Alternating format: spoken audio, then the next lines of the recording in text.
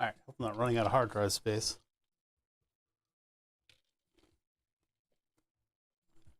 I need to clean the desk off a little. Froze my mouth. Need to clean the desk off a little bit before we get started. Man, I was crunching on ice, so my mouth wasn't able to move in the way to make the word sounds from my mouth hole. I love coffee in my coffee hole. Okay, let's see here. I have a lot of stuff sitting out on this desk. I need to sort through all of it. Get this thing straight. As the title implies, I lost the battle. I lost the battle with the voices. I can't continue not making a circuit board in the manner that I am. So we're going to make a circuit board for this project. It seems like every electronics project, I need to make a circuit board, but this one got particularly annoying in the hand building of all of the circuit elements. I could have gotten it all together. I could have made it work, but whatever. This way I can be a little bit more organized with the whole thing. So we got to sort through all of the building stuff that I have sitting on the desk, pare it all down, and then we'll need to take measurements of the PCB, and then I need to start getting circuits into CAD so that I can rebuild them in PCB, basically. Instead of physically building them in front of me with modules, I can use the chips themselves, put those on the board. It'll take up less space. Oh, I don't get the advantage of having very, very small parts on another PCB standing up. So that'll be interesting. How much can we fit into this properly? That's going to be one. That's going to be one to think about. What's that? You're seeing double. Chat, you hit your head. You hit your head a little too hard. You guys were wandering around the shop not looking where you were going, and you slipped and fell, and you bonked your head. There's only one 303. Wait a minute. This one has knobs and the other one doesn't. What is this? What is this? That's right. I got sent a broken M303. Funny how these things seem to multiply. It's almost like there's a huge issue with not labeling stuff or using a keyed connector. I mean, at the very least, put a label on it. There is plenty of room for silkscreen. I know you can do it. You put your 94V0 on this layer, and you get some pretty nice clear text. And I know it's not a deficiency of being able to put text on copper, which you could have done right here in this nice flat spot. Yeah, I like intentionally buying a connector that allows you to plug this in anywhere instead of making an adapter where you have all of these pins on a connector that can't plug in, and you simply just offset. I mean, look, for Christ's sake, I do it right here. I did exactly what Acid Labs should have done with this, and this one cannot plug in the wrong thing for the wrong number of pins. Would have saved everybody a whole trip to the store. What's up, Super Henrik? And always good to see you, Flatulent Gonad. Thank you for meowing ahead of stream. I got into applying vinyl decals to our recycling bin. One of those wonders of home ownership is that if the people collecting the recycling do not explicitly see something that says recycle on the bin, they ignore them. And then we have 2 weeks of recycling here, which is a lot of bottles of alcohol. Yes, it does. I haven't started yet. This is the pre-stream where you let people gather so that you don't have to explain yourself 50 times. Let's get your YouTube comments going. I'm getting distracted. Oh wait, no, I already popped out YouTube. There's just nobody there. There's just nobody there. How's everybody doing? I actually got some pretty good sleep. It's cooled down around here. This week's Pimp Your Bin. I could have I could have streamed it. It was just me with a heat gun going, ow, ow. It reminded me of my days of doing car vinyl decals. Vinyl decals have their own like set of things that you got to worry about when you apply them and how you peel them off and everything. Because you peel them off of the backing once, and then you go over to the car, and it'll easily peel out. Then you have to apply it and apply pressure to everything. Sometimes come in with a heat gun just to make sure that they get happy with each other. And then when you're peeling it, you got to look around for corners and points. Corners and points. You want to be careful to let those bend out and kind of push them back down if you have clean hands. Once you get the whole thing off, I then have to come back with a heat gun, heat it up, go ow, ow, ow, and like press down all the corners and everything, and you know, work bubbles out of the edges and things like that. And in fact, this is a recycling symbol, so it's 3 arrows that are in 2 parts. So I had to cut a big Y in the decal so that it would fit the curved slope of the garbage bin. I was like, all this stuff was coming back to me. My brain was sparkling. What's your question, Super Henrik? We haven't started stream yet, so I guess I can address whatever. I got time. I got nothing but time. Yeah, I got to organize this desk. Things are out of hand, so I'm going to work on that a little bit at the beginning here, and then we'll get into Fusion 360. My copy is expiring soon. Dun dun dun.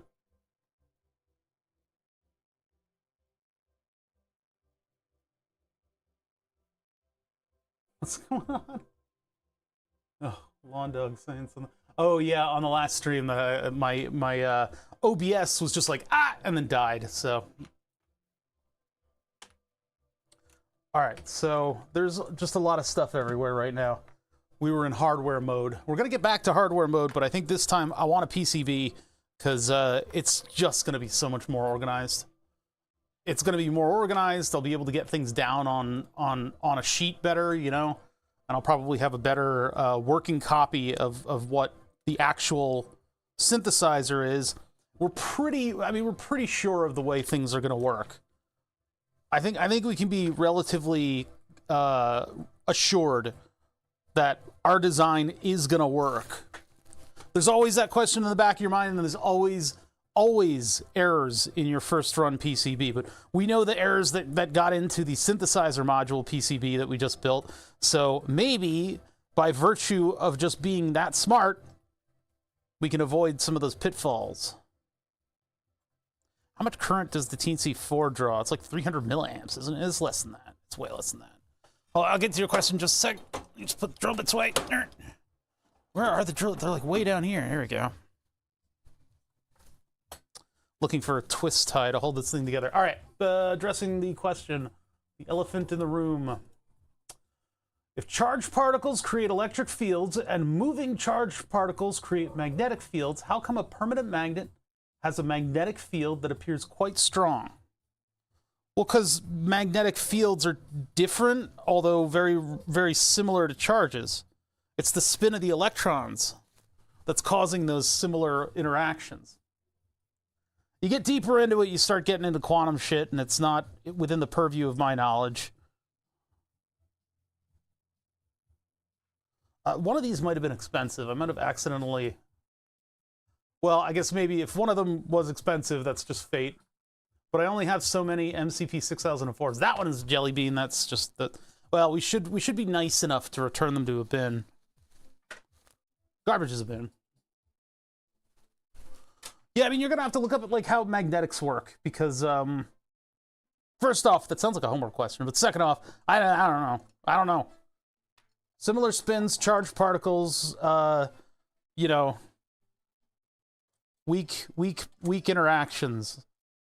That's physics. It's not really my purview.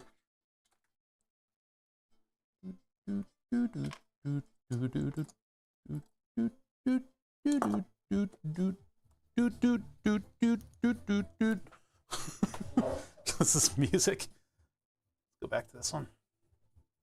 Not homework question. I graduated uni with a different program, not electrical engineering. Okay.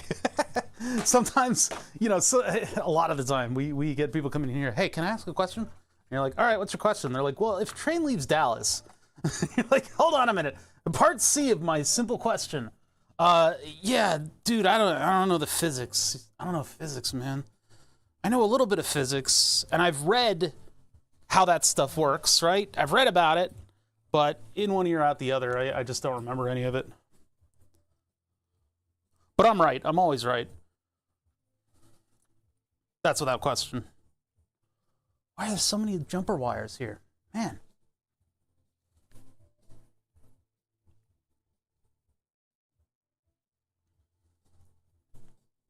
Yeah, now the recycle bins look like recycle bins, at least. The schnozberries berries probably taste like schnozberries berries. But now hopefully, the first interaction they have with the recycling collecting people isn't them brushing it up against their chest and like getting a vinyl sticker on them. I'd be very disappointed in my stickering job if that were the case. I'm abandoning all of the standoffs and all of the excess boards in lieu of just having chips directly on a designed PCB. My psyche cannot take it anymore. We have made so little progress, and that's mostly on me. That's on me and my ADHD and my inability to stick to projects that I might not enjoy fully. It became a little bit of a chore, which is a signal to me. I mean, obviously it was a blaring siren to everybody else, but signal to me that things are getting a little boring and I need to kind of change it up. So I decided to let good time zones, what is a good time? As we progress into fall, things get a little colder out and people end up being inside a little bit more.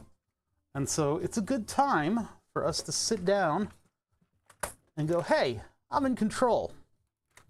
I can do whatever I want. I can tell the boring thing to shut the heck up. I didn't say nothing. You guys didn't hear that curse.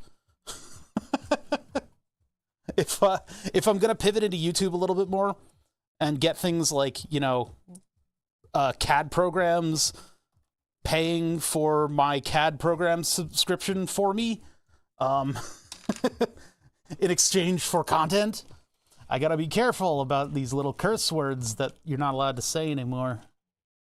These little curse words that I use because I speak normal language like normal person do. Yeah, it's really irritating. I'm not allowed to speak like a normal person no more.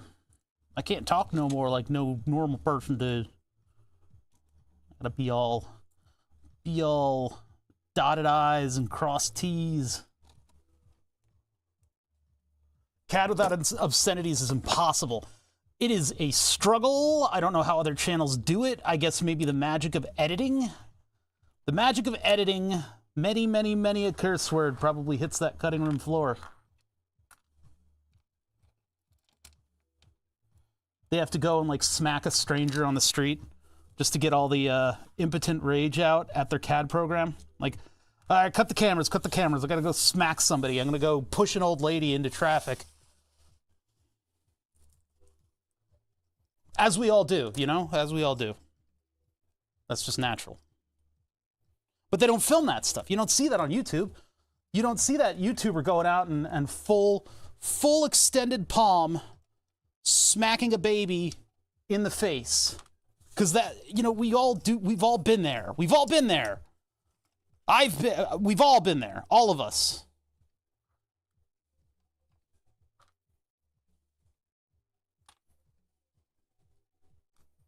There's so many little bits on this desk that I'm trying to sort through here. All right. little tiny, little eeny weeny little pieces of things. We use a lot of common parts. We're gonna have to create some parts too. Shouldn't be too hard. It's just a little bit of work that we gotta get through to get all our parts together. And then wiring it should be pretty easy. Just setting up the schematic. Assuming I can get PCB or schematics of these breakout boards that I'm using. It doesn't work unless I swear at the screen.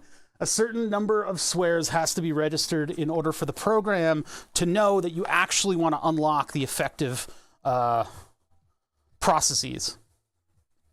And look, man, I come from an era of, what was it called? SPICE, circuit simulation, where you could click run simulation. You put everything exactly the way that you think it should be put down,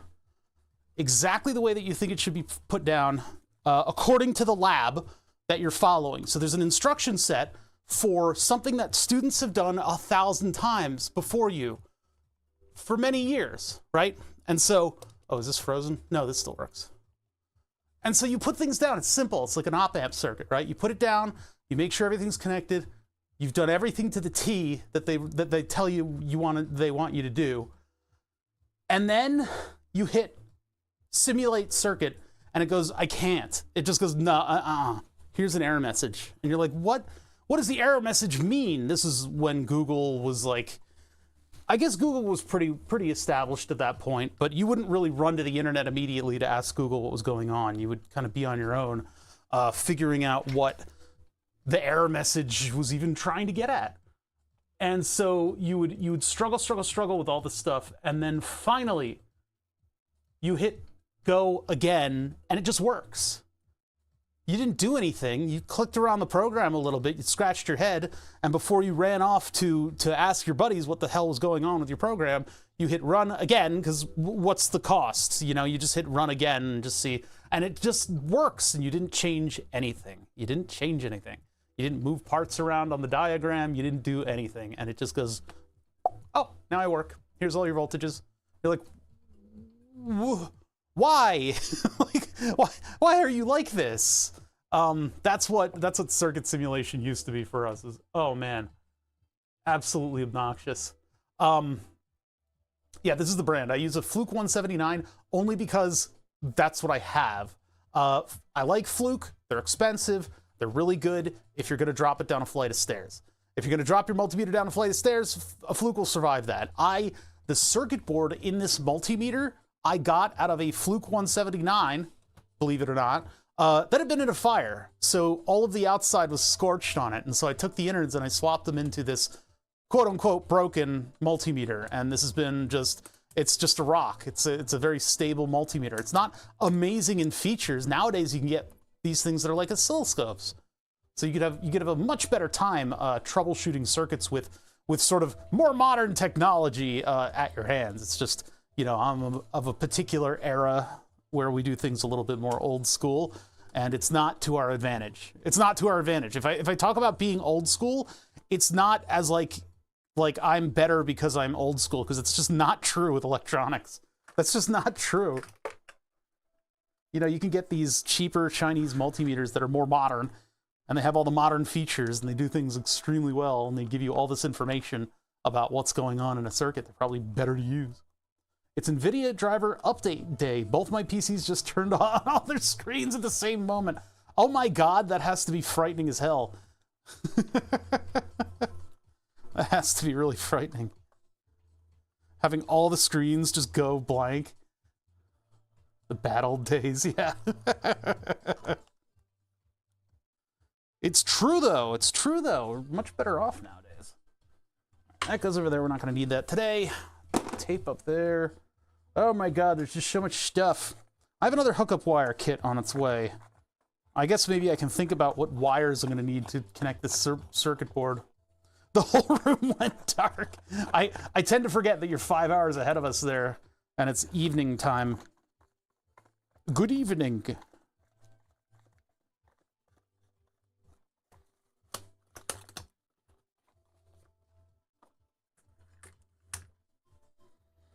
A clean desk is a happy desk. But a messy desk is a messy mind. What is a blank desk?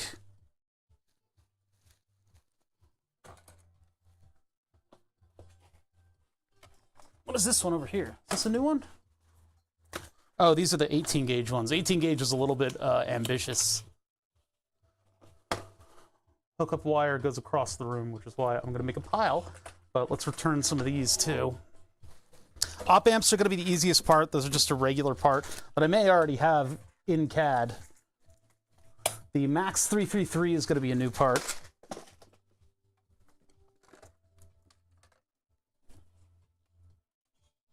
Chat, you've fallen over. You've hit your head. You've hit your head and you're seeing double. Double trouble. Try to relax. Call the doctor. I got sent the other 303. This is another viewer's M303 that I'm gonna do my darndest to actually fix. So maybe we'll get into that like Tuesday, or I don't want to do it on a Friday stream, so relax, but don't go to sleep.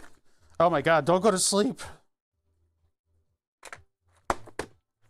Yeah, so we have another 303. This one we can probably actually fix. Or maybe I'll fix this one and give it to Dave, and then I'll tell the person who sent this in that I can't handle it. I don't know what the problem is. I'm not going to do that. No. We're going to fix this one following our guide, the GIF image that details what to do with one of these if you plug it in wrong, as is very common with these particular brand of synthesizer. And I don't have much to hook it up to test it. I don't know how I'm going to manage that. I'm going to have to come up with like a test routine or something, because after I replace those parts, I think I still need to tune it, which requires getting to those 2 potentiometers that are really, really impossible to get to. You kind of can't do it without a jig. But I need to make sure that it's like outputting all the right voltages and all that other stuff. Since we have intimate knowledge of the M303, shouldn't be that big of a deal. And if we replace, because all those parts are required to be replaced at the same time. It's one of those things. If you don't replace certain ones of them, the broken ones will kill the ones that you've just replaced.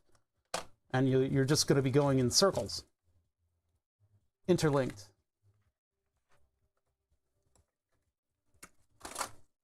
There's a lot of hookup wire. I'm going to put this all back with the other hookup wire.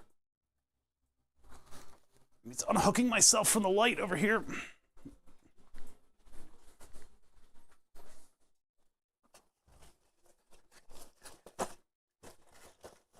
It's like a crab bucket broken part scenario, where the good parts pull the bad ones down. These are the flatulent gonad pliers, the flat nosed needle nose that you could do his wiring method with, which is where you take the stripper.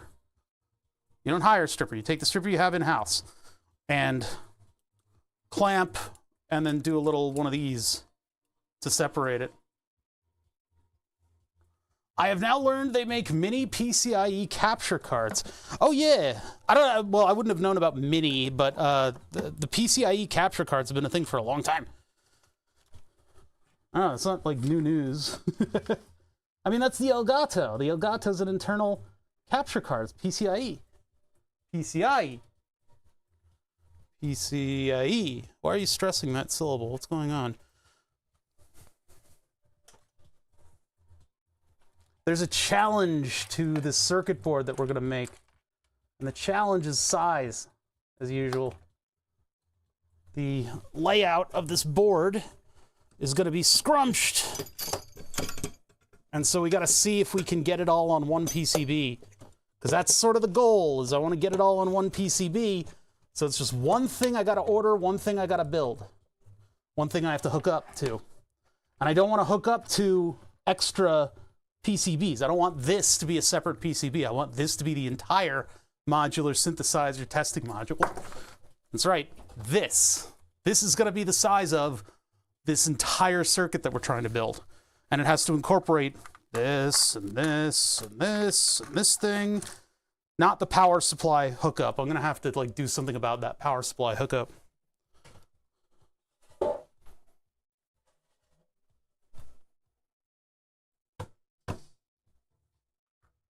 Let's start up Fusion 360 and see if it's pissed off at me for not buying it.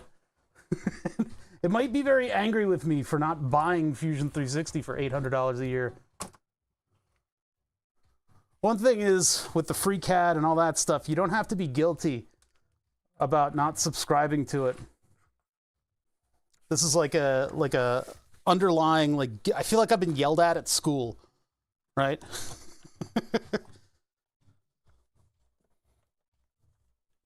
Not that I can't survive on the free version, but you know, they made them in the mini form factor. Everybody makes everything. I don't know.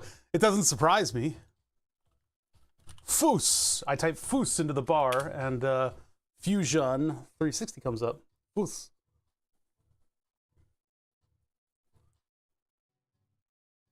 Every day you launch Fusion, it's a risk that they'll find out it's all a ruse. No. They have put it on me to prove to them that I am in academia, and since I got the educational version, this is the first time that they're really asking me, and so they now know.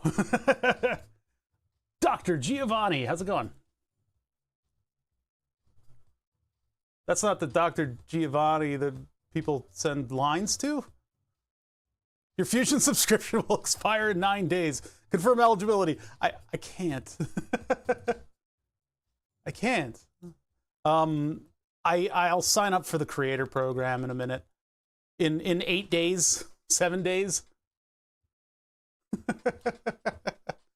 Yeah, they put it on me to send them, what's the legality of that? Is that actually technically legal? Can they ask me for like a piece of paper that has academic letterhead and says that I'm like part of that? I don't know. I haven't received anything. Is it worth the money? What are you talking about? Received anything what? Huh? Okay. Yeah, Fusion. Yeah, so anyway, let's just let it do its thing. It's going to download an update and then require me to restart it. And I don't know, they're updating this very often lately.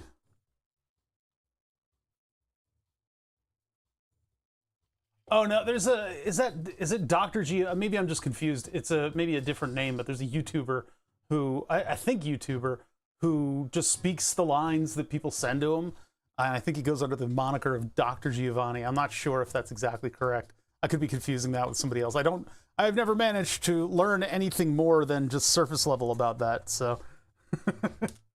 I just know a couple different names that have used him in their videos, like YMS has used him a couple times and stuff like that.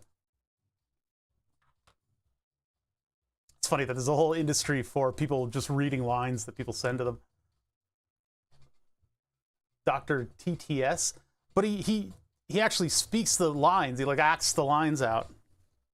The frame rate's going to be a little weird while this thing downloads. This is just what it does. Fusion is almost constantly updating, which is a good and a bad thing. I've never known them to break Fusion through updates, but it sure does want to download a version of Fusion a lot. Quite a lot. And it hamstrings this computer, in spite of the fact that this is a decently fast computer. It's not amazingly fast, decently fast computer. Fusion. No, I'm going with Fusion. Put me entirely off their products before even letting me download it. Yeah.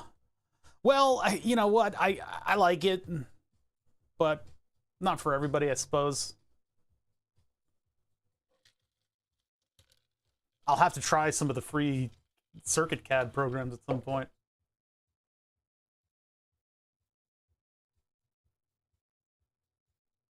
I always love it when a drumline does that little dib-a-dib right here.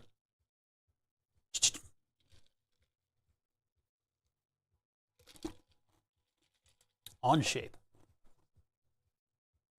I've tried whatever the Google one was for a little bit, but and then I've been getting into Blender, not much, but just for like touch-ups, and it's pretty good. Looks like it works, but too many. Yeah, SketchUp, that's the one. Too many hoops to jump through. Yeah. Well, I mean, there is the free version, but it just kind of hamstrings you in terms of how much stuff you can have active. You have to archive things, which for me is there's a lot to archive. So in 9 days, I can either archive for 3 days or sign up for the creator program and hope to some higher power that I utter the right number of curse words that they will accept live streams into their once a month thing, and then we get to do the joke where it's the oh bother court mandated Fusion 360 stream once a month for the rest of time in perpetuity until I have gray ball hairs. My pirated copy of Fusion works, but I want to open source. I'm learning FreeCAD. How similar are they? Is it a similar workflow? Because if it is, I can just jump to FreeCAD. But if it's not a similar workflow, I'm very used to the workflow of Fusion because I am an electrical engineer. I'm a big dumb guy that knows how to put circuits together. I'm not a mechanical engineer. friend of mine wanted me to use Rhino, and I'm like, I don't understand any of this. I don't have a big brain. My brain's small. Brain's small, runs on electricity and meat. FreeCAD is a nightmare. Oh boy. You hear that when you get into it with people, you hear that because people, it's so easy. It's so easy to just say, hey, you should use such and such CAD program. But when you get down into the weeds with them, it's like, well, what do I have to worry about when I use this CAD? And you start, their concrete foundation starts to get holes poked in it. Maya, I don't remember Maya very much. I've heard Maya was one of the big contenders back in the day. How are they still doing? I'm going to design my circuit boards in Unreal, I think, is what I'm going to do from now on. I'm just going to use Unreal Engine. It's buggy and cranky. Oh, boy. I mean, they all are to a degree. I don't think you can not say that Fusion isn't a little cranky. Yeah, KiCad is one of the big contenders. I used Eagle. I loved Eagle. Eagle was great. It was just enough functionality for you to build a pretty good circuit board. And then it got absorbed by Fusion, and then Fusion went pay, which is disheartening to say the least. And they then went with all the trendy things like having all of your files on a cloud server so that, I don't know, Fusion can steal your IP. I don't know what they're doing with it all. I don't like these models of software, these modern models of software. Onshape is way better, not perfect by far, but it's good enough. Yeah, software as a service was a big hit to a lot of established norms of the world we lived in.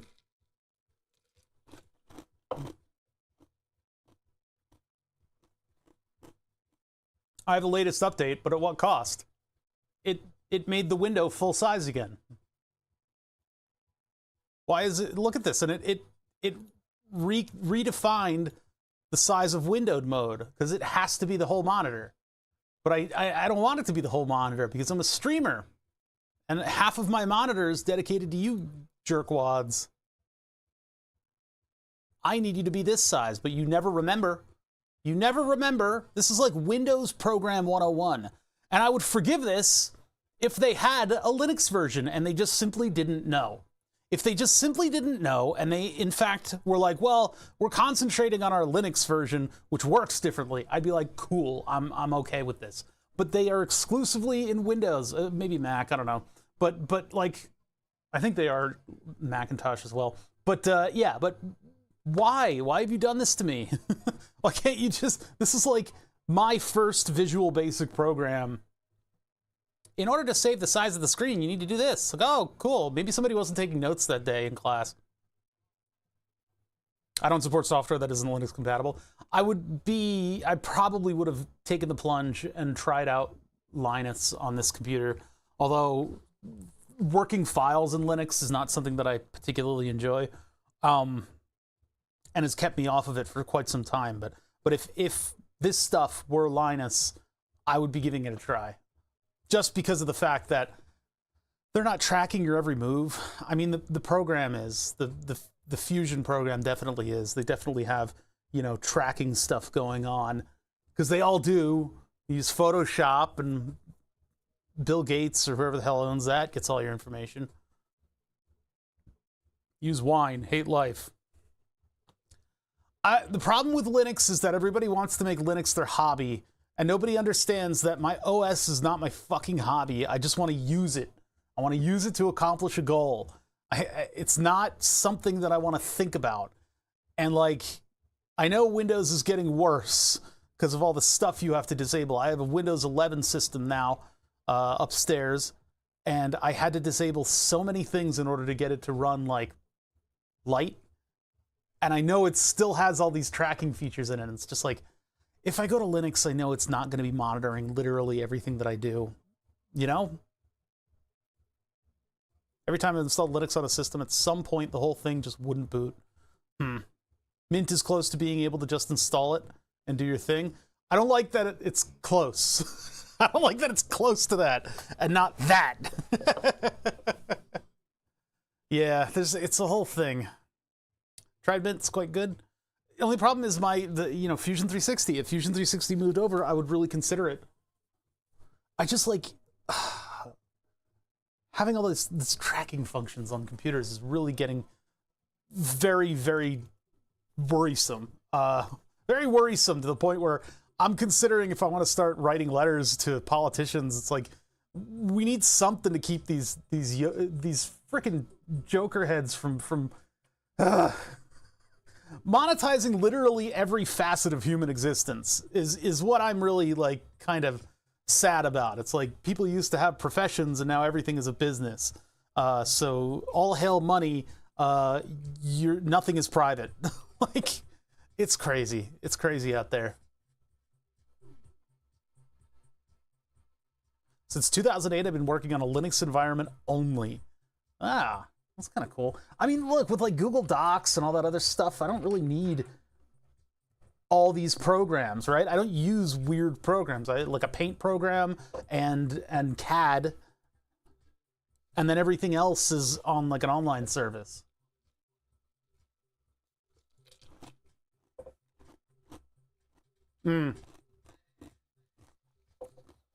Yeah, Windows 7 really is old news now, isn't it? I didn't particularly like Windows 7. I think 98 was peak. Windows 98 was peak because you could Alt Control Delete and you could quit literally everything except for Windows 98. You had Win.exe running, and that was it. And then you could open up MechWarrior and it would run better because it was doing nothing but upholding just the Windows part of it. It was like, all right, here's like a base framework that I'm holding up, and I'm not constantly phoning home.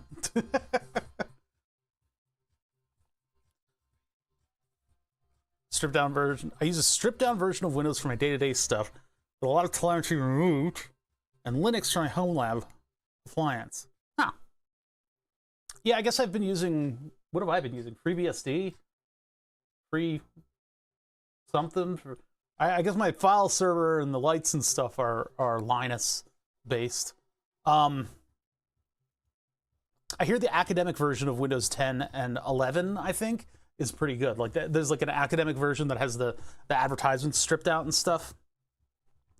I want them to do what they did with Windows 10 and have this special version of Windows 10 as an ISO that you can get that has all of that stuff removed. It's locked down. It's just Windows 10. And I installed that on a laptop. It runs like shit because it's a very old laptop. But the fact that a very old laptop can run that in the first place is actually monumental. So I want a version of Windows 11 that's stripped down like that. Somebody's working on it. You know somebody's working on it, and they're eventually going to succeed. That's the day Windows 12 comes out. LTSC, it's designed for enterprise terminals. Yeah, stuff like that. Oh my god, I don't like this part of the mix, but we're gonna rough it out. We're gonna rough it out. The weird, like, drunk vocals in the background. Part of the overhead is fine. You don't need to defrag your drive anymore because the system does the housekeeping when it can. Yeah, but it's also calling its mom constantly in like a little bit of a worrying way. Windows on a smartboard at school I work at proudly displays an ad for dick pills to my principal. Oh, Jesus. It's based on your browsing history. Like, Windows 7 was tolerable, but it was the beginning of the end. It was the beginning of all of these tracking functions. Windows 11 deep load. I should look that up, yeah. Because I have Windows 11, it's on a handheld system, and it's got all this advertisement crap on it. It's like, bro, you're on a handheld system, like, nobody gives a shit. I can't see that text, it's too small. Like, I don't need this ad as part of my operating system experience. Crazy, it's just crazy.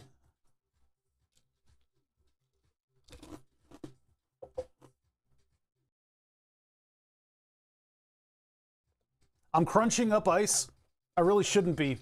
This is gonna paralyze my tongue.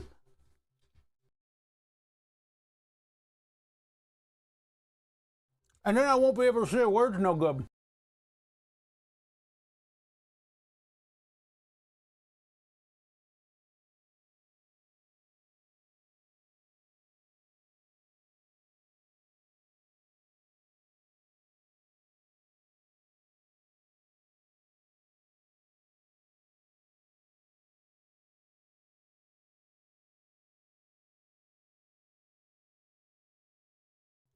Where'd the other front panel go?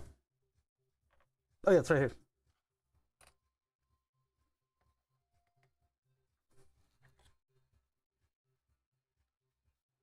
So the question is, do I keep the same spacing because it's kind of natural? It's like the size of what a plug would be. Or do I push it all over to the side and try to get 8 channels on the front of this thing?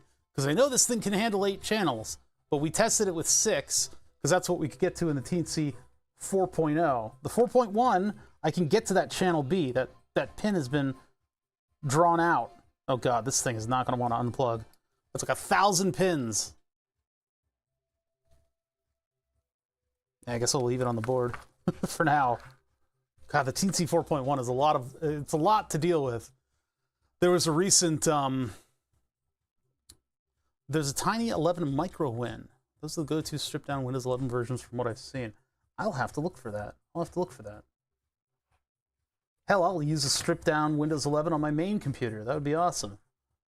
I just don't want to give them like private information about myself. Let me just use your OS, you freaks. You nosy freaks. Get off of my information. I'm allowed to have private information. I'm going to guess there's probably legislation that's going to be in effect that'll say, like, no, you don't have any right to private information. Like, the way things are going.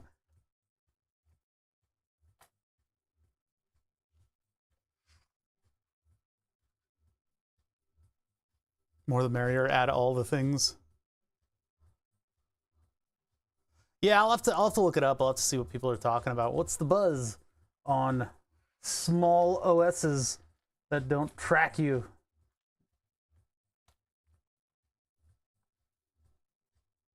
Everybody's saying about how Windows 11 was so much greater, but I haven't run into any scenarios where I was like, man, I wish I had Windows 11 right now. I don't know if it was better for gaming. What? I mean, I guess the DirectXs are going to follow Windows 11 instead of keeping up with 10. 10 seemed like it would be pretty good for like more than a decade.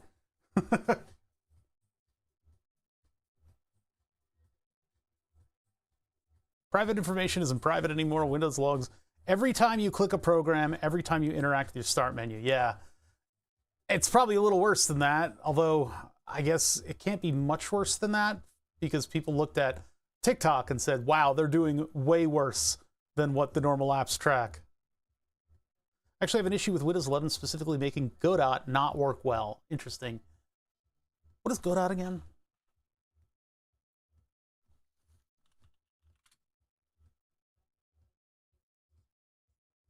Oh, the Godot engine. That's right. That's the one when Unreal started to do this modern software stuff. Where they go, hey, guess what? You don't own anything. You owe us rights for literally everything. And then Godot was like, look at our engine. Yeah, it's a pretty decent open source game engine. So that had troubles with Windows 11. Interesting. It's a name that's like fluttering around in my brain, but I couldn't immediately associate it. Windows 11 just seems unnecessary. Haven't added anything that wasn't already in 10. They put all your icons in the tray in the middle. Like Apple did 10 years ago. Like, what is that doing for me? It's just like, maybe there's more features that I don't know about, like 3-fingering the screen and dragging from the side does something, which I hate. Yeah, it's like there's more like tablet features, which again, I mean, I guess the computer that I just got is a tablet. It was basically the cost of a shuttle PC, probably with slightly worse specs. Although a lot of these processors and stuff are going to smaller machines now, so maybe it was a good deal. But whatever, it can run games. I think it doesn't struggle with a lot of AAA games. Is sort of the thing about it. It has Windows 11, but it's also a touch screen. So those features, do I want them? Do I not? I mean, I guess they're okay. Windows 11 looks like Mac, and I can't in human words relay how much I hate that. You're a kindred soul. That is a very, very astute point. I completely agree with that. Why are we trying to look like Macintosh? Because they want fervent Windows fans. They want the culture of Apple fans for Windows stuff. Like, can you imagine having these frothing at the mouth fans where you go, that's a $2,000 monitor stand, and they go, cool, let's get that. Like, can you imagine? It's insane. We machined some aluminum, and then everybody on forums goes, but you should see the machining of the aluminum. They really machined that aluminum. And it's like, bro, they could have done it on like a 7-axis CNC, and I still would not pay money for that, because they hit play on a thing and a piece of aluminum pooped out the other end of a machine. Like, there's nothing that justifies that cost. I'm of course exaggerating. Yeah, if it was a one-off test piece from Boeing, well, maybe not Boeing anymore, from Lockheed Martin, I might not balk at the price, but I'm certainly not buying it. I really wanted to like using virtual desktops. They added them to 10, but I couldn't add another monitor if I really needed more space. Oh yeah, you could just add a monitor. Yeah, that's... the virtual workspaces, a friend of mine uses them to great advantage, but I don't know about it. I haven't even tried. And these are these features that, like, I don't know, do I really need my OS to do that? Because I can just open a browser window in the background, and then I don't have to hit Alt arrow key or whatever. Boeing fiberglass monitor stand delaminates and the screen breaks. It implodes and then explodes with a red mist, and your monitor is left to the wind.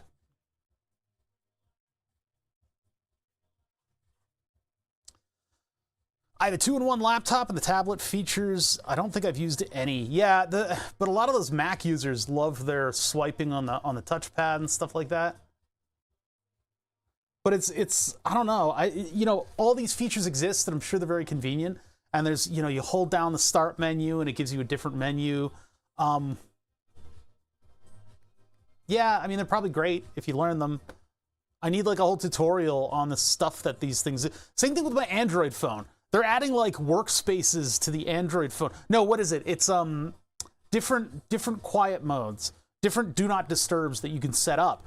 I just don't get disturbed by my phone. I turn my phone into barely vibrate mode, and occasionally make a little noise, and that's it. That's just how I roll with my phone. I don't need you to spend your engineering time working on making different do not disturbs that I forget that I have on. It's the same thing with the Windows features. It's like, what is going on with this? Like, why are you doing this? Why do I want to, like, oh, if I swipe but I make a little circle, it turns on, I don't know, it gets aroused. I don't know. If I shake the program window, it shows me all the windows that I'm using.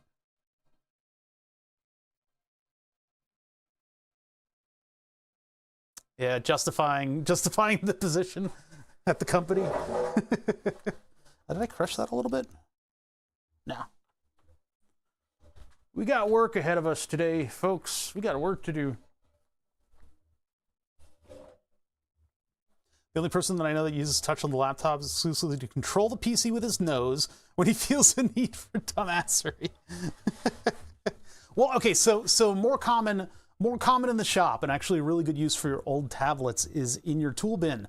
Not just like naked in the breeze in the tool bin because it'll get scratched, but I mean, if you are working on stuff in the shop, you can throw on YouTube, you can look up what you're doing to your car, and you can see somebody do it on a little screen.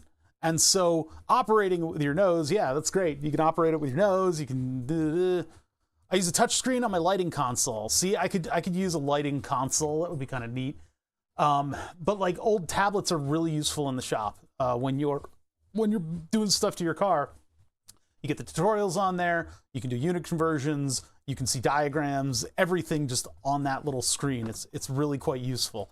And I guess that's where all those features come in. It's like, oh, I need to do what's essentially equivalent of an Alt Tab, and you do the little swipe from the bottom in a little hop swipe, and it'll go whoop and move you to the new thing. So yeah, I can see the weird OS features come in handy in like corner cases.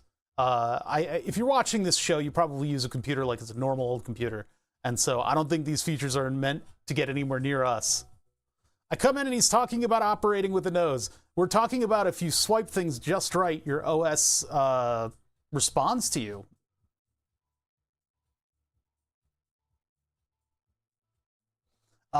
Yeah, no, it's just all these weird swipey features that these OSs now are building into things for users that are using their devices in a way that we don't.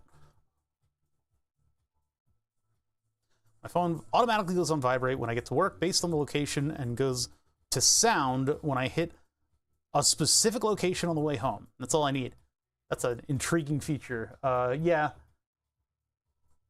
I don't really need that because if my phone makes noise and interrupts, the only thing that it's making noise about is diabetes. And so it gets full attention when it does that. If it starts playing a weird little tune that I don't like, it's because something isn't connecting that should be connecting. And those are the only noises that I allow my phone to make. Wish my MacBook had a touchscreen. They don't have touchscreens? I thought they did. I guess they don't. I guess they don't want you poking at something so thin. It's like a paper wall, like one of those Japanese paper walls. You can just poke right through it by accident. That's how those MacBooks are, right? You just and your fingers through the MacBook. I found out my daughter put her cat nose into her iPhone as a fingerprint. That's funny. Does it work? That's not a thing on Mac OS. Yeah, Mac OS doesn't have the feature where if you poke your computer monitor, your finger goes through it. Like it's made out of rice paper. Touch driver, that'll be $100.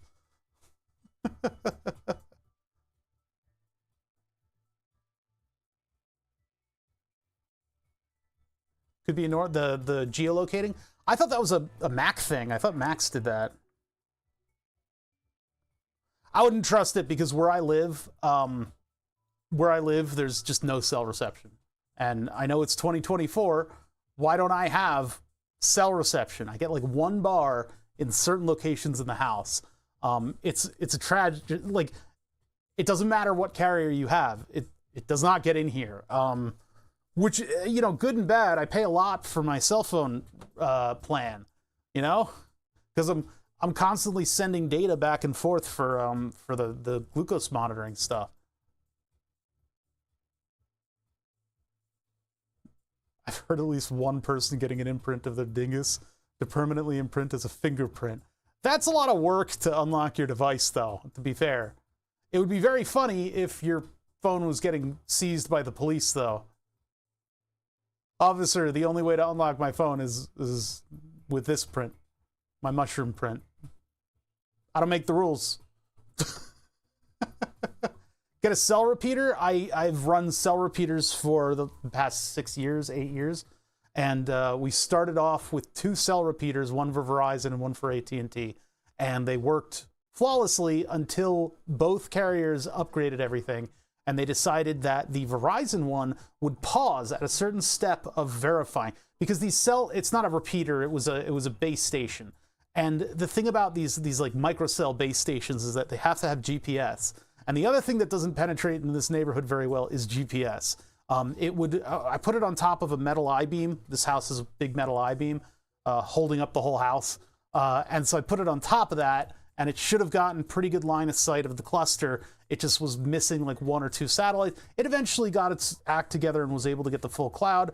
And then Verizon decided, we don't want to support this. So I had to go through a 4-hour phone call more than 3 times in order to get to a high enough tier of help that they would click a couple buttons and enable this repeater to work. And then as soon as the power went out, or it powered on and off, or maybe just at the whim of Verizon HQ, they just went, you're done, it's dead. And it didn't work. I should get a taser and make my way into Verizon HQ is what I should do. But it's just annoying. Like, I mean, if the HOA, and again, this neighborhood is an HOA, so that's an uphill battle no matter what you're fighting. If they would just put a little antenna in the middle of the circle of houses, everything would be fine. Nobody would really see it. 1 or 2 people might. You can make it look like a tree, but just terrible, terrible reception. And it really ticks me off because the house that we were in previously had bad reception, not terrible, but bad.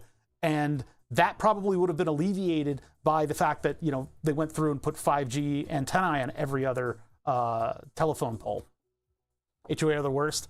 You know what? They can be okay. I dislike them very strongly. I understand why some people want them. But I philosophically, I don't like it.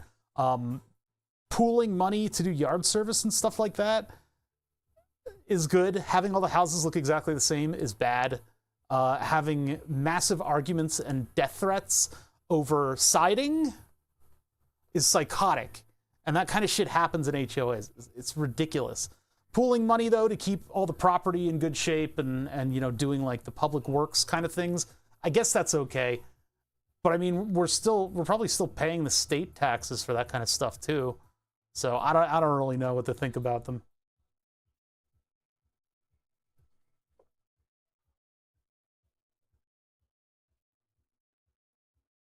This is going to be nigh on impossible to unplug.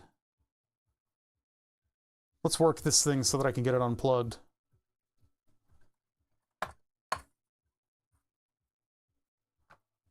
You guys have 10 weapons by the time.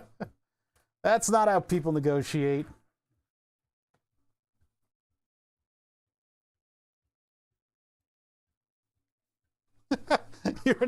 You were somewhat close. THREATS. Threats. Threats. But yeah, I would rather everybody just own their own property, but these houses are connected to one another. Like the house that we're in right now is connected in certain spots to the house next door. And some of them are dual units. And so it's like, you can resolve it with the person you live with, or, we could just pool everybody's resources, and that way all the yard work gets done at the same time and that kind of stuff. No, not smart, just native English. That's all. I'm a native English speaker, so I obviously know all the dumbass stuff behind how to spell things and blah, blah, blah, blah, blah. That song's good. It's a good song. This is an old mix. 15 years old. I've been bouncing around to these Deckard Ripecast chill music ones because they're kind of just non-committal music.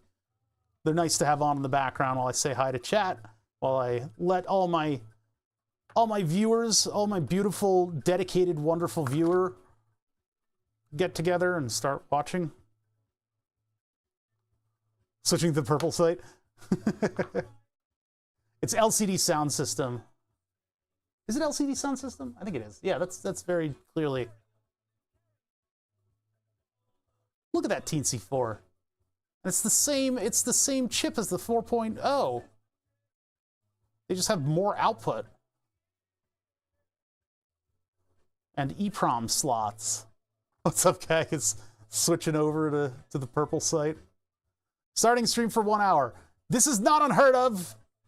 We've had a lot to talk about. I had a lot of advice that you guys missed.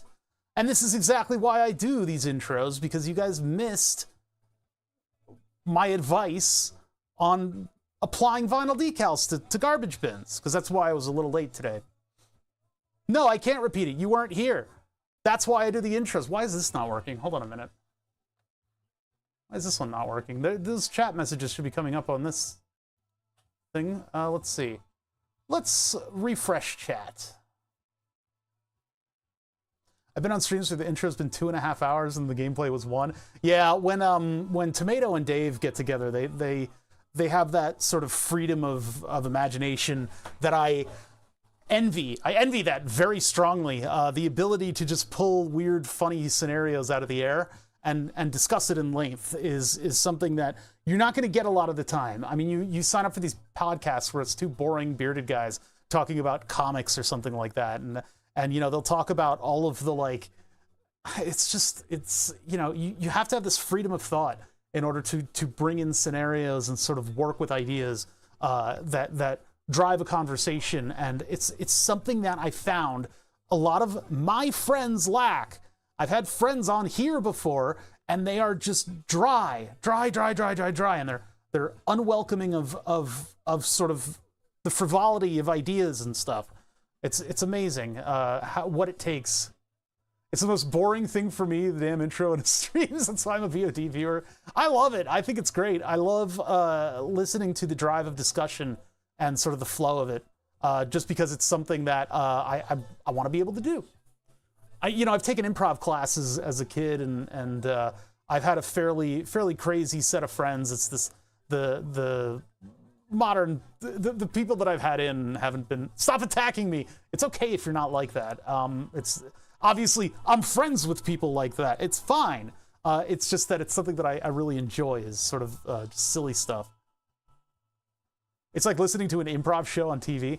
Well, there's the problem with like certain creators where you can tell that they're doing it. Like that you can tell that they're like, if I'm gonna say something here and it's gonna be this type of opinion, and that's gonna make people like mad. It's gonna get people to start talking in the chat. I don't like doing that because, well, you can see that I don't do that because my chat isn't flowing.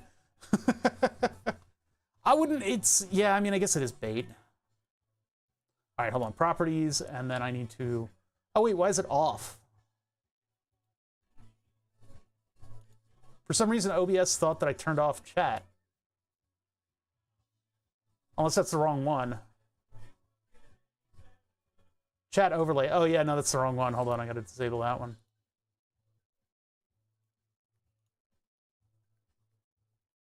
I like LCD sound system. Okay, chat should show up now. Let's do a little tets. There we go, yeah. Now you guys are up. Sunday I'm watching a stream co-op called I Shit the Show. Is that like shitting the bed, I guess? What about tetanus?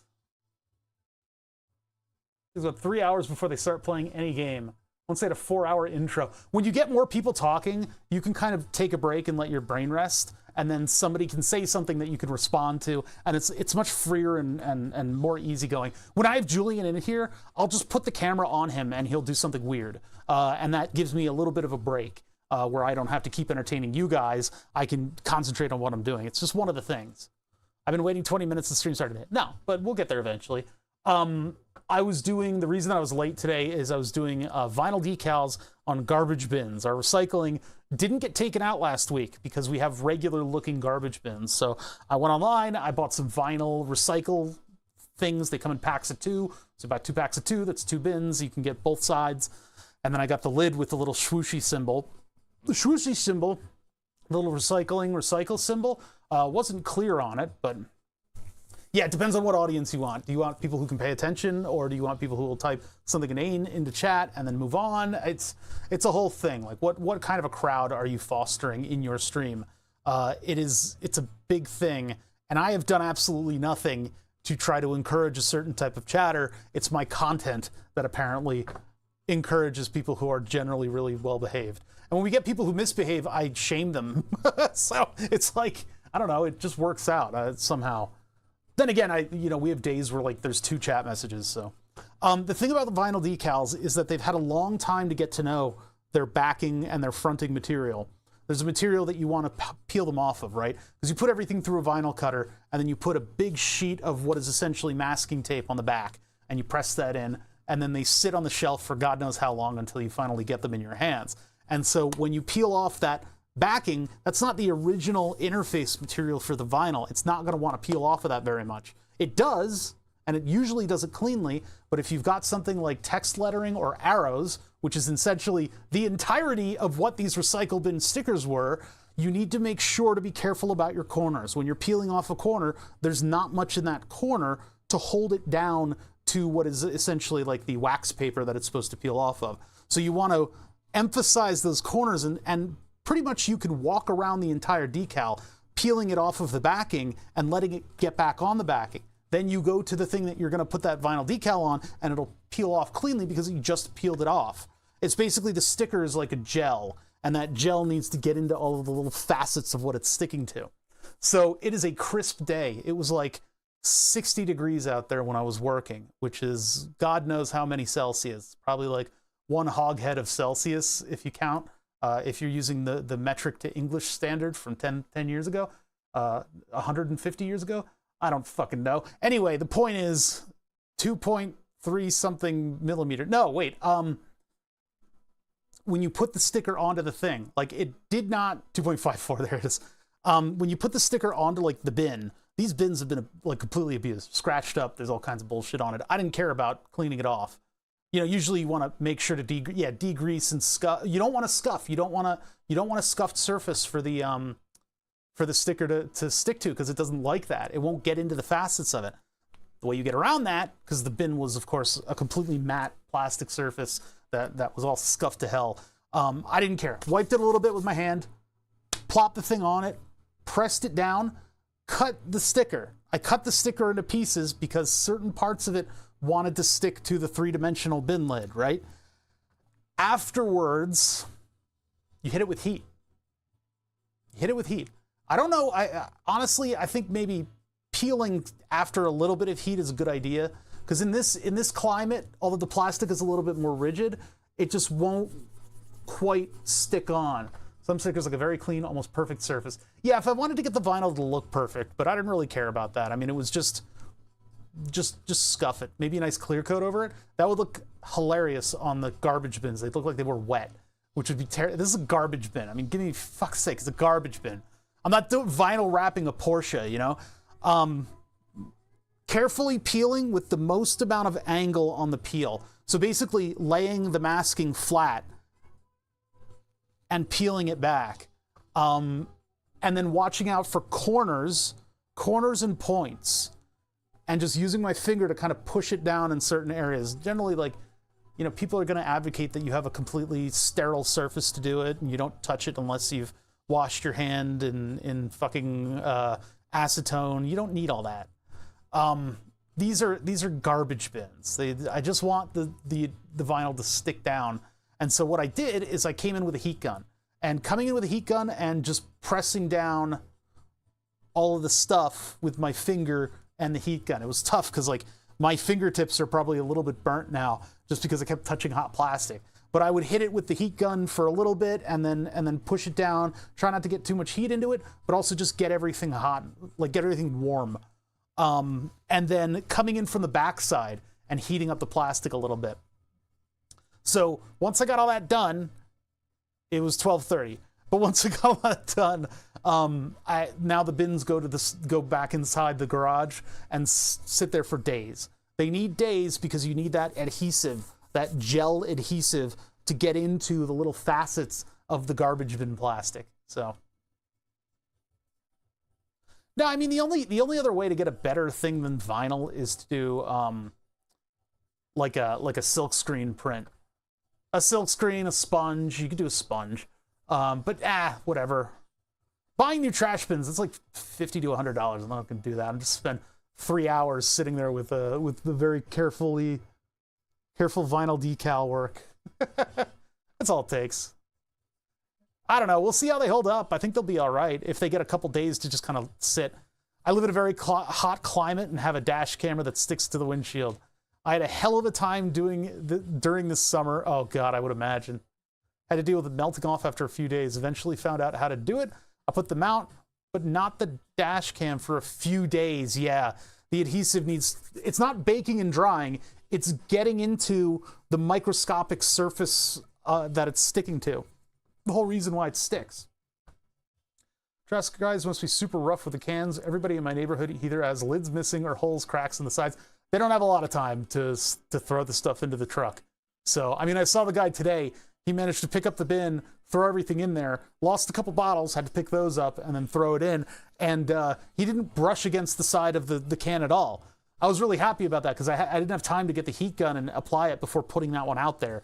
So once they emptied it, I was able to get it and do all the heat treating stuff. But that step of heating it up and pressing it in and then giving it time, because you heat up the vinyl and then it's able to stretch and it can get to all the contours. And over a couple days, it'll, yeah. You guys have those kinds of trash? This is to mark recycle bins. Our recycle bins are like normal. It's like the kind of trash can that I'd have here. But it's a recycling bin. So instead of buying new ones, putting, $20 of vinyl stickers on there. Whatever. I could have probably taken a spray can and just wrote recycle and then put like a little swoop-de-hoop on it. It would have been fine, but these recycled plastic and they had too much wax. Nothing will stick to the plastic. Oh, for a bin? That would be... Yeah, because these are like a matte color. They're like the Rubbermaid trash cans. So you can like run over them with a car and they'll bounce back into the same shape, but the plastic is such that like, you know, stickers would not stick to it. Well, yeah, previously we had recycling written on it, but it's like, that looks like shit. So, spray paint the symbol. What keeps the spray paint from cracking off? I don't think I have a recycling stencil anywhere. I could possibly dig one up. Because of Trash House. That's a weird one. Yeah, we just have people like run around with it. Boat paint, 3D printed stencil. Ugh. You guys gotta overcomplicate everything. I just bought some vinyl stickers and I attached them to my recycle bins. There's not really much else to do with that. You know, we all know that I could have just bought a stencil and spray painted it on and it would have looked like shit. And it probably would do a little better than the sticker, but I went on Amazon and I bought stickers and I put them on. I'm just trying to go over the nuance with you guys. I'm not looking for methods. I know all this stuff. I know how this stuff works. I've done, you know, storied vinyl decals based off of the Jack Daniels bottle for a Jaguar XJS, and they looked amazing. They were very difficult to apply because all that scroll work has small detail for the vinyl to not adhere with. I have the nicest trash can in the area for today. Next week, something shit will happen. Need to troubleshoot bed. Bed bananas? What are you going to do to bed bananas? Let's get to work. Let's get to work. I'm probably going to need to do a no explain stream on this too, because we're going to... No, we don't have any wheels on the trash cans. Not on those ones. Not on the recycle bins. Have you noticed the hurricane? No, it's way down in Florida. I'm up in Pennsylvania. We are way far away from that. And I think it went out to the ocean, so we're not going to see any weather patterns to that. Last hurricane, the one that went north, we got gray. Just gray. Time to change the sheets if you have bed adhesion. Ew! Yeah, it's true. There was a what was it? I was watching Kriken's stream yesterday, just in the background, and I looked at the screen and he's playing Oblivion, and it's something to do with like vampires and werewolves, right? And so one of the status things in Oblivion was it said your personality is being drained up in the corner. It said your personality is being drained, and I went, hey, I have other qualities. What the hell, man? We're all trying our best. Florida is not 100 kilometers from Philly. What the fuck is a kilometer? Like, what do you want from me? Fusion 360 is what we're doing today. Fusion 360, and what we're doing is not anything to do with RC cars, unfortunately. I've had a lot of fun doing the RC car stuff, but it's got to kind of take a back seat. I have finally given up. I've given up. I've lost all control. The narrative is gone.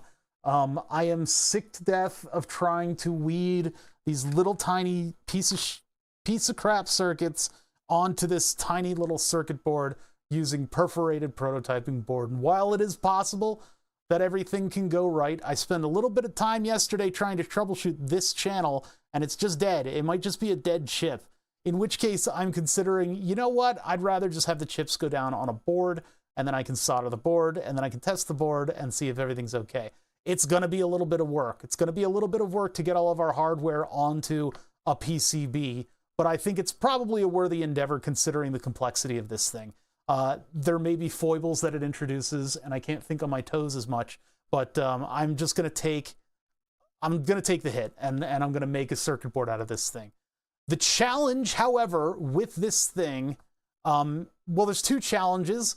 One of them is that I have 9 days to sign up for the freaking Creators Camp, because I only have 9 days left of my educational Fusion 360, because I am a filthy cheat, and I cheated them out of their academic version. Well, because, you know, I had credentials, I didn't need them when I signed up, and now they need credentials, and I don't have credentials. So, oh well. Personal is 3 years. Well, look, anyway, I'm not going to give them money. I have other avenues to explore, and one of those is the creator version of Fusion 360, and it's not advertised anywhere, which is why I thought they were trying to dupe me. But they have. I mean, I have free personal for 3 years. No. Don't offer me a version. I have avenues that I'm going to explore because this is something that relates me to the people watching my show who don't have some corporate version or somebody with a secret version that I happen to be able to just get into. No, I don't want to do that. I'm going to sign up for this creator camp thing and see what we can get out of that. We'll see what I can get out of that, and always I could just fall back to the free version, which is where I'll need to like private things. Why is chat just not working today? It's like nobody wants to work anymore. Shutdown source when not visible. Refresh browser scene when it becomes active. Read access to OBS status information. I don't really care about that. Refresh cache of current page. Then click OK. And now it works. There's these little gray boxes that'll flash up on screen for like 1 frame. Oh, and it still didn't work. What the heck, man? What are you doing out here? You're supposed to be... It was on a Fusion site. I found it and got a free personal. It says 3-year license. Oh, that's pretty cool. All right, what is going on here? Okay, there. Now it's working again. It's the plugin is a little wonky. And again, like what I just dealt with chat is similar to what I'd be dealing with in Fusion. Fusion will go, whoa, what's up with all these files? You're supposed to archive everything except for 10. And I go, oh. So then I'd have to back up and... Huh? I don't know what I'm... Listen, if I say something that you guys are going to work a clever comment into, you have to make it like really striking or give me a little context. Because I don't remember what I said 3 seconds ago. But yeah, I'm going to be going for the creator camp, I guess, or the creator program that they have. And that means I have to do a singular Fusion 360 stream every month in perpetuity. That's not that hard to do, considering the stuff we get into on the stream. You said, what the hell, man? How am I going to get that you're riffing off of that in a text that's delayed? Think, chat. Use your brains. Oh, I got to scratch. I got to inch. Oh, that feels great. Okay, anyway. No, you got to understand, like, there's delay. It might be a second, but it's enough that it's like that comment is coming in not off of the heels of exactly what I said.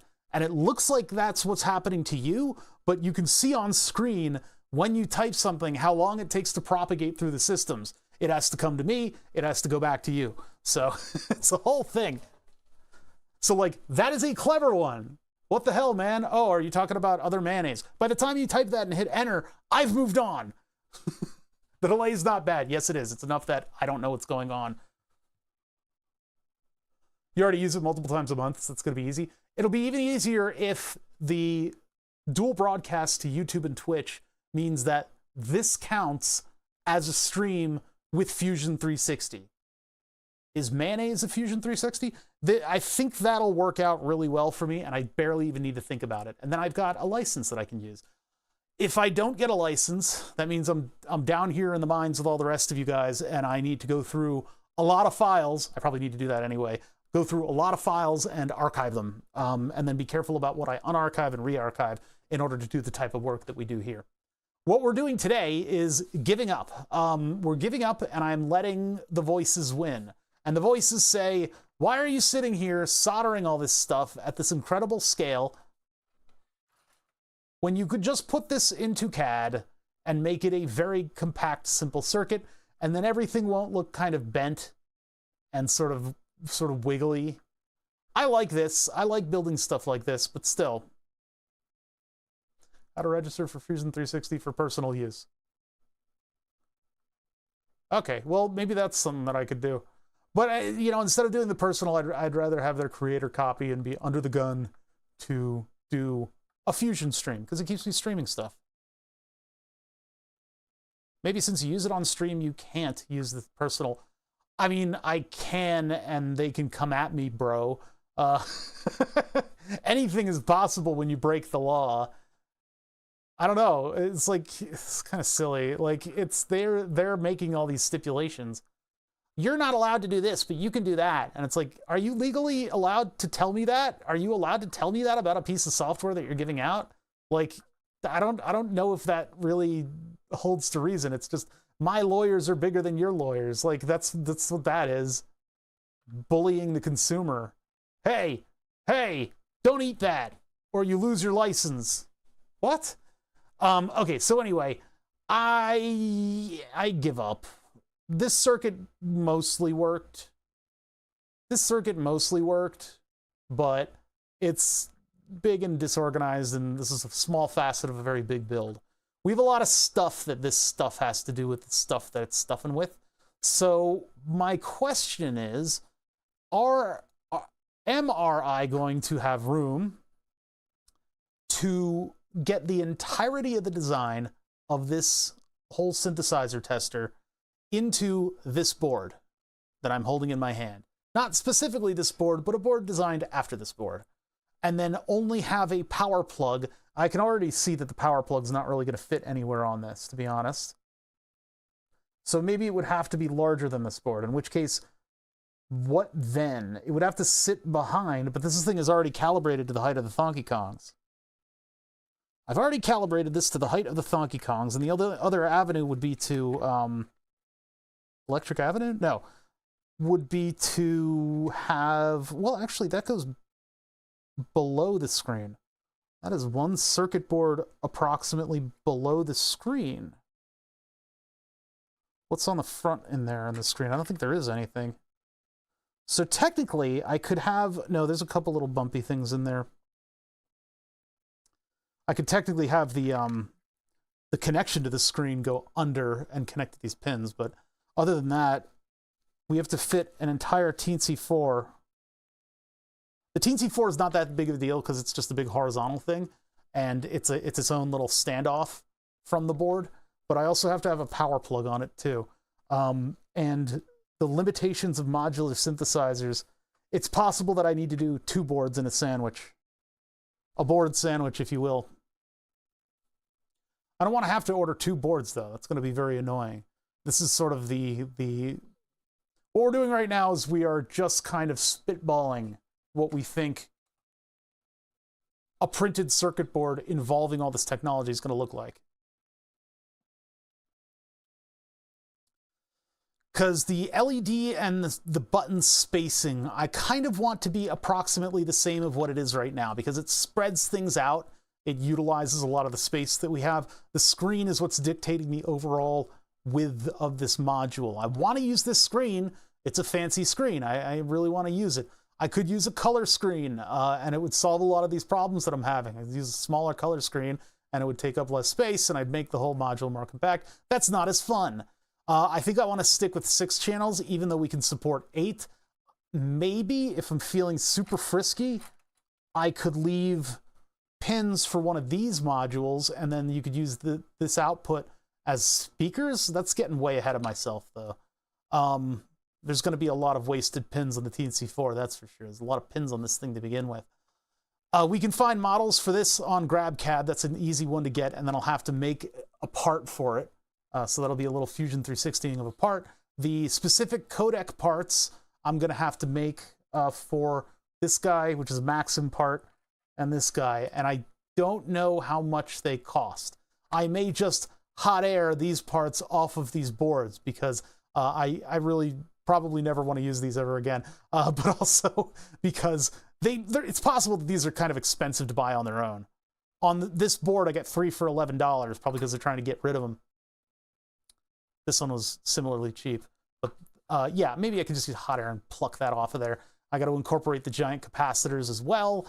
It's a lot of stuff. And then, of course, I need the op-amp circuit to boost it. That's going to be a TL072 or an MCP 6004. Those are both so common that I have bins full of them. So I'll have all those parts. And I believe that both of those surface mount flavored parts are in my library. So as long as I put them in a logical place on the board, I will be able to swap them out if anything happens to one. I'll be able to just use hot air to pluck it off and then do a little SO8 rework, which is fairly easy to do. Easier, in fact, than it would be to replace this one here that's acting up. But this is a problem. This size of board is a problem. There's a lot of I/O that has to happen here, and then there's a lot of circuitry that also needs to go into the interstitial space. We can utilize the model that we already created in order to help give us measurements for the PCB itself. What's up, NanoCat? So yeah, let's go back into the 3D model that we have in the modular synthesizer projects, and that would be the mod test mod folder that's full of crap. And again, this is part of the thing, like with the regular Fusion 360, the free Fusion 360, what's going to happen with all this stuff? Because these are technically electronics parts that I didn't use in Fusion, but Fusion, they've had to make an exception for the number of files in Fusion, or in Eagle. What's a good way to start to learn F360? I guess find a project. If you have a 3D printer, sky's the limit. Find a filament that you like, figure out a good use for that filament. Maybe you want to print thing. Build thing using a sketch and extrusions. Yeah, so I have the Donkey Kong, which is a WQPQ blah blah blah blah 6mm. I have it here, but I also do have it in the PCB layout software. I was using Fusion 360 without the PCB stuff in order to lay out panels and stuff like that. But we'll just use this as an example, and then we can bring our circuit board back into the example and have it line up with everything by unviewing some of the parts. So here we've made I/O PCB. That's that part right there. We will be able to replace that with the PCB that we create. Although that's going to make the timeline a little wonky. That's going to kind of futz up the timeline a little bit because the timeline relies on the position of this board. We can get dimensions off of this board, and then we can, copy the dimensions, copy all that stuff, and then look at layout prompts in order to put our parts in the right place. And then it'll have holes that are dedicated and not having to be manipulated a little bit. And when I get the boards in and build them, I can then see how far off my measurements were and alter the front panel in order to meet those needs. That's the whole beauty of the timeline. All right, so let's get to work. So the parts, I've already got a good number of parts to lay out the panel, so we need the beginnings of this thing. So we're going to start a new PCB project. And where am I going to put it? I guess just in the root directory of this folder. Everything is so horribly disorganized. I need to find like a Fusion sanctioned tutorial on how to organize all this stuff. Hey, what's up, CDM Cogs? How you doing? This overlay never breaks, does it? That's a good one. That one stays. But it's the other one that like goes away. So I think I got all my titles correct and everything's great. Cilia Gigantified in a mode. How long ago was that? 30 minutes ago. And then Turtle Flower subscribed with Prime. I forgot to thank him for that. 45 months. Thank you, Turtle Tower. I don't know if he's still here. He probably left in a huff. All right. Let's get started, huh? What we're doing right now, we've got a basis for beginning this project is that I need this stuff to be in the same position so that it clicks into this board. I could change the position of all this stuff and make it work a little differently, but let's stick to the plan. How am I? I'm feeling pretty good today. I actually got enough sleep. It's weird. I played Abiotic Factor. I didn't get into the new DLC stuff, but I played Abiotic Factor until late, and yet I slept much better. It looks like the project's going well. Yeah, from the outside, it looks like it's going great, but it's really not. I had to do a lot of soldering on these things, and it's like really pissing me off. So anyway, should I have an adjustment for how sensitive that? Nah, we'll leave these to a fixed. These will be on a fixed resistor. We need the LED monitoring circuit. The buttons need to go somehow to this, and then we need all of the 6 channels. I'm not going to do 8 channels. We're going to keep 6 channels and an encoder with a clicky. And it's possible that I have to do 2 circuit boards. I may have to do another circuit board that hangs out up here and maybe is a little larger, but I don't want to. I'd love to be able to put all of this stuff on this circuit board. So let's get the initial stuff down on this lower circuit board. See, the thing is, like, if I make a new board, it could sit off of the back of all this stuff. And then it would have enough space that I could really spread out and do everything I need. But then I would still need all of these connectors going to the other board. if I plan it correctly, I could do it on a header. I don't know. If I fit everything on this board, it would be kind of amazing, though. I don't know how that's going to work. Okay, so let's see what we can get into.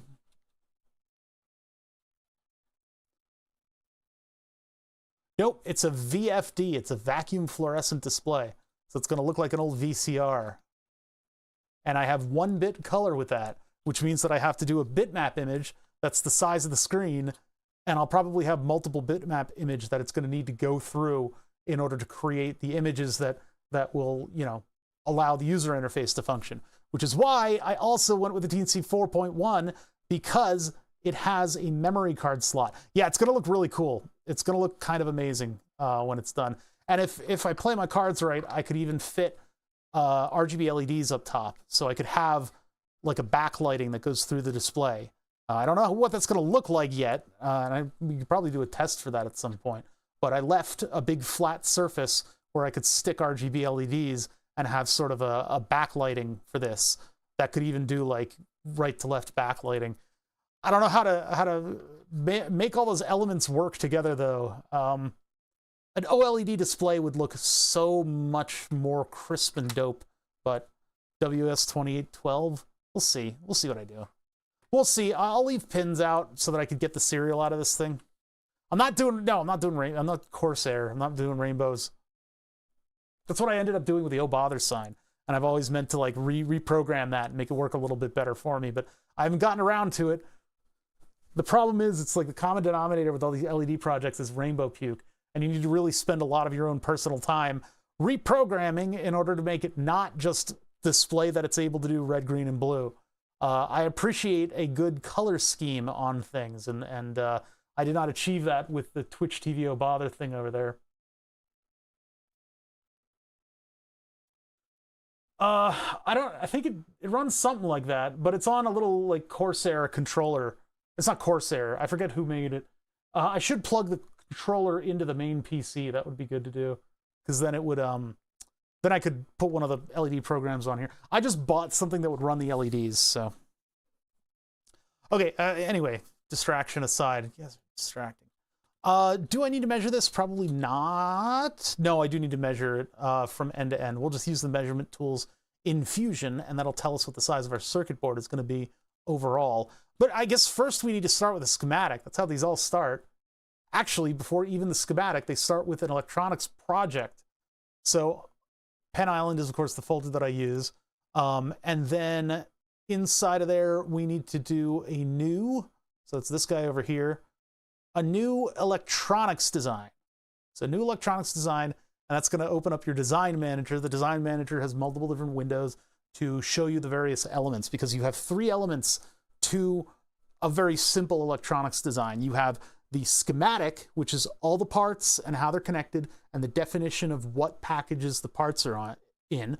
And the package of a part it can vary. It's basically the shape of the part where the pads are.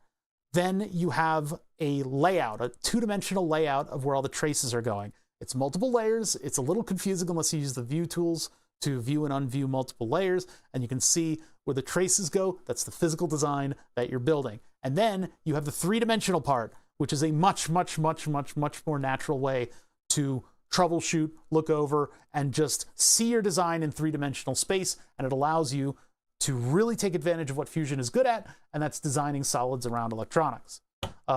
In a simple manner. You just extrude closed-in shapes on a 2-dimensional drawing in Fusion 360, because you were able to pull that 3-dimensional board design into your 3-dimensional design, where you're building all the plastic that goes around the electronics. It's a wonderful system, and you can do a lot of very powerful stuff with it. For me, owner of at least one 3D printer, just the most exciting shot that I could possibly have in the shop. Absolutely just the riveting and exciting, just explosions and fire. This shot that's just so dynamic and constantly changing. Where is that sign that I had sitting at the desk? Where did that go? I need to throw that onto the 3D print bed. At least then I'll get brand recognition on my sign. What did I do with it? I think I tossed it into a bin somewhere. Hold on, let me just look for the Oh Bother sign. It's around here somewhere. What did you do with the big piece of plastic that had your name on it? What did I do with it? Yeah, it ended up in a weird spot. I'm gonna see if I can find it. I at least want it to be visible there. Is it over here behind me? Did I set it up for one of these views of the dog? I don't see it over here with the dog view. Not there, not there, not there. Hanging out on this table. Just the constant rolling mess of this shop. It just gets under my skin.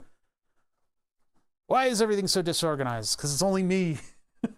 I don't clean up as much as I should. That's why. A messy shop is a happy shop. Let's just put it that way. And then we can feel good about our empty platitudes. What? A bearded white guy with glasses on the internet with like a podcast? Never, never. I've never heard of such a thing. What's going on, Hef? All right, I'm looking for my Twitch TV O Bother sign. I've got one that's on the rack, but this is a prototype of the one that ended up being on the rack mount with all of my other equipment. That one right there. It's great. This thing is almost never in the background because I put this in a place in the shop where it would be less visible because it's hard to get on camera. Gotta get on my computer earlier in the day. Well, hey, glad you made it here. So that Twitch TV O Bother sign is just a little 19-inch rack thing. The wings attached to it with screws, and the centerpiece is a 2-part print with clear resin on the bottom layers, and then on top of that, black. Very simple, but it diffuses an LED really, really nicely. I had to put a piece of paper behind it to get like full diffusion. Is that a huge USB hub? No, well, down below, yeah. It's network stuff, and then below that is a USB charger. The USB hubs are remote, because if I'm gonna have a powered USB hub, it's gonna be,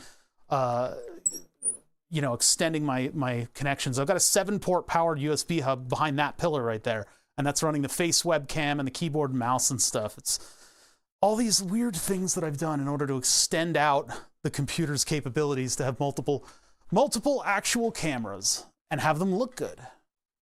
I don't know where the sign went. Where are you, sign? I wanted to put it on the 3D print bed to emphasize the fact that it is a 3D print bed. But having tossed it around the shop previously, it ended up in a place that I cannot fathom. We'll get back to Fusion in just a second here. I just have to do this for me. Did it fall back behind the mill? I often put it on the mill. No, didn't end up behind the mill. I remember it going into a bin, but that could have been a month ago. That could have been yesterday. It's all a blur. My mind is just a blur. Days run into weeks. The miasma of current thought waxes and wanes. Is that it? Wait a minute. Yeah, there it is. It's in a heap behind the 3D printer. Oh God, I gotta crawl in to get it. You guys can just do theater of the mind for this. I'm not gonna show you me crawling around on the floor, although I have in the past. There it is. Oh God, it's the day sphere. Oh my God, it's so bright out today. Ah! Yeah, they got a hurricane down south, but up here in the north, we've got cool weather and sun. Yeah, I water-cooled a rack mount case that sits above all of the other server and streaming equipment in my shop. Listen, nobody ever called me smart. All right, come on back over here. Oh, my eyes. What have you done to my eyes? I got a special view for that thing. Yeah, so that's what I was looking for. I need that to be fully visible on camera. Then I can talk. Then I can say, I have a 3D printer, and there it is, the 3D printer. Like, Twitch should be de-emphasized. The oh bother part is what we really like here. That's better. Probably should push it over a little bit, but the axis is right there. There we go. Look at that branding. It's all over the place.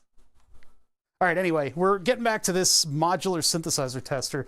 Unfortunately, I have no way of testing modules that I fix, and my friends are constantly breaking their modular synthesizers, because that's all people do with modular synthesizers is you plug them in again and again and again until they break. So in order to know that I've successfully repaired a modular synthesizer, I need something to test these modules. Now, we've been working on this thing for weeks. Like weeks and weeks we've been working on this thing. I have comprehensive plans that have been scribbled down over and then scribbled over again and then again and again and again, where we have all of these different little functional blocks for our modular synthesizer. We've tested them too. We've tested the connections and the disconnections. I haven't really wrapped everything together in one big piece of software, but I feel like that is going to be the step after getting all the hardware done and proved out and working. So I have an idea of Exacula, the vampire.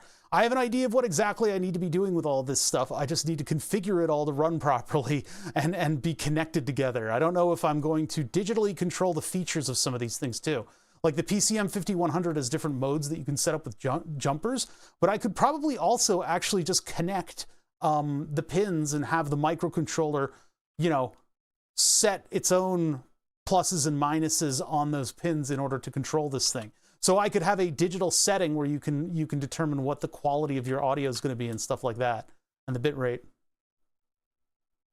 Count Exacula, a count that counts more exactly. 25 digits of pi. Ah ha ha. All right. Anyway. Oh, it's mystical rock hounding and fossils. I just like that name. Combined schematics. Yep, that's what we need a master schematic. We're gonna be a master schematic on this thing. Yeah, there's gonna be a lot. This is gonna be a big project. Just getting this into CAD is gonna be the worst. Okay, so yeah, this is a big fight between Oh Bother and his own attention span. We can do this bit by bit, little tiny byte by little tiny byte, and eventually, due to the beauty of CAD, this will be a big, moderately organized schematic with all of our stuff in it. But the challenge of getting all of this onto this board right here is looking rough. We don't have this whole thing. If we did, I would want to bust this board backwards a little bit, but we can't do that because we're calibrated to the height of the Donkey Kong connector. Donkey Kong connector is just big enough to give us a nice standoff from the board and give us just a little bit of grip on the front so that we can plug stuff in. The spacing of this board is determined by the amount of room we have from one side of the screen I want to use to the other, which is rather big, but it's actually a nice area for us to put a lot of information. Then we kind of keep away from the scroll so that I'm not accidentally hitting a button when I scroll. That gives us 6 channels spaced out decently far. Now, while we could go tighter with the spacing, this is just easier and it's more room for me to like put a design around this or something, and you can plug and unplug from it pretty easily. If we really wanted to run as many channels as possible, I mean, geez, we could do this kind of spacing. But, and by the way, these mutable instruments designs, if you have Fusion 360, you can just import the files, and the files have with them all of the information for the parts. So the parts are all in there, and these Donkey Kong connectors, there's different versions of it depending on how far you want that ground pin to be spaced out. The design of the Donkey Kong is such that this pin right here, this ground pin that sits out front, that can be different distances away from the rest of the connector housing. This is how it is. So I've imported 3D models and I've gotten those running for Donkey Kongs because Lord knows we need all of that information when doing synthesizer stuff. Now, like I said, schematic has 3 parts, or sorry, the electronics design has 3 parts. The ever so useful schematic that tells us exactly what's connected to what, the 2-dimensional drawing, which tells us the exact building parameters of our design, and then the 3D model that allows us to design around that. Instead of doing that for this project, I decided to import a perforated prototyping board and then spend weeks struggling getting the spacing of things correct because those pins move around. Well, now we can avoid that. Now I can just take the base dimensions of the front panel and I can measure from circle to circle with a distance, and I can punch that into an XY coordinate, and we can get that. Yeah, we can get that. I can basically just select whatever the back corner is, and then select whatever the location is of the part that I want to put in, and give myself a three-dimensional XYZ. That's not a sex act. That's like I give myself numbers is what I'm talking about. Like doing a number on myself is what I mean. That's what I'm trying to say. I'm actually digging myself into this a little bit more, like I would dig into my own numbers and do a number on my own. Okay, let's get away from this subject and let's just get back to what I was doing. We need to start with a PCB size, and we need to start with a bunch of parts in a schematic. And I have all of this stuff, so let's get that in there. It's not gonna come from this folder. This folder has a bunch of 3D models in it that I was using to do this. I was not using parts with pads and footprints. So instead of using the parts from this folder, I'm going to be using parts from my library. So let's start with a new schematic. It's where you start all these projects. New schematic. I think I clicked the button. Oh my God, there it is. So new schematic, and I guess we're just going to dump it into this folder. It's not going to be a good look, but I don't know how to organize Fusion. This is the existential dread of a blank sheet in CAD. What am I? Who am I? Why am I in this space? Was I designed to do something here, or is it free for all? What merciful deity would put me into an existential nightmare such as this void? Well, in order to avoid the void, and the noid, you've got to avoid the noid. The noid is, you just don't want to deal with that. And the noita, don't deal with the noita either. What the hell is that view? Okay, so in order to rein in the existential void of nothingness, I like to put a frame around the drawing, and we may need to use multiple drawings for this design, because this is a big design, and we have repetitious pieces. I don't know how Fusion handles times 6. Like if I make one design and I say, this but times 6, I don't know if I can do, it's more likely that I can probably do that in Eagle. It's probably very doable as like a sub-assembly. I'll have to feel that for when we get, feel it out blind. So we're starting, and we are alleviating the existential dread by putting an engineering frame around our drawing. I don't do much with the engineering frame after that. I should put my name on it and the date and all that stuff, but that's just something that I don't get back to. So I'm going to begin by putting down a part. So we have design manager, display layers, errors, and place components. Place components is going to be the one that I really want to use. Example libraries are now in library IO. Please swap library design so that you use the local examples. Click here for more info. No. Things are a mess. Things are a mess in my designs. Well, it's either Penn Island or Peninsula. I mean, I'm going to... you can filter your parts, and you can use every single library that you have in here. I have limited myself to what I call Jesse 2018, which is a library that I made in 2019. They're always off by one. I really need to go and make Jesse 2022 or something like that, that has all 3D designs in it.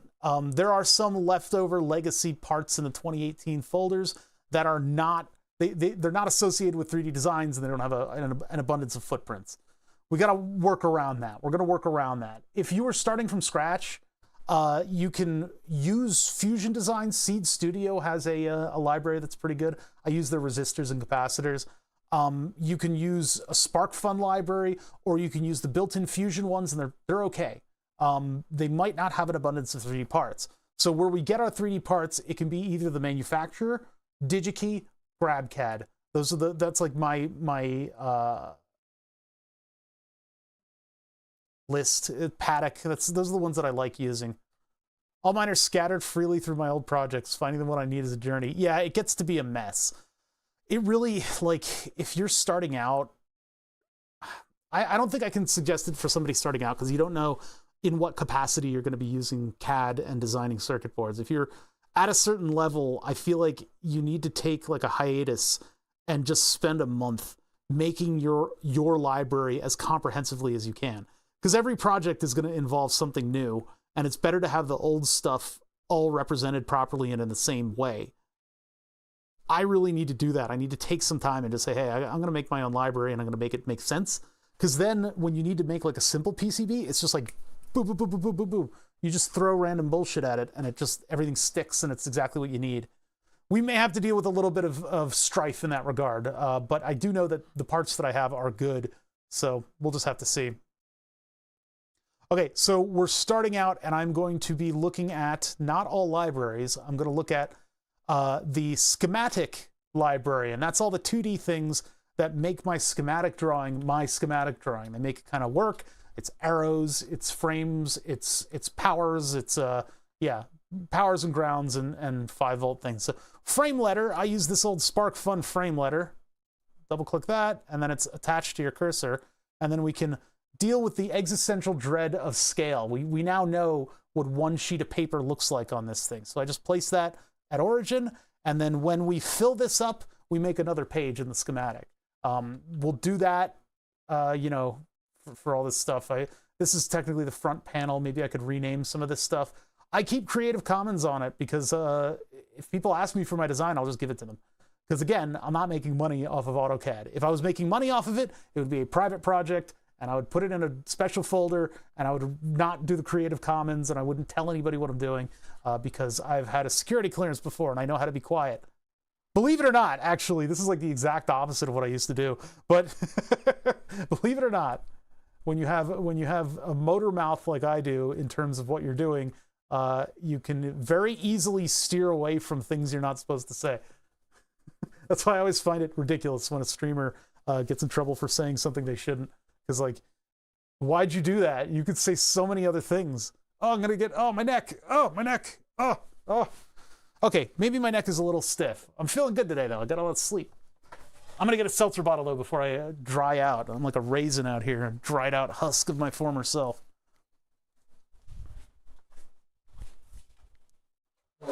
Okay, so we got our frame letter down. Now we need to get our stuff, all the stuff that's on that circuit board. We haven't even bothered with the two-dimensional design yet because we've got all these elements that are going to go into it. So what I'm going to do is just place components down on here. I am not going to draw any circuits. I could spend all the time to put together all the circuits, and then when you get into your design, all of your parts are crammed into the corner, and you're like, what in the world is all this stuff? I'm going to do this piece by piece. Hold on, the weed whackers are descending upon us.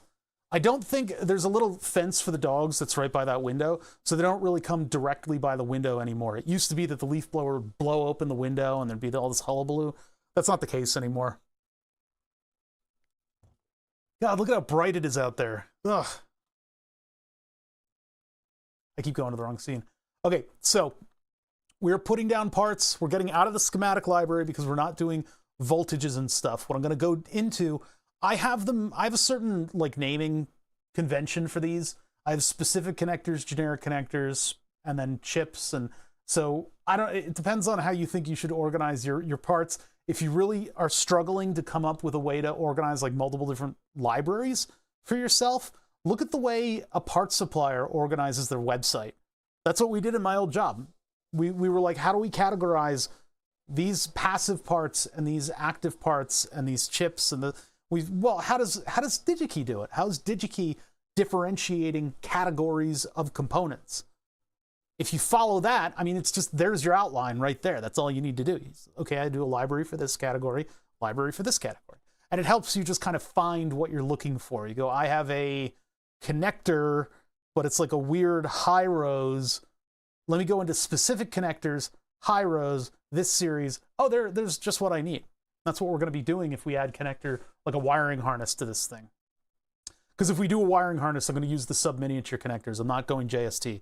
JST would be fine for power. We'll probably use JST for power if we have to, because it's got much bigger plugs than the specialty tiny little Hyros that I like to use when I design a circuit board. Because they're small, you can fit more stuff. Real estate is everything in electronics. We are going to be putting down a module. That's going to be the next step. Let's get what we have in first and see how feasible this is going to be. So mechanical, that's like standoffs and holes. I have a whole folder for holes. You guys want to see my whole folder? You don't want to see my, you guys don't want to see my whole folder. It's a silly place. Chips, no. Components, yes. Specific connectors. Why are there two? Version 15 and version 69. Okay, who's the Joker? The Jonkler? Apparently that all died, by the way. All that Arkham Asylum insanity that went on in Reddit. They had all these in-jokes and everything. And this whole like weird culture based on memeing for Batman Arkham Asylum. And it all got ruined because one of the game companies tweeted acknowledging that they existed. I love how fragile the ecosystems of some of these in-jokes are. So version 15 of connector, I love how the whole thing isn't displayed. I really need to reorganize these things. Version 15 for some reason is active. I'm going to deactivate that. It's very confusing. Version 47, version 69, and this is the one that's got the IO thing attached to it. But it's not in the folder. This one is, but there's 3 of them. I don't know which one it is. This is what Gonad was referencing when he said it was going to get very interesting looking at for what library has what and what part has what.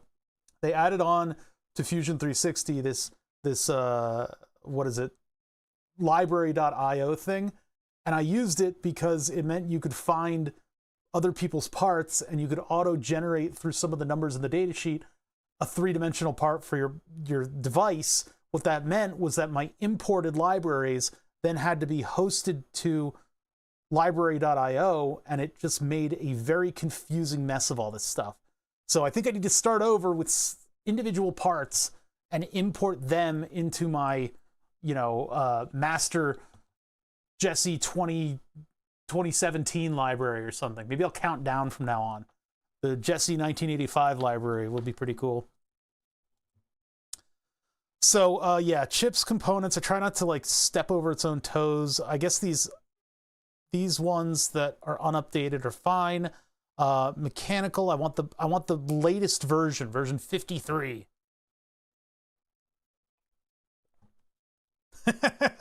A company observing in-jokes collapses the in-joke wave function into a non-existing state. If you think of the laughs that everybody's having as the positive, you have sort of a phase delay for the company to figure out what's going on, and then they'll end up making an equal negative, and it just kind of cancels it out. It'll make a little bit of a bump, and then maybe a little bit of settling, and it's just gone. It's nothing. So I think that solves there being 2 libraries things. I think everybody else is up to date, and I've removed all the stuff that I'm not using. So this would be a specific connector because it's got a part number associated with it. The particle wave duality of comedy. Exactly. I really dislike how these things are organized. I wish I had more room to see this, and I had more room to see the variant. Fusion likes to have a wide monitor. If I had an ultra wide, we'd still be having this problem because I'm broadcasting this and I have these big windows on the side because of my vanity. We have large oh bother on the side. Oh my God, that's all chats. That's the monitor over here. I have a big broadcast window. I have a window with chat on the side of it and then Fusion on the other side. I like you guys to see everything that's going on. I don't cut myself out of the background and just put myself in the mix because we have physical stuff that I have to show you and then chat to go up there as well. I can make chat clear. I can make them up in the background, but I don't think it really meshes because I want this physical stuff happening window. Because oftentimes we're jumping over to the calibers. Now I've got cut grass smell coming into my shop, and I don't like cut grass smell. You guys might love it. You're like, the grass is screaming in ultimate deadly pain that some kind of force of reckoning has crashed on them. All chats monitor. Nobody wants to see that. I used to use it for other stuff. I used to use that PC for. I used to be able to show both PCs, but this is all like the moderating views and stuff. I don't know why the thermal camera is there because that's not there on the actual monitor, but yeah, we do a lot of physical stuff here, so I don't cut myself into the background. I could have all this space to work if I was just a little VTuber in the corner. I have a VTuber model. I could do that to you guys one day. Mm-hmm. I agree with that completely. The cut grass smell is the harbinger of allergic reactions. When I was a kid in Pennsylvania, I had terrible, terrible allergies. All summer, runny nose, everything was broken. And cut grass smell would just set that off. Everything would get itchy. I would have a terrible time of it. I moved to Northern Virginia and lived there for 10 years, and it completely reset my allergies to the degree where I've moved back to Pennsylvania. No allergies. It's amazing, actually. VTuber bother. It's the emote from the YouTube videos. Yeah, my allergies will eventually catch up to me. They sort of already have a little bit, but I used to have a runny nose all winter or all summer, and now that's not the case. If it sounds like the helicopters are descending upon Bother, it's because there's a squad of hovercraft out there. I do have the VTuber model, and it does have a booby version of the VTuber, sorry, which I fear. I fear it. Pixie Kenneth made it for me for a joke, and then I used it in all the YouTube videos. And I'd need to do a lot of setup in order to get it to respond to the webcam properly. But it's doable, and you can do stuff where you hold up a hand symbol and it gets angry or something. JST vertical, high rows, FTDI, fan plugs, DF13, CRJO, that's a whole Ethernet plug, AVR SPI, audio 3.5mm surface mount, tip ring shield. Why is, I'm gonna have to guess that it's in a different version of the library or something. Or I organized it into a place where it shouldn't be. That should absolutely be in here. Try components and see if it's in there. Well, there's the LED. Bicolor through-hole 3-pin. We need the 2-hole multi-direction. PTC resistor, SMD fuse, chip flat cap. It must have ended up in a weird version of a library. I'm gonna guess that it's in that specific old version. This shouldn't count as a mechanical, but and that actually might be where it is. Mechanical's where I put buttons and stuff. Yep, there it is, Thonky Kong.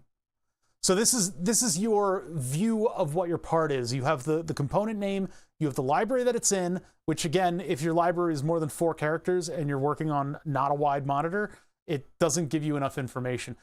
Fusion can be very daunting with the amount of stuff that it uses on the sides. I can open up multiple of these windows and then my workspace condenses down. It looks like they did something though during the version updates, where if you open a thing over here, it closes the thing on the other side. So that's nice, because it used to be this would start up and our work area would be like a postage stamp.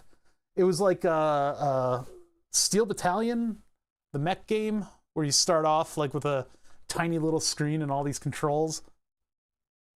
So yeah, and then over here we have the variant, and the variant is really where the rubber meets the road. These are the different packages that you can have of your design.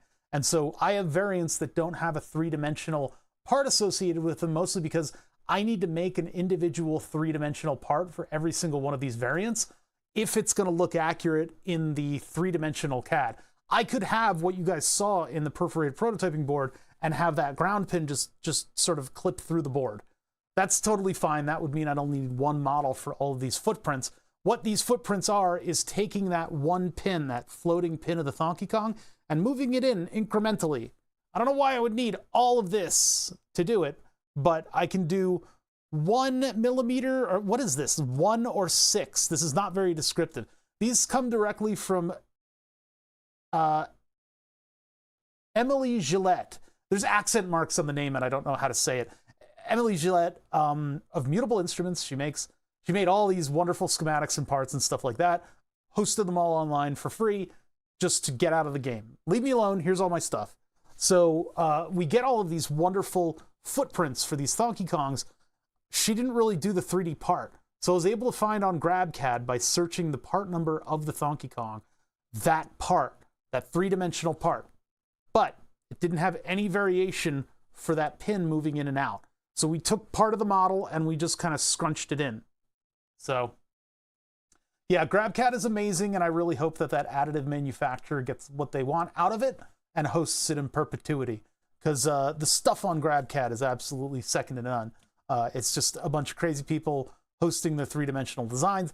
I should probably get an account on that and Thingiverse and host my altered designs from the stuff that I've gotten from there. No, it's been this way forever. It's been this way for a long time. They're not really going anywhere, but I don't think GrabCAD was originally this additive manufacturing stuff. I think originally it was the community library. But this is something that happened like a bunch of years ago. It got bought out. I remember reading about it. People were worried, but this company seems to be pro the archive. This library is great. You go to community and you go to library, and then you have just this wealth of three-dimensional designs ranging from mechanical engineering to individual electronics parts. So, but yeah, Thonky Kong, I don't think came up with anything, but PM whatever blah blah blah. Hold on, PJ 301, which is the actual part number, because nobody names their part Thonky Kong. What was the numbers again? PJ 301. No? Thonk. Thonk gets you some stuff. Back troll. Now, what do we search in order to get this? It was tough to find what the search terms would be for this. That was a difficult search. PJ 301 Thonky Khan. I've been doing Kong. Maybe that's my problem. That was my problem. Now there's two types of Thonky Kongs out there. Yeah, I know. I may ask it to the ether, but I don't expect a response. That's when somebody buys an online research and doesn't shitify it. It's rare. It's unfortunately rare. Listen, there's two types. Well, there's actually multiple types. There's stereo Thonky Kongs. I have one. But then there's these types. These are the ones to avoid. Do not buy these. These right here are a trap. They are cheaply made. And when you tighten the nut on this connector specifically, you can see there's plastic against metal. So what happens is that barrel is basically riveted onto the ground connector. It's a square pad under the plastic that the circular one is essentially riveted to. When you tighten this thing down, it undoes a very weak, just bent metal rivet job. And when you tighten it down to human specs, that will end up extruding your metal out of your connector, and then it just falls apart. It just falls apart. Don't get these. These are a trap. You gotta look for the ones with the square metal lip, because that square metal is part of the original metal piece. When you tighten it down, that metal is tightening up against your panel, and it's strong. So the ones with the square on it are the ones to go to. That right there, that's an important feature of this connector. Oh my goodness, the dog is now barking at people outside. Now this one has the PJ301. This one has the part number, but it's not, the ones we have the square thing on them. That's interesting. WQP PJ38, PJ31M, and then this one is, I don't know. I don't think our model is any of those. Yeah, ain't it crazy? So, all right, anyway, let's get the Thonky Kongs in here. We need 6 of them. Let's just do number 1. I guess you double click. So that's going to come in just as a simple little connector. So I'm going to put down 6 of these.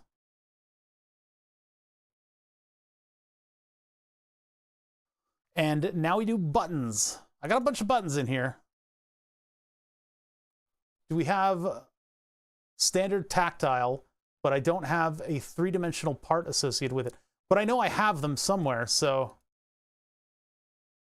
single pole dual throw, switch momentary.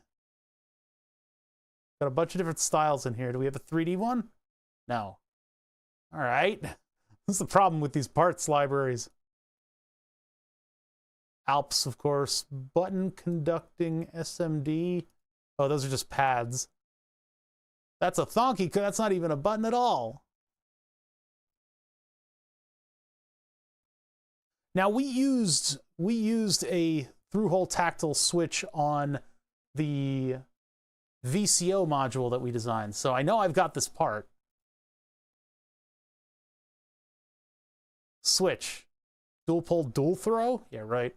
Yeah, these are left over from old libraries. I thought I had 3D part with one of these. Maybe it got into a different library. That's trim pot, which I am going to need a couple of, but we're going to need to build 3D models for those. Pot USA, Presidents of the United States of America. I remember them. Billions of beaches, beaches for me. Button, conducting pad, Alps, 6mm SPDT toggles is an entire damn switch. Which leads me to wonder what part we used in this design. This one has a tactile button, sorry, a tactical button. In fact, I had to correct this part because we had it wired wrong. We had the wrong pads connecting. These are square in shape, but they are rectangular in pads. And so I had the wrong pads connected, and I had to do a lot of stuff to kind of alter it. There's definitely a 3D part associated with this thing. What happened to it? If I had my little way, I'd eat peaches every day. That song was constantly on the radio. And then they made a song to say, yeah, we're going to sell out. We don't care.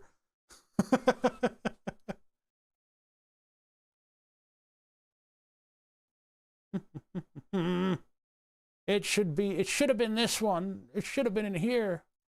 Actually, it should have been here? No, those are the wrong part. Unless it made it into something else, like components. So the freedom of which I switch from library to library is helped by the limitations that I've set upon myself.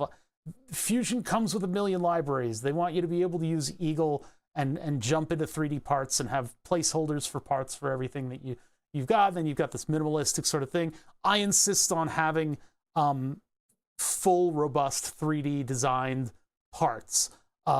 It makes things look so much cooler. You can preview what your circuit's going to look like down to the pads and the things sticking out of it. I like that a lot more. It's more visual, better for you guys, better for streaming.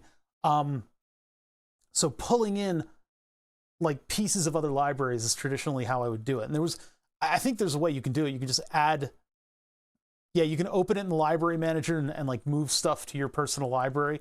The problem is when you pull it apart and you use it in a project and then you forget where it is. Where did I put this? What library is this a part of? So components, technically this button is a component. Switch momentary. See that? Switch momentary. Okay, now I've got the same library that's in mechanical, but that's also not used. All right, transistors, no, varistor, Zener diode, SMD resonator, fuses, resonator wide, resistor, PTC, Panasonic B, that's a capacitor, MOSFETs, LEDs, inductors, fuse, diode, crystal, chip, cap, polar, cap, backup, what? Cap? No cap? And those two are diodes. Very disorganized. Unfortunately, none of these are what I'm looking for. I'm only, my fear is that it ended up in a library that I'm not using. They didn't care from the start, just there to have some fun, great group of musicians just doing their thing. Yeah.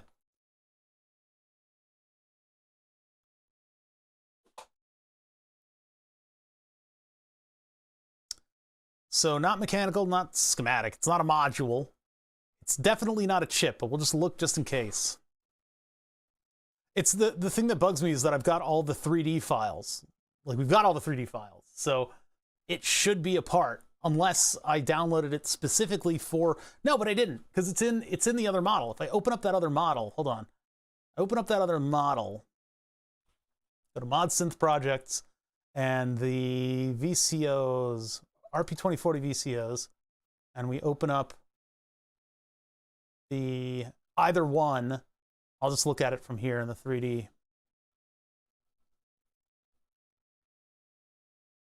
I don't think I've made the corrections on this either. If I do a port run of these, I'll be all vague on my face.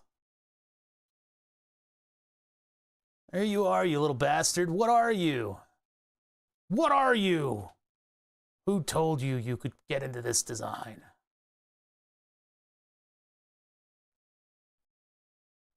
So if I click on it here, and then I click on it here, it'll show me under packages. And then, which one is it? WQP, PJ, blah, blah, blah, blah. Well, if I go into the schematic, I'll get a little bit more information. It'll tell me what library it's from, possibly.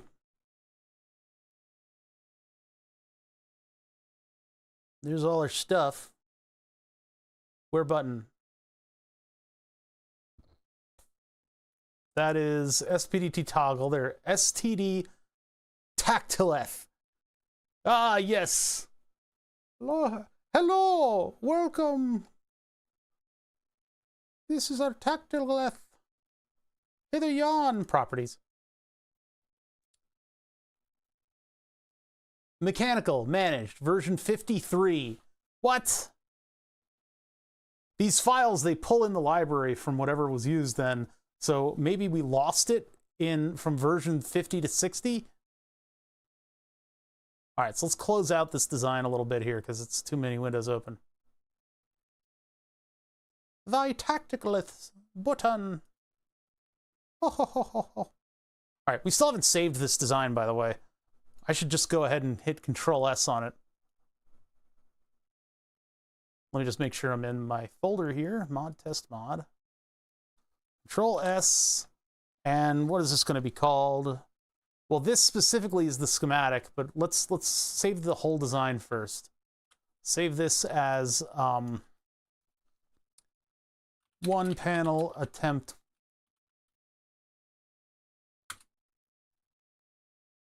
And then it's going to name all these other files, so whatever, I'm just going to let it do that. We'll call this our one panel attempt. So one panel attempt, we got those down, we got to look back in the library again. So let's close this out. And let's go to mechanical. Here's version 53.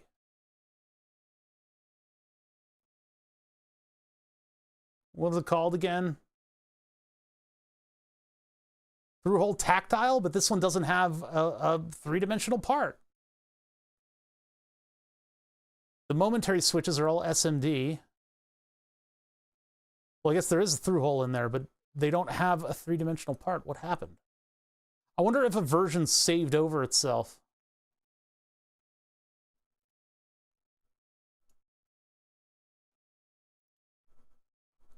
I'm going to open this up in the library manager.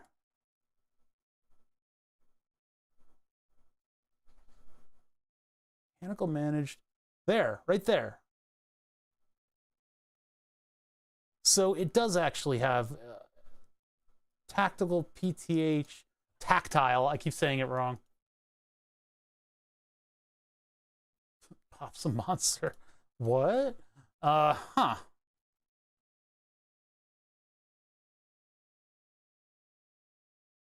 That's weird. It has a part. And yet it's not showing it here. Well, let's try putting it in and just see what happens. So we need 6 of these.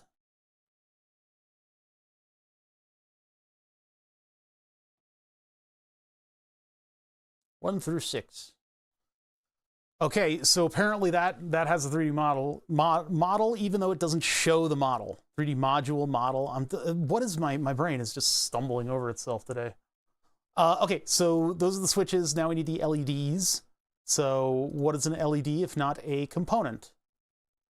And then we're looking for a through-hole LED. It should be bidirectional. It should have a bidirectional signal on it. I'm not sure if I have one of those.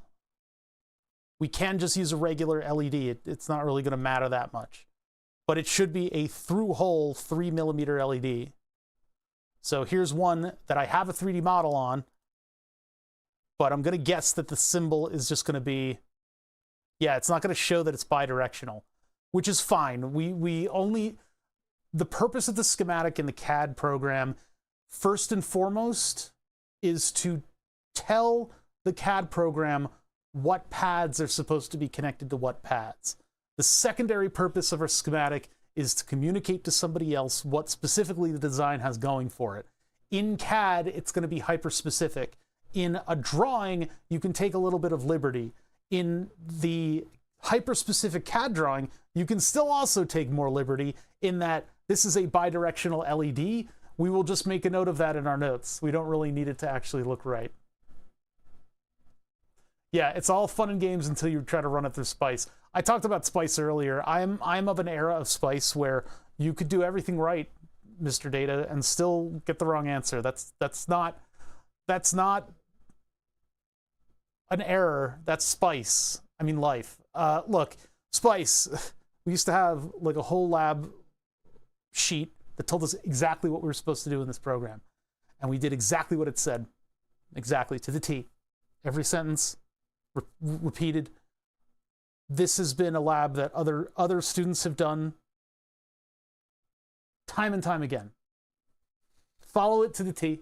Everything in the software is exactly the way it should be. You hit run the simulation, and it goes, and it pops up a little pop-up. It says, nah, you can't do that.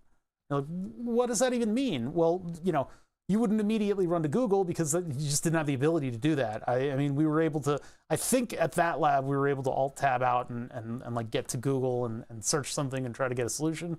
And then you'd have to root through Google in its sort of fledgling state and try to figure out what went wrong with this obscure program.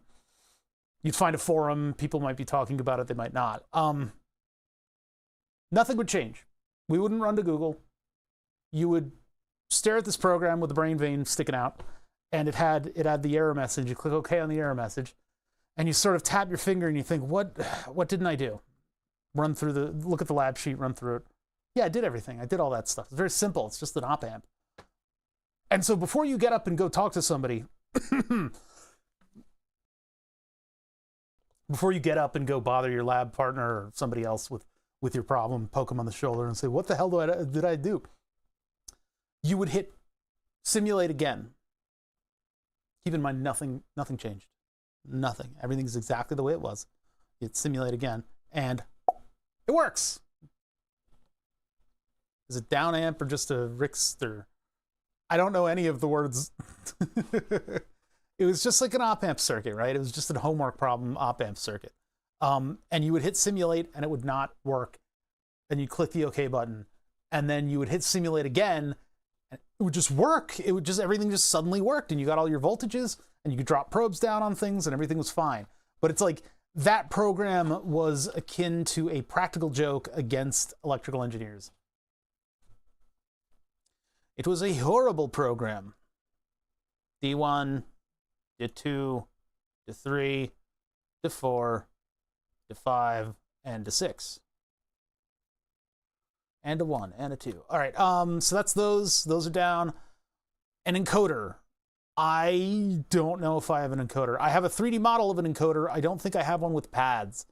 I think this one was brought in from outside. I found this one in a dumpster. I found this one on GrabCAD, to be honest. Or no, I got this one from the manufacturer, I think. So we need to pull in a pad for that thing, for this beast of an encoder. I might have given it, I don't think I did. Okay, hold on, let's look for it.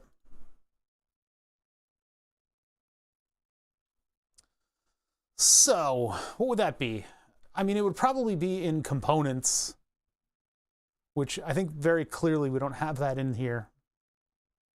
Technically, it is a mechanical part, though. Those are momentary switches. Those should be in mechanical. Center diode. Yeah, so I don't see an encoder. There's probably one in the SparkFun, or sorry, not SparkFun, in the Fusion 360 libraries. It's a very common part. I don't want to use that. I don't want to trust the Fusion libraries because I've never built a circuit board from their library before, and I don't know what it's like. I don't want to make those mistakes on this board. So let's see. Let's just see if it's in mechanical. Toggle switch, SPDT, button conductive, Donkey Kong, potentiometer, which may have a very similar footprint, but none of this is what I have. Okay. And then trim pot. I don't know why it's not viewing the only package in here, which is the TH, which if I go to edit the library, open it in the library manager,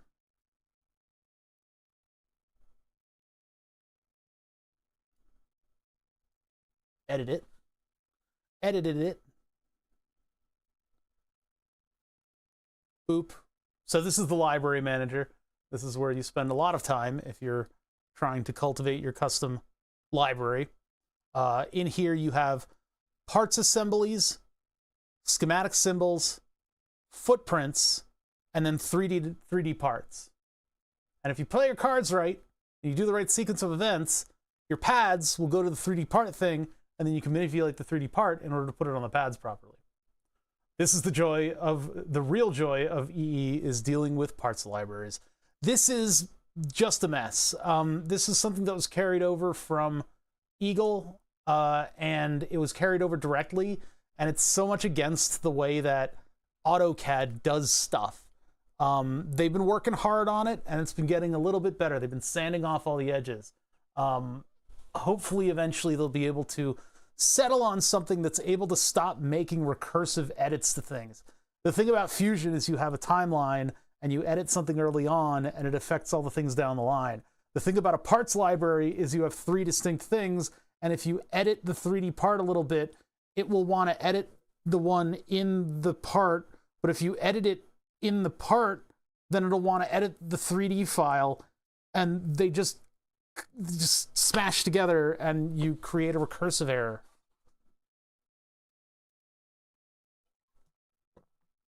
No. The round peg goes into the square hole. They all go into the square hole, actually. So we're looking at our button, and we're just revisiting this just to make sure this has a 3-dimensional part associated with it. As one variant. If I double click, it's going to open it up. And so our parts are actually these 3 windows right here. So we do have a 3-dimensional part. It just hasn't propagated to the image on when you click on the library, which is very frustrating because that's how I tell which ones I actually have. And I'd have to click all the way in to do this in order to verify that it's got a 3-dimensional part associated with it. But it does. I don't know where it got that other thumbnail from. So we did use the right part on that. We can put that to rest. Now we need a new part. We need a new part, and it's going to be an encoder. So let's figure out what encoder I had the gall to put onto this board, because I've got a couple of them sitting in a bin, and I don't remember what they are. This is the wonders of EE. Let me just search my order history. I'm going to have to do this like this. I'll bring this over here. You guys can look at my beautiful schematic, and then my glasses have a coating on them so that you can't figure out what's going on by looking at the reflection. I need those windows to be open, so I'm just going to have to open up a new one of these. And I'm going to have to go to my order history. No, not sign out. Oh, great. Am I signed out? Ah, Jesus Christ. You click on the whole menu shifted because it loaded in and then it shifted. And when it did that, the sign out button was right in front of me. I have to go look at what the password is. Hold on a second. You guys wait here. Jesus Christ. This is so annoying. It did one of those things where the website shifts, so it's like shady. and it gets you to click on an ad. But instead, this got me to click on the sign out button, and it didn't ask me to verify if I wanted to sign out. It just went bye, and it brought me to a sign in page. That's crap. Why would you not have a verification on signing out? I guess they wanted it to be like if you're signing out of a public computer or something. They have lofty ideas of where people are using that website. I got to Control F on a sheet. And then I got to type Hunter2 into this thing.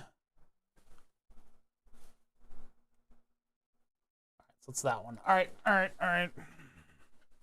Now Amazon's going to think I'm hacking myself. Is a down amp just a resistor? Oh, I get the question now. A down amp, like a damping. Turn on Windows Hello? No, fuck off. Okay, so now I got my orders page and I can look up what encoder I got. Like a down amp is just part of amplification. It's just there's a transfer function. So never Windows Hello. I don't know why it asked me that. It's like, and there was no option to use Windows Hello. It just said like Windows Hello is a thing, and I'm like, okay. Last purchased September 7th, 2023. Random company. Encoder switch push button. 5 pins. Digital potentiometer with knob cap. There's not a lot of information in here. These are so common that they're just everywhere. So let's look at the details of the 3D model. I know I selected that one carefully. The 3D model. I meant to roll my R, but my mouth is too dry. These are the limitations I have to work within. EC11B Vert 15F black. Yeah, it's just dropped. Hold on one sec. Those names are crazy. It's like prescription medication names. I would love to be able to find a footprint for this thing. Do any of the some of the mutable instruments designs use an encoder? I would love to find out which do. I think, do I have one with an encoder? No, mine has a dual pot. Let's take a look at the mutable instruments and see if we can find, I want to find a footprint, and I could make my own, or I could steal one from somewhere. And if I'm going to steal it from somewhere, I'm going to steal it from Emily.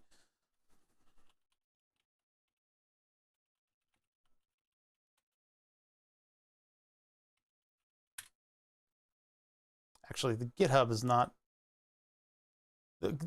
Yeah, there we go. This is the open source one. Okay, so the module testing module is obviously one of the circuit boards that incorporates this type of encoder. This is a very, very common encoder. I just discovered that LibreOffice has tabbed UI option for years. Huh. There's nothing in that. I tried to take a sip. Okay, so tides, veils, streams, warps, yarns. Yarns has an encoder. Now, the other way that I would do this is I would look at the designs in history, and I would choose the latest one, the one that was updated, you know, sooner, so that I was able to get an updated part. What does Yarns even do? It's a 4-channel MIDI interface. I should get one of these. All right, so 4-channel MIDI interface. So we've got that. Yarns is nice and easy to get to. It's at the bottom of the scroll. Oh, I have to scroll like this. And so I can go to open source, schematics. This is a .sch file. It actually opens up in this. That's kind of neat.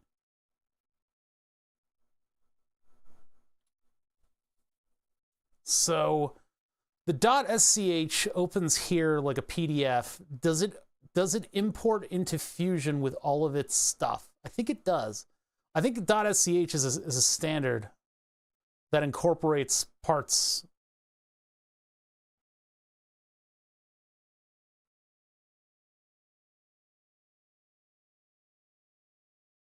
So I'm going to place that just as a desktop thing. Oh, that wants to save as a PDF. I see. Is that what it actually is? Yeah, it's a PDF, even though when I open it, it says yarns version 3.pd. Oh, .pdf. Yeah, that's not SCH. GitHub repository. This is where you're going to find it. Oh my God, I hate GitHub. All right, down here we have programming stuff, but this should have hardware design, and then PCB, and there's our .sch.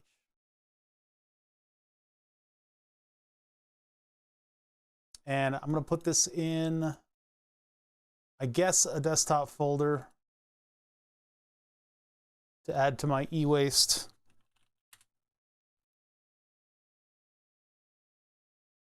And we'll take the board file too, because I want the footprint.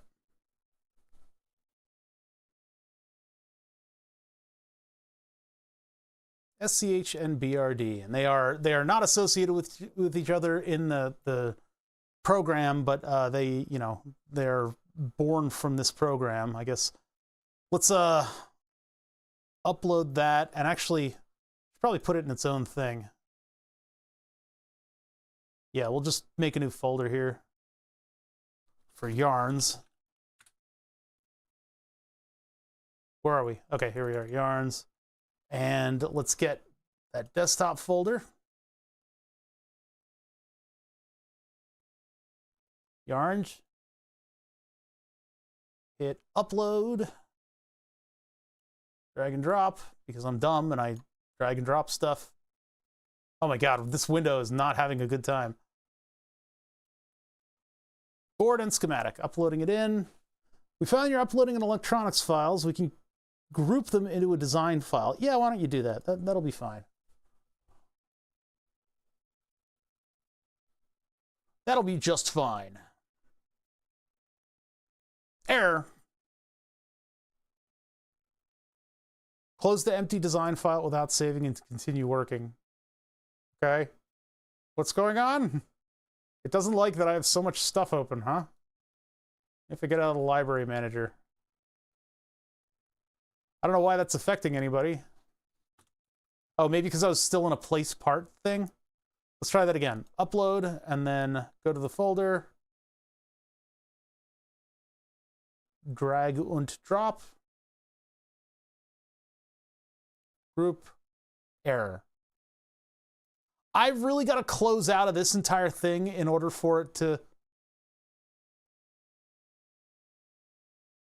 Not that one, this one. It had a star on it. I think I'd saved it. This thing shouldn't have any changes to it. I don't know what's going on there. Oh, just all the show hides. Who cares? Okay, okay, nothing is open.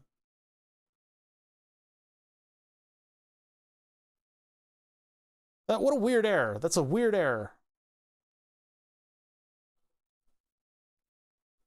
Has errors, cannot be opened. Close the empty design file without saving and continue working. So it has errors, I think is what's, but it's 200 and something or other K, so I don't know what the problem with it is. Maybe if I don't have it group them. Oh, if they upload. Let's just take one at a time. Let's go board first.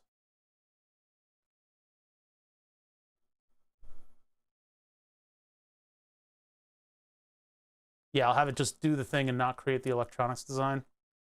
I guess that works. Their grouping thing had a big error, and I don't know what it was. These are all the little things that you kind of stumble into when doing something like this. You're getting down to the like nitty-gritty with this program and trying to import stuff. Every single thing you do is like 10 steps. I feel like they're doing a Microsoft account thing with this, You know, when you transfer your Microsoft account from person to person, from Xbox to Xbox back in the day, it would have this sort of very fixed amount of delay on transferring that had nothing to do with how fast your internet connection was, because it was a couple kilobytes of information. And so you bought a memory card because it was faster at transferring stuff. And I have a feeling it's probably a little bit more than confirmed, is that Microsoft slowed down the speed of uploading an account to another, transferring an account to another account so you can play Halo. They slowed it down intentionally to make you want to buy a memory card. Has that been confirmed all but just, you know, by rumor? I think it's just confirmed by rumor. The cool thing about getting the parts from the manufacturer themselves is that if you get the right 3D model, they'll give you stuff like the viewing area of the screen, and so you can plan around that to try to have something that is usable. There's a lot of glass that surrounds these VFD screens that is unused, and so I'm able to have a viewport that has something less than right angles on it and looks kind of neat. Although I could do what I did with the beer tap and have it go all the way up directly to the thing. Although this also had an additional layer of glass on it, like plexiglass or whatever, so I had to kind of space it out from there a little bit so it would be flush. But in the past, I've had the 3D print come all the way up to the edges, and it was actually a really nice fit for the tap handle project. That's an old one. Like a 2018 project. Why is it still uploading? This thing is lying to me. I'm going to upload the other one then. What do we already have? We already have this, nice of them to not tell me if it's a board or a schematic. I think that's the board. So let's put the schematic up as its own individual file. Do not create a project. Wait, did it write over the other one? No, it's just got to refresh. It's dragging its feet on uploading it. I don't know why. Why are you doing this? What is the purpose?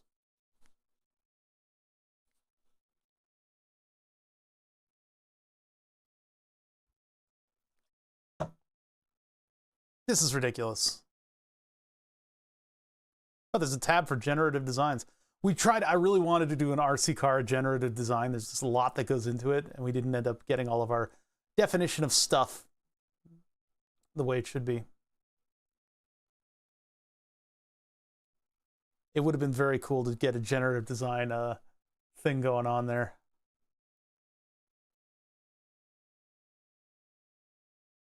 Oh, come on. Like, what is this? Is that the error? Is that the error in the files?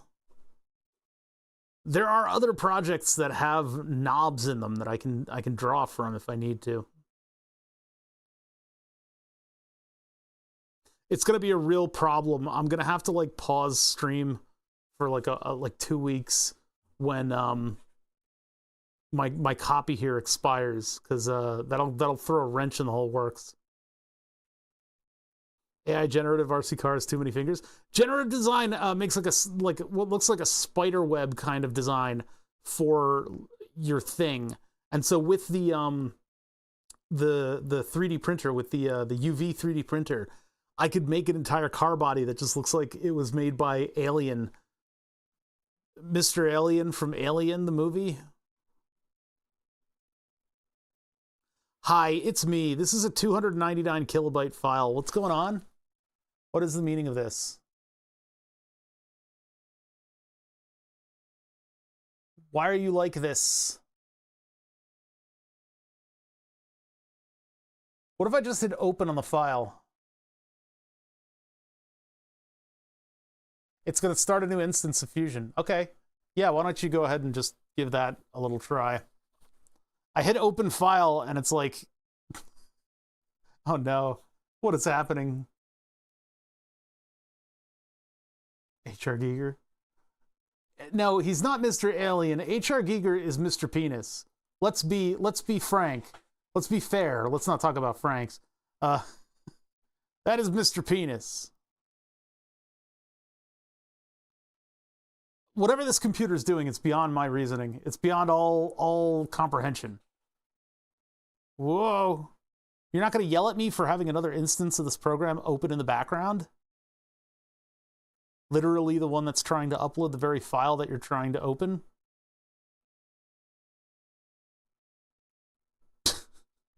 Has errors, cannot be opened. Close the empty design file without saving, continue working. Okay. So something's wrong with it. We need to get a different one.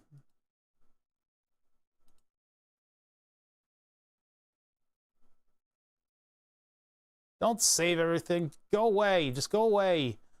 You're the redundant one. Don't save.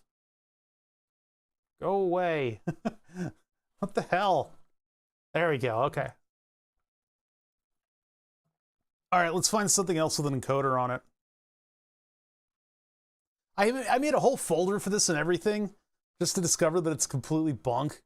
This is why this is going to be a lot of work, but once we get our parts in, the ideas will be free-flowing, and we'll be able to just basically, you know, put this whole thing together and get it to work nicely. What about warps?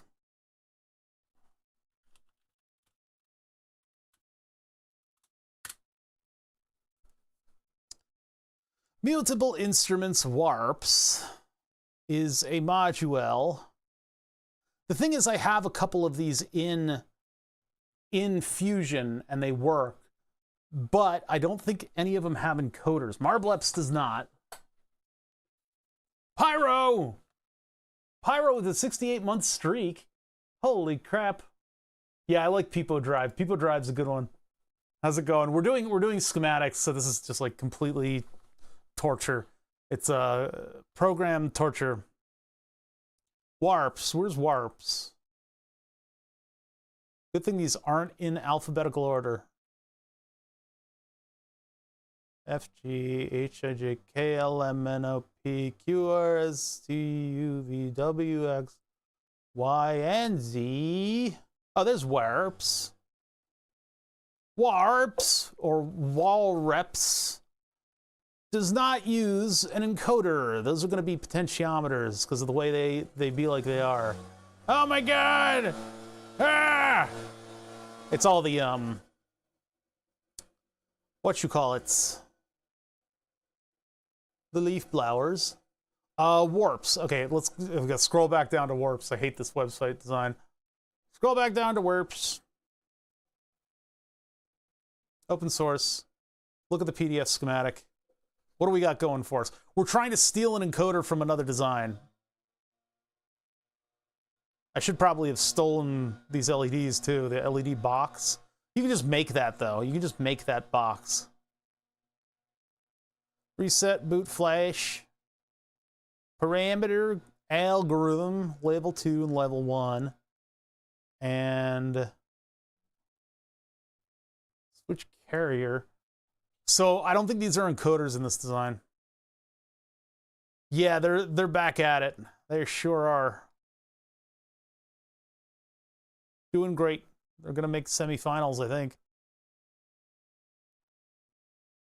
All right. No encoder on this one. That's the power supply down there. Boop. Oh, I didn't want to close that. Control-Shift-T. Bonk. Oh, this is so much computer work. My ass is going to be raw after all this. I'm going to end up taking this over to the other computer and working on it there too. And getting a lot more done on it. Maybe not tonight. Maybe I'll be working on it over the weekend and we'll figure out something else to do on Friday. Although I can't do my amazing subathon of oh bother applying vinyl stickers to trash cans for 4 hours. I'm already done that. I finished that. I did that before stream, so. Remember to use a heat gun, but don't burn your stickers. Get them real hot though, because then you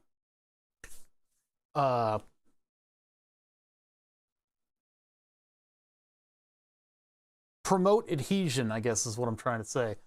All that heat lets the gloop of the goo, of the sticky goo, get into all of the microscopic whatevers of the thing that it's sticking to, which is why things stick in the first place.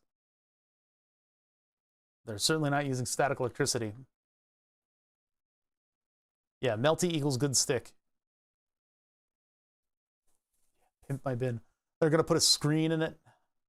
Okay, so we do not have something on warps. If I go back to the original page, we can see released and discontinued. So the date released, 2013, 14, 15, 16, 2021. Beads. Beads does not have any encoders on it, unfortunately. It's the ones that have like a selection of a bank. These have potentiometers because we're concerned with, is the knob on this side or is it on this side? We're not concerned with scrolling through a digital list. We have a set range of the potentiometer. Even if you can alter that digitally, you know, you could have it split up increments along the voltage that you're getting back from the potentiometer to equal all of the individual banks that you're going through. But the travel of your potentiometer is going to go a certain amount over the one, well, it's going to go 180 degrees until it resets. So if you have a detent in there, it's a nice little thing for you to slam into when you're adjusting your knobs. If everything's going crazy and you're jumping around and you're trying to make your music sound cool while everybody's getting all hyped up, you can smash into the end of that knob and it's fine. It's what it's meant to do. With an encoder, you have to select it very specifically and it bumps over for each tick. It's a totally different animal, but this is a good choice here to use these knobs to select, you know, like parameters, density, shape, size, pitch, etc. So what we're looking for is something that's going to scroll through like a digital bank. Clicky encoders are nice. Yeah, they're nice to have. A boss that I had in a previous job, it was like an AV company who's doing A instead of V. They're called Aviom, but they do audio. I think they were going to do video, and they were like, holy shit, this is too much. So Aviom, it would have been nice if they did video too, because I'd want to use their products in here. I wanted to use their mixer stations, because you can have a different mix in a different station for a bunch of different stations and a bunch of mono audio running around. So I could have left and right channels running around along with performance audio, microphone audio, and have its own mix in a location. And since churches are apparently giant monetary scams, they have robbed everybody of all their good money, and they use Aviom stuff in their church. All that stuff is starting to get a little old, so they're all selling it off for pennies on the dollar.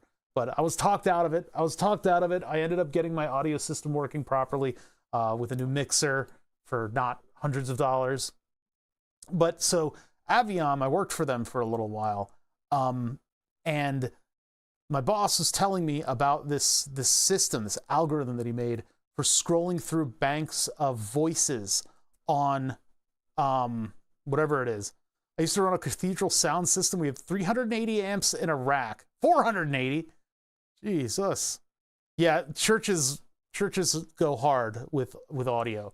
But so this is a keyboard of a type with a bunch of audio banks.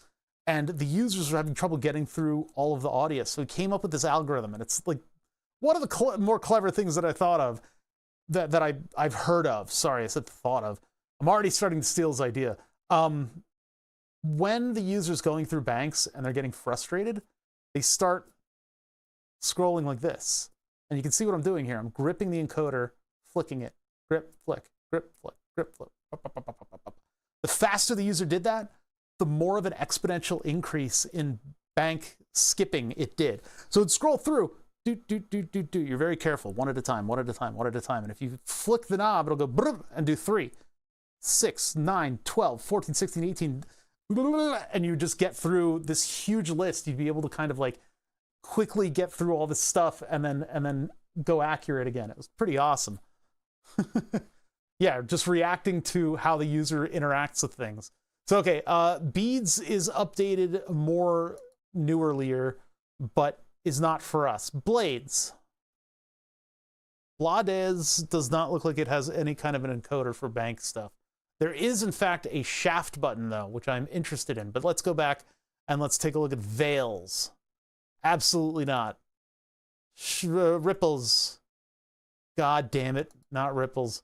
Shades. No. Looks cool enough. Tides. Tides, I have one. It doesn't use an encoder. Stages. No. Plates. No. Marbleps. No, I've got marbles sitting right in front of me. It does not have an encoder on it. Yeah, slider pots are a lot of fun. Julian's wanted me to do like a sequencer using them, which, is that what plates is? Or no, is that what stages is? Detects the presence of jacks on its gate out inputs to group its segments, whether it's configured as a complex 6-stage envelope or 6 individual envelopes. Okay, that's different. Everybody's typoing. I know. I need to like live edit your comments. A rare Tide module instead of the more common Tide pod. I have a Tide module and I'm putting it in my mouth. Plates, Marbleps, ears. That's a weird one. Oh, it's a contact microphone. That's neat. Tide podules. It's a module made of Tide pods. Oh god, I would hate to do support for that one. Blinds? No. Those ears? Yeah, no, we already got that one. Kinks. I know Kinks. I've had to build a Kinks from the ground up, and I've had to repair a Kinks before. Kinks was the one that Julian blew up by plugging it in wrong. You think it can't happen to you, but then it does. Shelves? No. Rings. We're going to be right back where we started from, aren't we? Warps, we determined, does not have one. Links? No. Bag of cables. Shelves expander. Branches.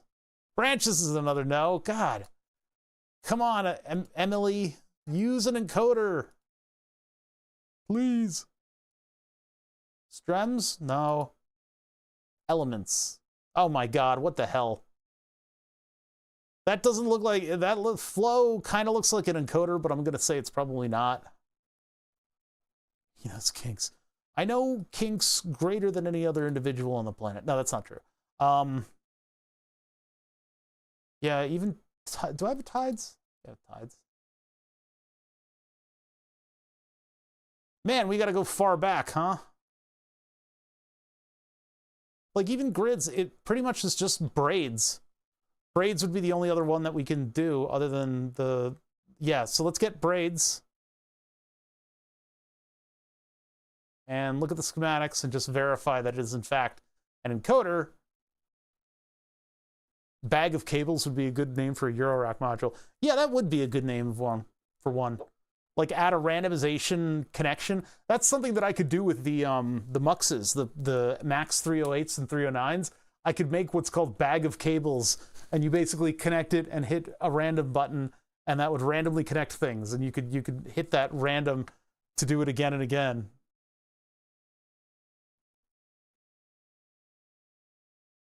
So what am I looking for? This right here. That's what I want. That's it right there. Encoder click A and B. So this one is braids. So let's grab the schematic of it. PDF is... Why are PDFs so clunky these days? From GitHub, we have the hardware design and PCB. Download these.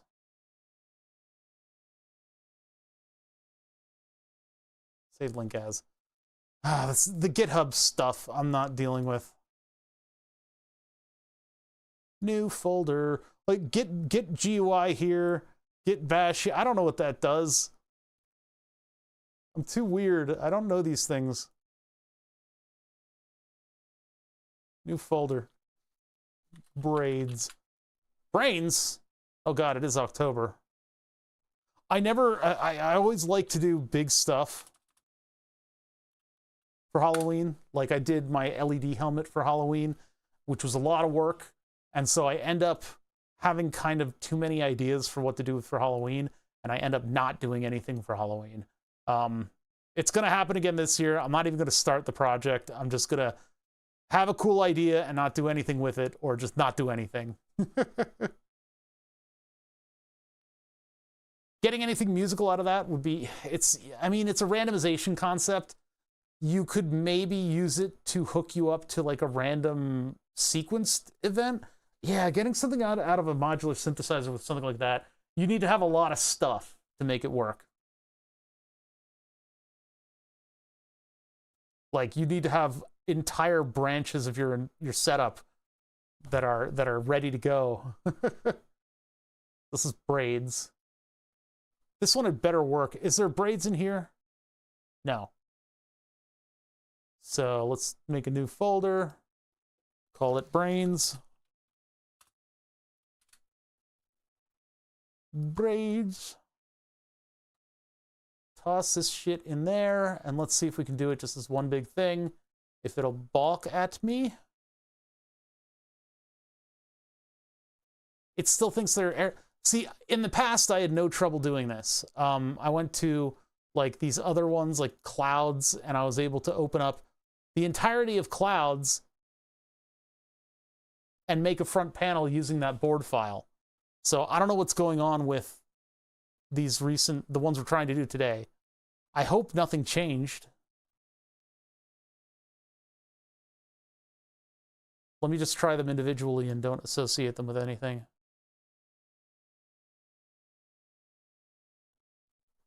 You'd think Fusion would have some backwards compatibility. And what we saw there in that other folder was everything getting along just fine. This one's going to do it too. Yeah, those failed. Why? What is the error? Why does it fail like this? Oh boy. Of the things that I've already got on this computer, is anything using an encoder? I don't think so, unless we've got a full design for ornamentation and crime. So yarns, VCO. That's just a rack vent. Tides, no. RP2040 VCO does not use an encoder. Hajiwo designed those, and he used potentiometers, which we've got. Power supply, no. Panel template, no. Module tester module, that's where we have a 3D model, but we don't have a pad. Marbleps does not use those. The 303 is not a, that's just my reverse engineering effort. Crimes. That's just the front panel. Darn. If I could find Crimes in Fusion 360, that would be a lot to expect. Kinks does not use an encoder, unfortunately. See, the thing is, I've never had problems with these. I don't know what changed. You know what did use them was, oh, but that doesn't have a schematic. All right. Cool. Yeah, let's freeze out. Let's just freeze up.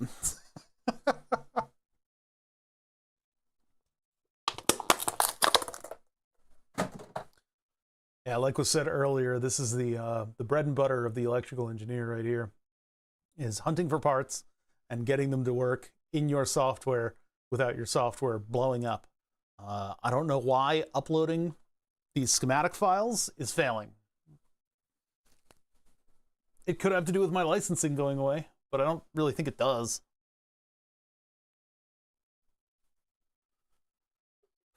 Oh, we're coming back.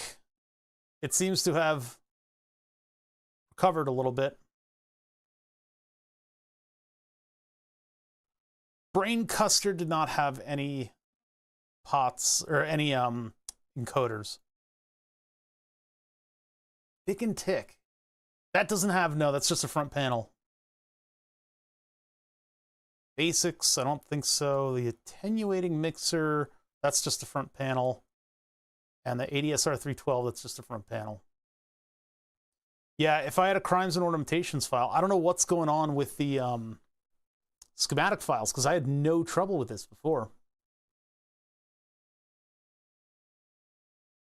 Rage version 50, board and schematic file. These should be absolutely easy for this program to bring in. I've closed everything that would be relevant.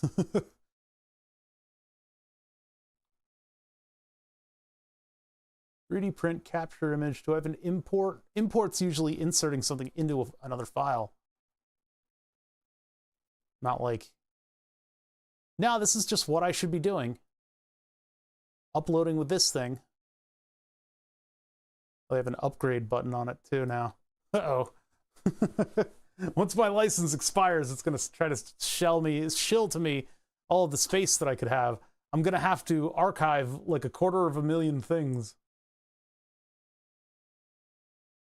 I'm actually kind of curious to see what'll happen when it goes to that version. If I'm going to be so mad that I wish I had done it before.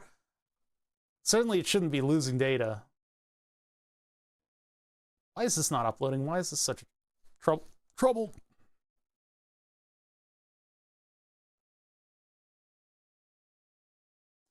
It's just like we can sit here and wait until it fails. I know it's going to say failed, and something else is going on. There's something else wrong with the... I don't think it's the files. I think it's something wrong with the upload, if it's like a version thing or what. Because previously I was able to do this just fine. Like here's tides. The PCB.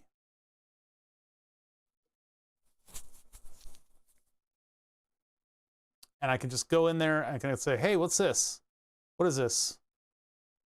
Add custom 3D model, edit footprint, new group, value, blah, blah, blah, blah. Fan out the device. I can add this to my library if I have my library open in the background. So that's what I wanted to do. But it seems like I can't do that. Yeah, there's an MCP 6004 that I could steal. And then here's the Donkey Kong connector pads that I did steal. But I can't, there's no encoder on this one at least.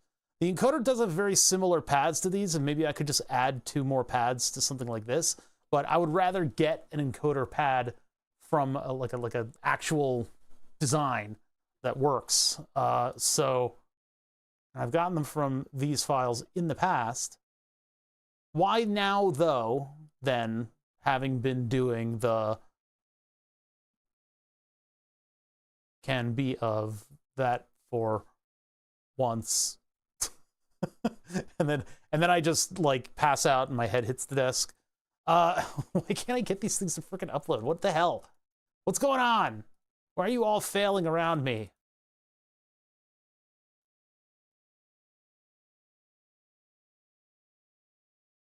So I don't really know what to do here. I guess I can't steal that part, and I can't get any of the parts that I really like.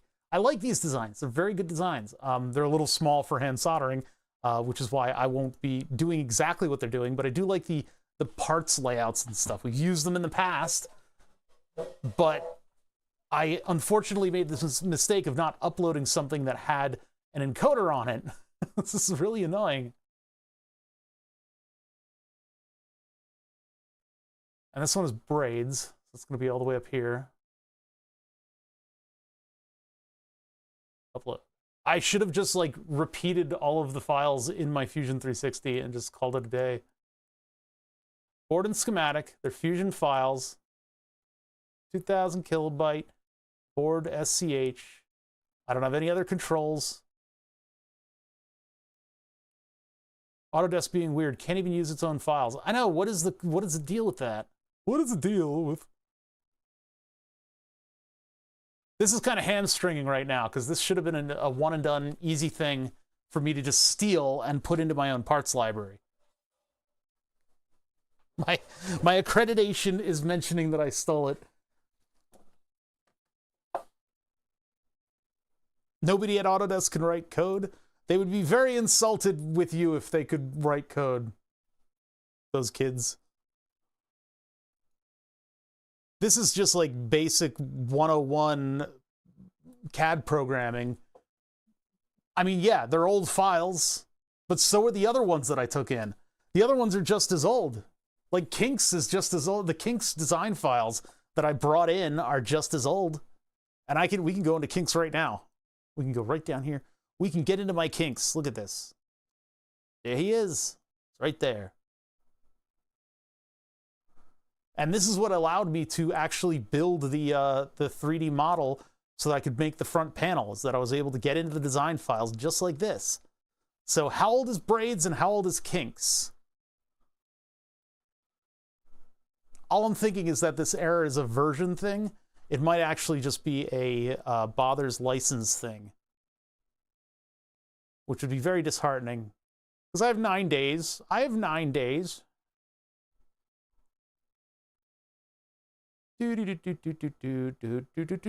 Kinks. March 2016. What are we looking at? Braids?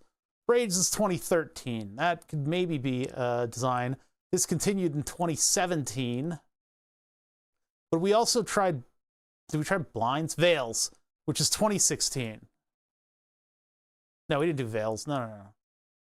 Tides, ripples, blah, blah, blah. Veiled's 2020. No, it's a different one.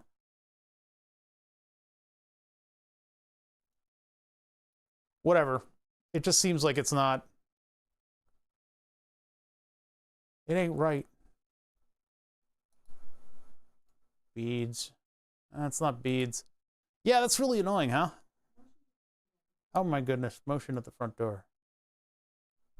That thing's been going nuts lately. We had the carpets cleaned the other day. All right, you, program. Hey, it's me. Checking up on you. Thinking maybe... I think it might be a licensing thing. I think maybe it's something at Autodesk is saying, hey, what's their license? And it says, they're in limbo right now. They have 9 days to give us information. And so it goes, oh, okay, so then we're just gonna like not let them do that. Maybe nobody thought of the contingency of somebody whose license is gonna drop down, uploading a board and schematic file during that sort of limbo period. Which begs the reason that maybe instead of replying to that email from months ago, I just fill out the form and figure out whether or not they let me have a super-de-duper license version. This will turn into a fill out a form stream. All right, so we have other resources. We can do other things with this. I can draw my own symbol on the thing and make my own pads, or I can find another resource for this type of thing. There might be an encoder already in my files. I don't know what the spacing will be like, but at least we'll get something that we can work with initially. And looking at, you know, the 3D models and all this stuff in conjunction with itself, it should give us enough information to make an educated guess about what we want to design. Yeah, and then we'll fill out our tax forms. Okay, so instead of that, we're going to open up the design that we were working on. I thought we had to close it for, you know, whatever reason. It's just not working with us. The thing is, Fusion relies on a lot of 3D models and a lot of different 3D model files, and I have never archived anything in all of my stuff.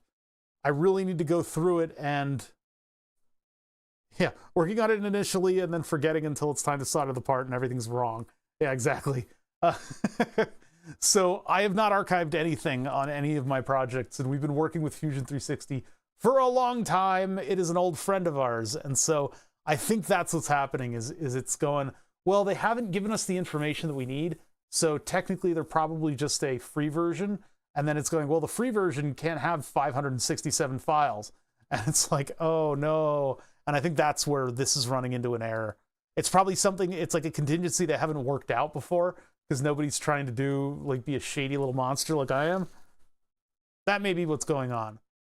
That, or it's just trouble at HQ, and they don't really know that it's happening. But man, is that really annoying that it can't just import its own file?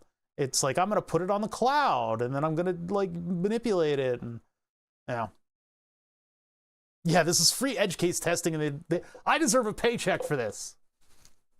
You know? Okay, so we need to find an encoder, and we're going to use our Eagle within our own means. Eagle! So we're going to look for what we're working on, mod test mod. This probably should have been in its own folder, but it's its own one-panel attempt here. See if they have a bug bounty program. I highly doubt that. You got 11 minutes of free use on our program for finding a bug. Okay, so we are going to go into the parts manager, but this time I'm going to open the floodgates, and we're going to look for something that could logically have an encoder in it. We can search this as well. So if I open the library manager, this is a little button right next to the library pull-down menu, and now I have everything, including 19-inch.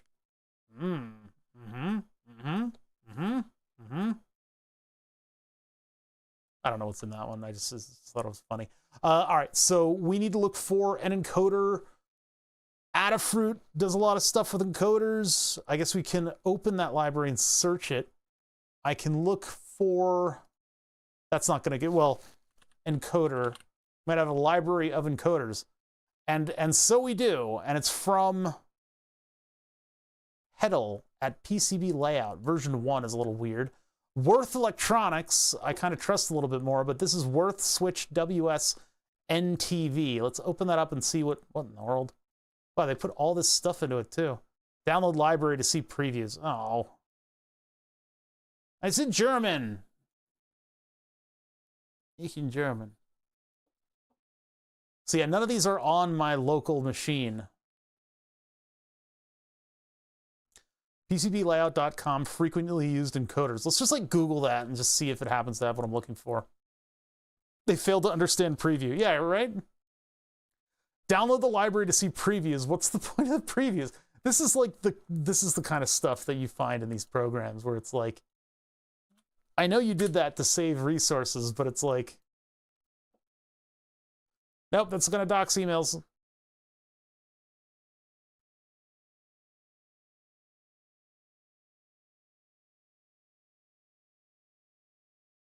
A design guide for encoders. No. I'm looking for a preview on the website. This is all the CAD program should have done for me. Hey, what's up, Sid Heresy? How you doing? Worth is good shit. Yeah, that name has built up a lot of momentum behind it. It's cool that the website is broken that we're trying to go to. Is it Verth? Should I be saying it Verth? Worth? I don't fucking know. The noodle toaster? You have to remind me.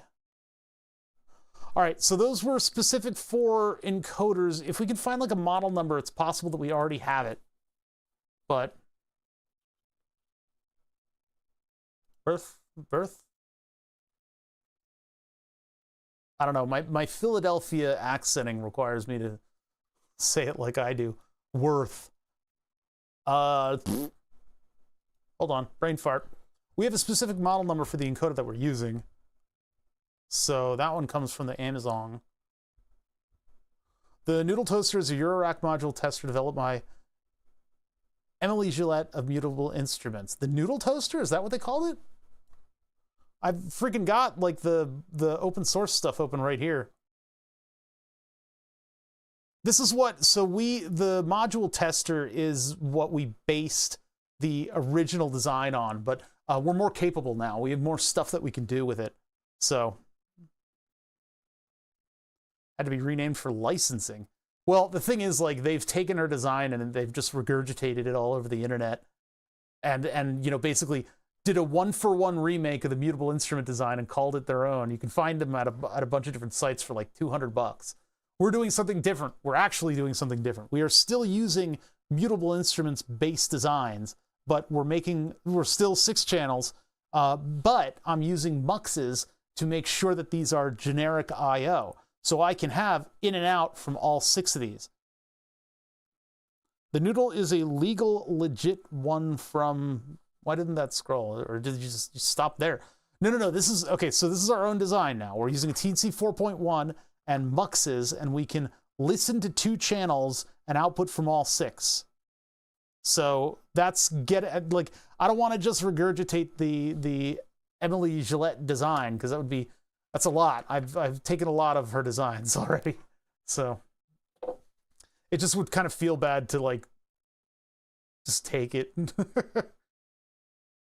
Which they have done. If I do modular testing module.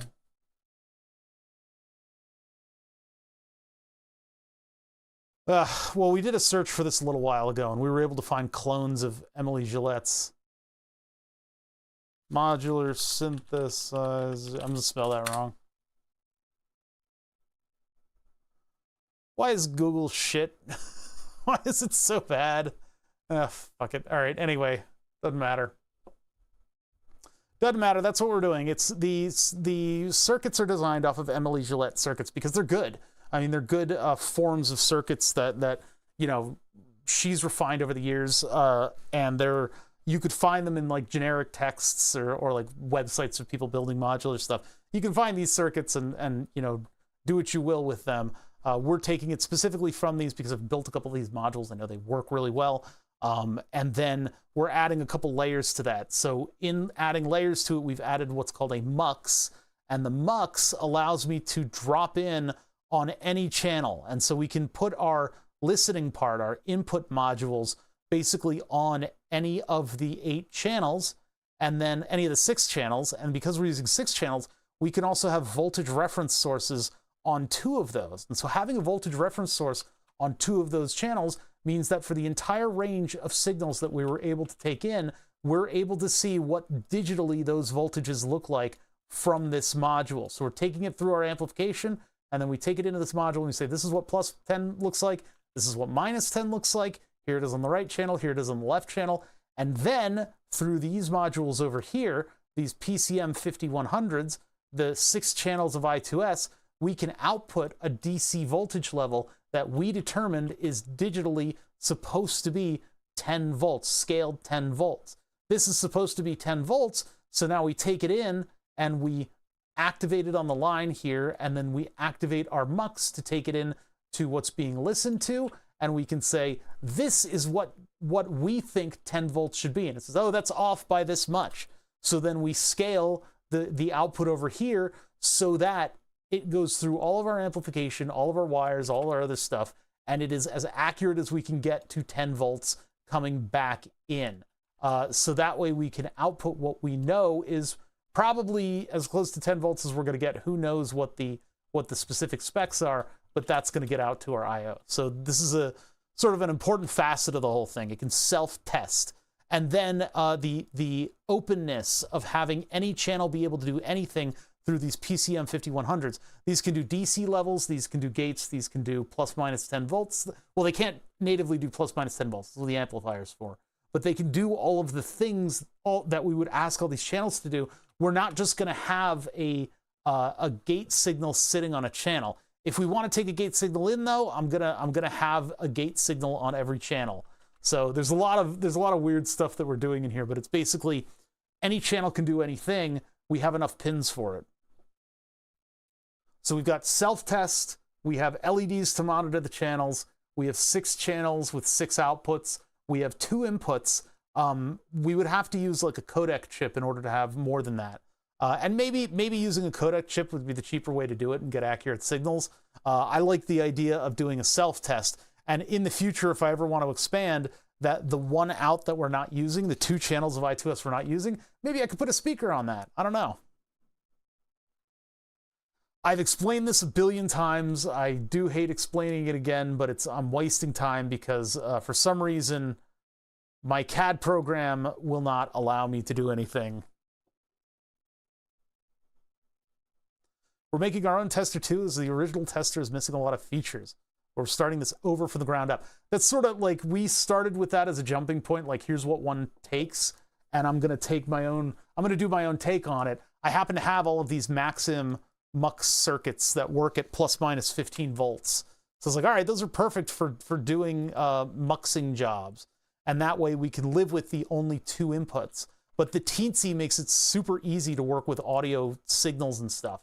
We can make generators that get connected to outputs in like visually that turn into code that does the same thing. So I figure I'd keep it open-ended like this so that when it gets down to actually programming it, that's when all of the specific stuff has to go in, and I have to be like, well, what am I doing here? Like, wait a minute, how do I do this? What do I put up on the screen? Programming this is going to be the larger part of this whole thing. So we weren't able to find an encoder, and I would need to, jump down into this stuff in order to figure out what it is. That's exactly what I'm trying to do as well. Yeah, I don't know about the digital multimetering thing in this, or the scope. Because I'm using a VFD, this is going to severely limit the amount of display that I actually have. The VFD is here to look really, really cool, mainly, and just make it look like an old VCR. And I wanted to use this type of display, but this is going to like really severely limit what I'm able to do, because small text will be difficult to put on here, and I have 6 freaking channels. So we're going to have 6 channels. I could have had 8. We're going to have 6 channels, and then I'm going to have like a scope display, select what each channel does, have the buttons do whatever they want. The VFD looks really cool. We got Hello World running on it the other day, but it's all going to be down to this Teensy 4.1, and then since it has an SD card, I'll be able to use bitmap graphics in order to put stuff up on the screen. And I'll have USB out here. So yeah, it sounds like we're working on exactly the same thing. It's just I've decided to limit myself in certain facets of the design. Right now, what we're exactly trying to do is get all of our components down so that I can get this board in CAD and see if it's possible for me to put the entirety of the circuit that I just described on this board. Yeah, the Teensy is amazingly capable. We've been using the 4.0 to power our individual tests of this stuff, but I want to use the 4.1 so that I have all the pins, so I don't have to use port expanders. But the Teensy runs at like 6 times the speed of any other microcontroller that I would think of, so it should be capable. I'm just concerned about the refresh rate of the VFD, if I can get that to work properly. None of it looks good on camera. We finished building a power supply for the individual box that's going to be the tester. You don't have double vision. Somebody sent me an M303 to fix. We will get to this at some point soon. But I've built this entire power supply. Of course, it's operated from right here. The cool thing is you can buy these modules. You can do it, but a 4 to 6 layer board. No, it'll be fine. These little USB power modules, they can negotiate for 15 volts. So it's perfect for a power supply for a modular system. So this is USB-C, plug it in, it negotiates, or you do a barrel plug. And then I put the power switch, nice and easy to get to in case something cooks. And I have voltage and current monitors on each of the voltages in there. Problem is these don't, the refresh rate on them is kind of bad for the camera. But yeah, so I'm setting myself up to fail in a pretty spectacular way, but what I'd really like to do is design the circuit board because the complexity of this repetitious 6-channel circuit is getting to me. I'm not going to jump to a 4-layer board for sure. It's going to be a 2-layer board, and we'll see what I'm able to fit in there. I might be able to do it. Who knows? So it's like PCB Builder has their own thing for encoders, but it would be like a mechanical part. It's just like, I hate that you can't. Visit us as PCBlayout.com for quick, hassle-free PCB layout manufacturing. Okay, you died? Okay. Why are you still in the archives? This site can't be reached. It's dead. It's dead. And then I can't upload other designs, so I have to work within the parts libraries. The price of 3 and 4 is so little, I do 4 now all the time. Sorry, 2 and 4, yeah. The 3-layer PCB are probably more expensive. That's interesting. I haven't looked at prices lately. I know that if I go outside of the 100 by 100 millimeter, I'm going to be in for a lot of expense, depending on where I go to get the board made. And I know who I trust, so what else could it be? It would be, I guess, an encoder. Well, okay, encoder. There's no other word for what this thing is. Knob. It would be like a mechanical part. Marks and Max, memory, mems. I don't like downloading footprints like this.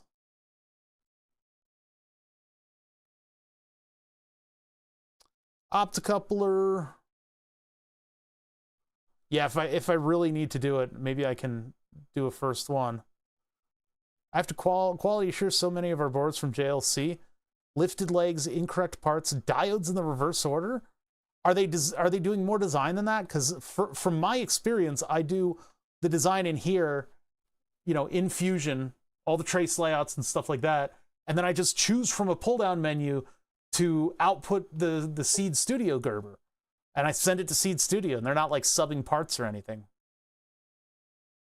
Is it possible, viable to make your own circuit boards? Yeah, that's pretty much what we're dealing with right now. Is the viability of it is beyond what you would think. Making your own circuit boards is fine. If you like a lumpy design, because you can do it with a router, tracing out all your stuff and making all the cutouts, or you can do it by chemically etching the board yourself. I would not suggest either of those methods because one involves thousands of dollars of machines. The second one involves insane, like super fund style chemicals that you would have to keep in your house. Getting a board made from a board house means they deal with all the chemicals if they're even using a lot of chemicals. They deal with, hold on. They deal with sourcing all of the elements of it, the copper and stuff like that. Yeah, thousands of dollars of medical bills. Whereas you send your design to a company, they worry about getting all that stuff, and they do big batches of PCBs, so the price goes way down. You can get, if you stay within 100 by 100 millimeters and you're willing to wait a week, you can get a design made fairly quickly inside of that size for $5 a board, $25 shipping. It's like $20 shipping and $5 for 5 boards. You got to look at the prices, but it's still so shockingly cheap to have somebody else build your design. What's the point?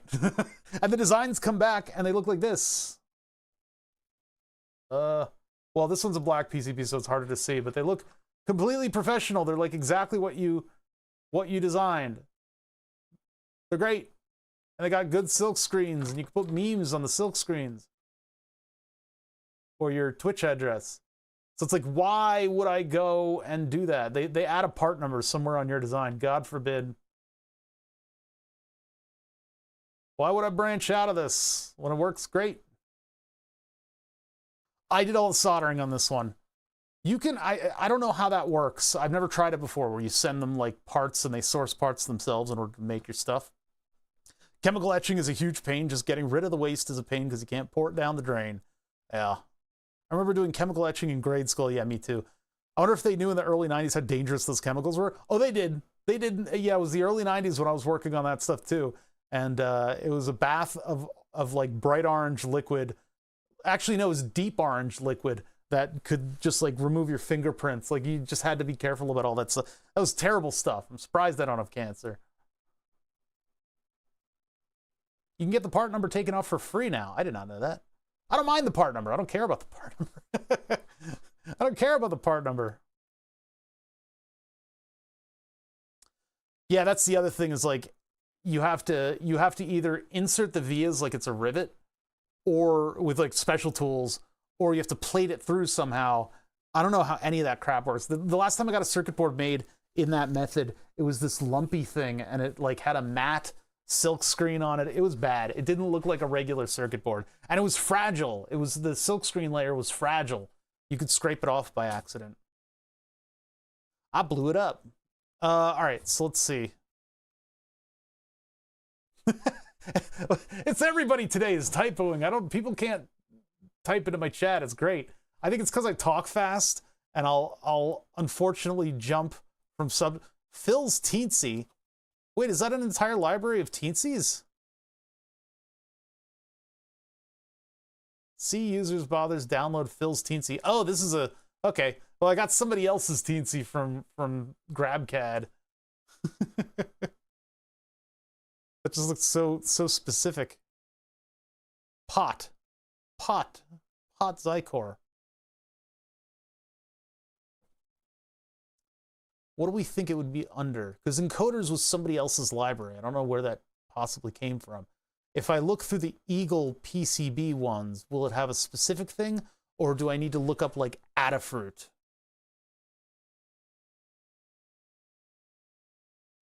Or do we need to look at a specific, what the hell is this?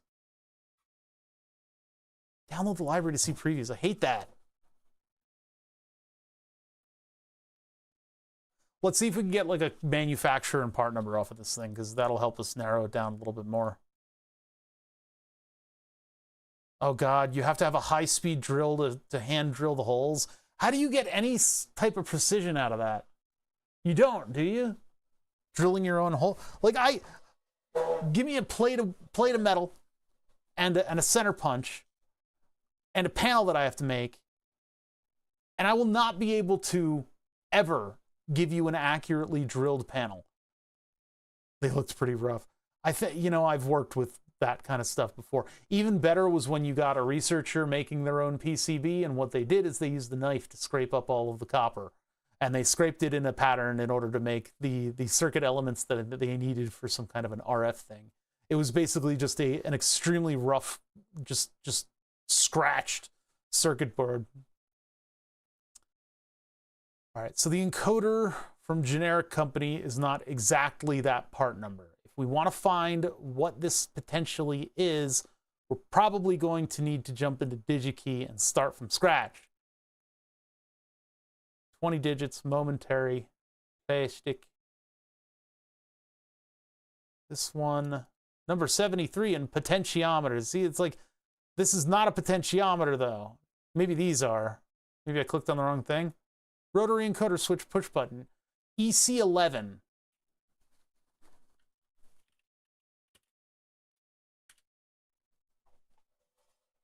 Kibo. Hey Kibo, what's up? Hand etched. Artisanally scraped.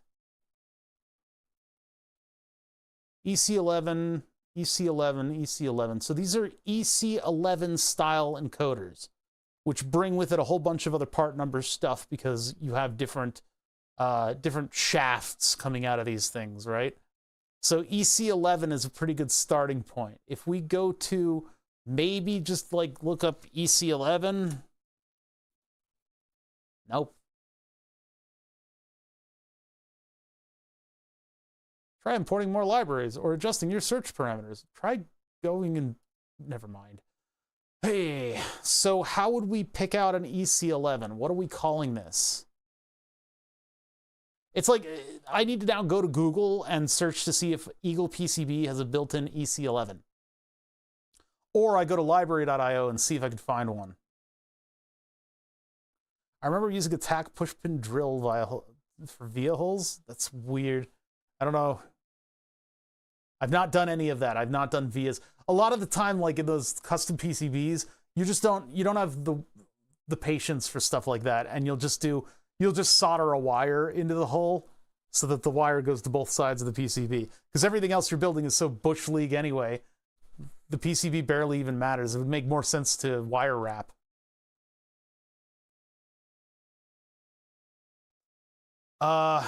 Let's see. If I go to... so here's the big deal here is that I'm trying to find something that I trust. I could pull the part in and put the pads on based on that. I could look up an EC11 datasheet and base the pad layout on what they want. I would like to find something that I trust that I can just throw into the design. But it's looking more and more like I won't be able to find that. I could modify the potentiometer part and make it into an EC11. That's potentially the way to go. Yeah, or I could break out the calipers and model my own. I don't trust that. Manufacturing tolerances are a thing, and the way this EC11 works is it can slide back and forth within its constraints. That's what those big anchor pins are there to prevent.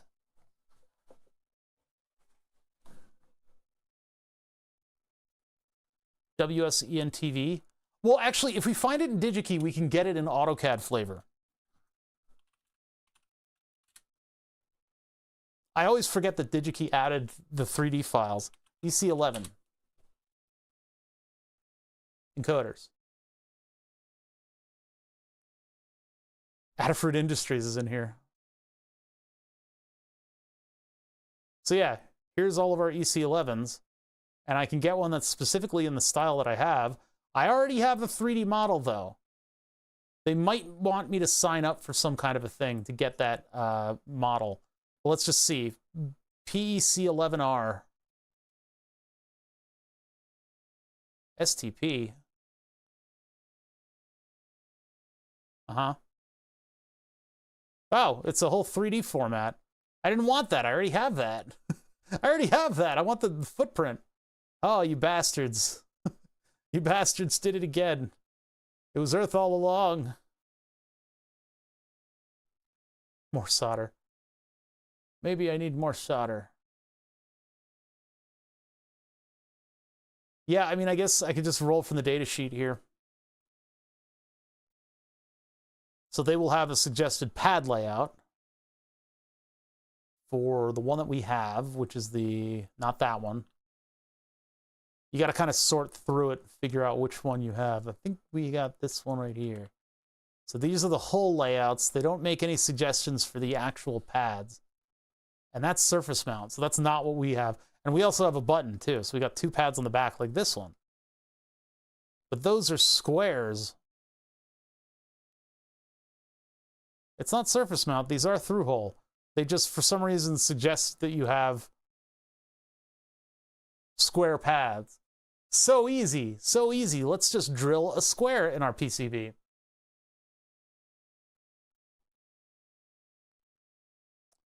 Alrighty, so I need to make a pad based on that.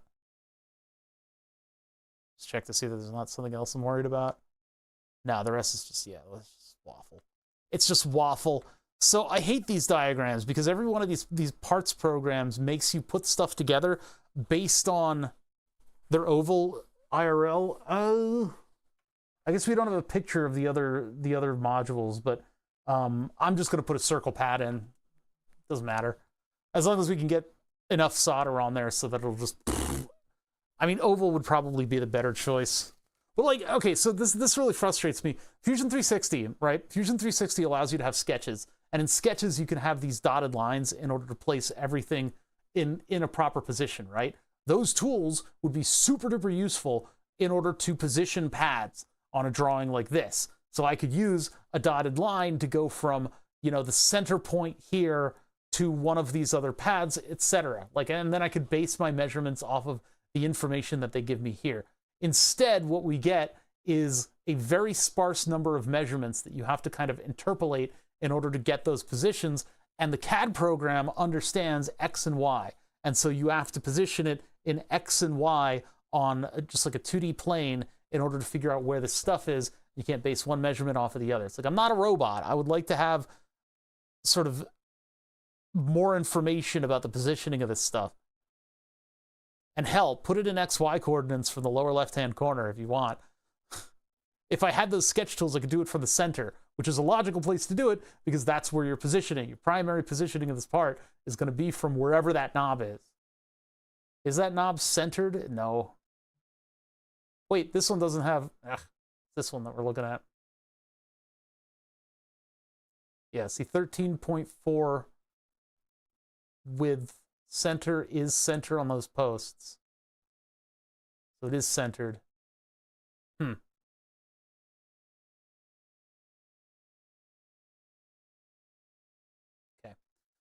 Well, time to make a part.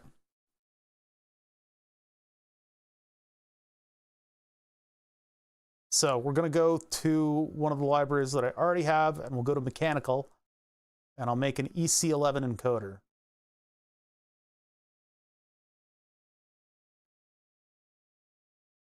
Connector specific, mechanical managed, version 53. On that. Let's edit it. Oh, you're using a rotary switch? Oh my God. All right, new part, right? So we go up here and we go to the little blocks. So new part, only having fun. You should have some other things. If you have AutoCAD, you can at the prompt PDF import to get a drawing out of it, and then scale it and give it dimensions. I'm not interested in copying it that hard. You think, are those drawings scale though? Because yeah, I guess you could pull in the image and scale it, and it could give you all of that, and you know, you could just have the holes based on the drawing that they provide you. I guess that is a good way to do it. I don't know. I'm just gonna suss it out based on the mechanical measurements. So EC11, and we're doing a new schematic symbol.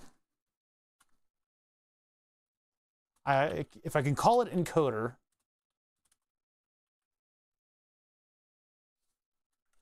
But an encoder with a button. What is that going to look like? Well, I guess we'll just copy the schematic symbol. I do it when receiving PDF about valves and other things. It works like a charm. That's interesting. It's a little analog sequencer design that I'm working on to updating to modern times. a rotary switch is the best way to go. I have a Bic and Tick filter that does the same thing. Luckily, I had an encoder. Model I downloaded for my encoder wasn't quite right, which threw off the tolerances for the resin case I modded to hold it.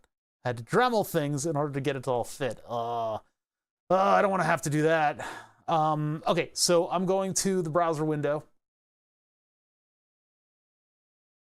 And I'm actually going to go look at an encoder in, this is braids. We want, I don't know, yarns schematics. I don't know why those other schematics were failing like that. I think it's something to do with what Fusion was doing, but it was really obnoxious that it would fail in such a way. These schematics are very slow. The PDFs are not happy. Where's our encoder at?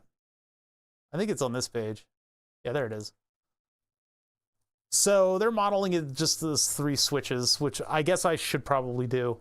So I'm going to make a little switch and then cut and paste it, and then add pins to the outside of it. Now, those 2 join in 1 pin, and that one has its own switch pin. So what I will do is go up to my tools here. Actually, would love it if this window went away. Can I like get rid of it? No. I have to work within this area. This is why we spend so much time trying to find the correct model. It's a lot of what I do too. Straight line. That. I think they added logical snaps to the part drawing, which is very nice. Oh, but they didn't add a selection engine. Yes, they did.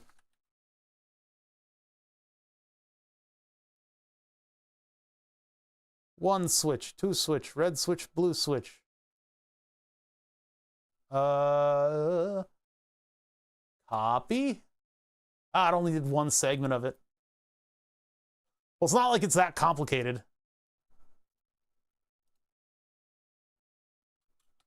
That's all there is to it. Oops. And yet I managed to mess it up. You see those little highlights? You can see the sketch tools coming in from Fusion 360. They're starting to leak into this stuff. It would be nice if they had more than just a little wispy hint of it existing. If I had sketch lines that I could use within this program, it would be a very happy thing indeed. And you can see the sketch lines are coming in there. It's nice to see the propagation of the powerful tools. So these meet up with one another with a big old dot. So how am I going to represent that? I don't know if I want them to come all the way out there. I guess I could just do this, and then I can add. Now, do we have like a dot tool? I can draw a circle. A little clunky. One of the first things that I actually designed in Fusion was a slip ring. It's this thing right here, the thing with dick butt on it. And using Fusion and all the 3D tools, there was an error where if you had a trace go circularly around something and it met up, then it would fill in the entire area of the circle. So there was all this Z fighting and stuff. You stole the prototype. That's right. You put that on a turntable, on an actual record player, and did the prototype. It still works, I think. I haven't tested my wheel in a couple months. But yeah, Fusion 360 had this wonderful error where if you close these off in the program, it would just fill in everything inside. Ridiculous. Worked out, though. I mean, this worked pretty well.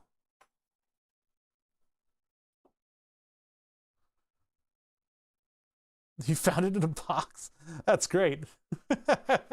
Where am I putting the pins on little stalks, or am I just putting them directly onto this thing?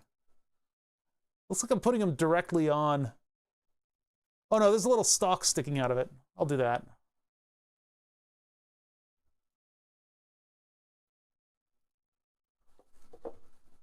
Put a little line segment on it just to get further away, and then we add pins. So these pins are what we're going to be assigning to stuff. Now, where do I want it to? Oh man, we're not gonna assign functions to it. There's this little menu that came up that has all of my options on it. Hey, what's up, Brink GG? I don't throw project stuff away. It might have used in 25 years. You have a 3D printer now, though. You can just 3D print something that would help you, I don't know, test whatever the hell we were trying to test. Yeah, we got to move that text. There's our 5 pins, but I need to move this.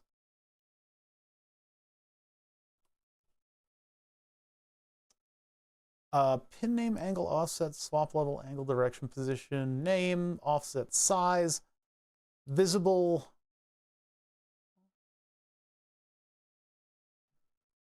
I don't really want the pin or the pad.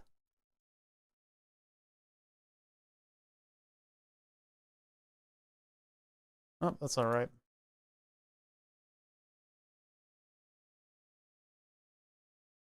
Yeah, I don't want any of that. Just pad. We're not too concerned about which one it is. It's got an assignment of A, B.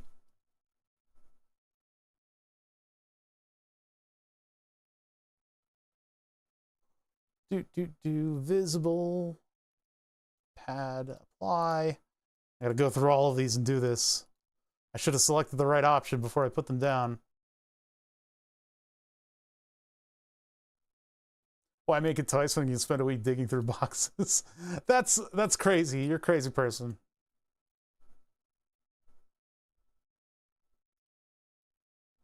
Because, I mean, you made some janky thing just for a test. Oh, this is on the symbols label. I should put it on the pads label. On the pins layer? No, it's symbols. Oh, I bet you I know what it is now. In the schematic parts, they've changed those layers around a little bit. I wonder if that's what it is. It's trying to upload a legacy file that has different layer definitions, and they just haven't built something in for that. Technically, this should be on a different layer, though. Angle, direction, swap, length, function. We don't worry about that. Visible pad, angle, offset, size. Layer is not part of that information. I guess that's pin names, symbols, modules, nets, buses, values, info, guide, patch, v-score. Okay, so maybe that's not a thing, and that's just how we're doing this.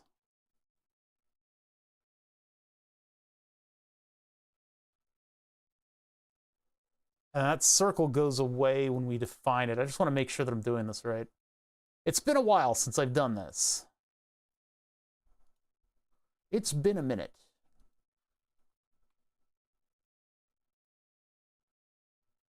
Yeah, the pins are sticking out of there. So actually, I'm going to get rid of the little stalk that I did.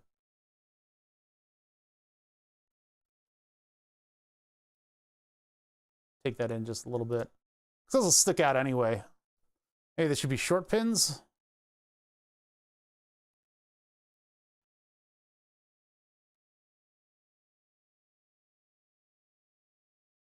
Doesn't matter that much.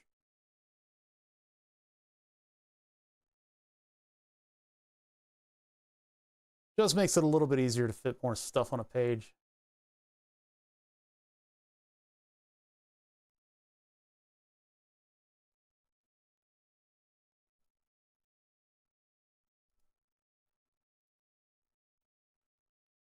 Okay, so that's our symbol. You'll notice that I'm not doing anything to assign it to specific pins or pads or whatever. Now we actually go through and we make a 3-dimensional design for this. Now, actually, wait a minute. What pad? We don't select the pad from here. No. Okay, so basically what we're now going to do is go make a through-hole layout of the pads that'll make up this part. And when we do the pads, we're also doing like the silk screen on a different layer and keep out solder stuff. We don't have to worry about this for this. This is a simple through-hole thing.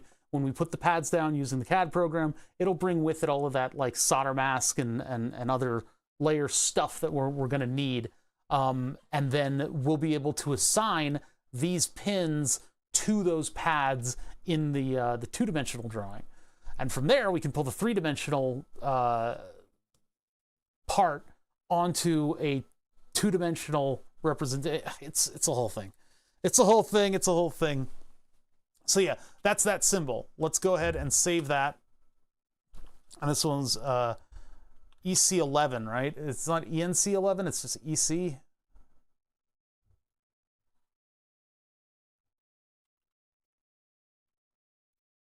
PEC11R.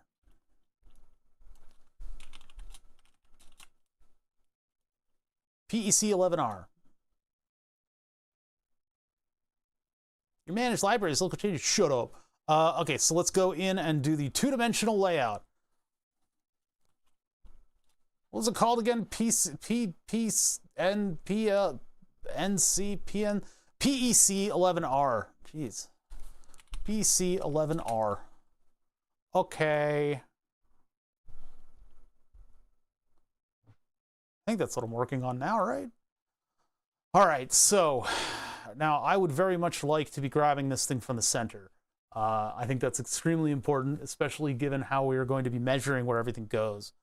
We're going to be measuring everything goes based on the center point of this. So the first thing that I want to do is I want to make a circle that represents the knob on the silkscreen layer. So on the silkscreen layer, we have a circle, represents the knob. The knob's circumference is, I'm going to put it out to this. So M7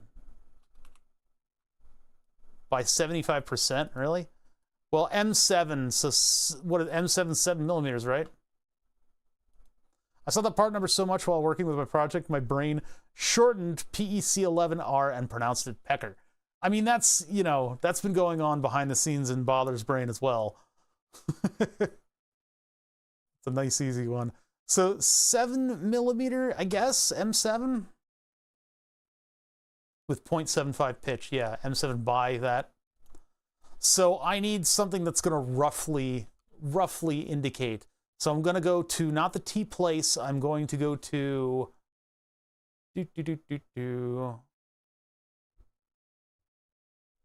actually T place is the right. Yeah, T place is actually the right top layer.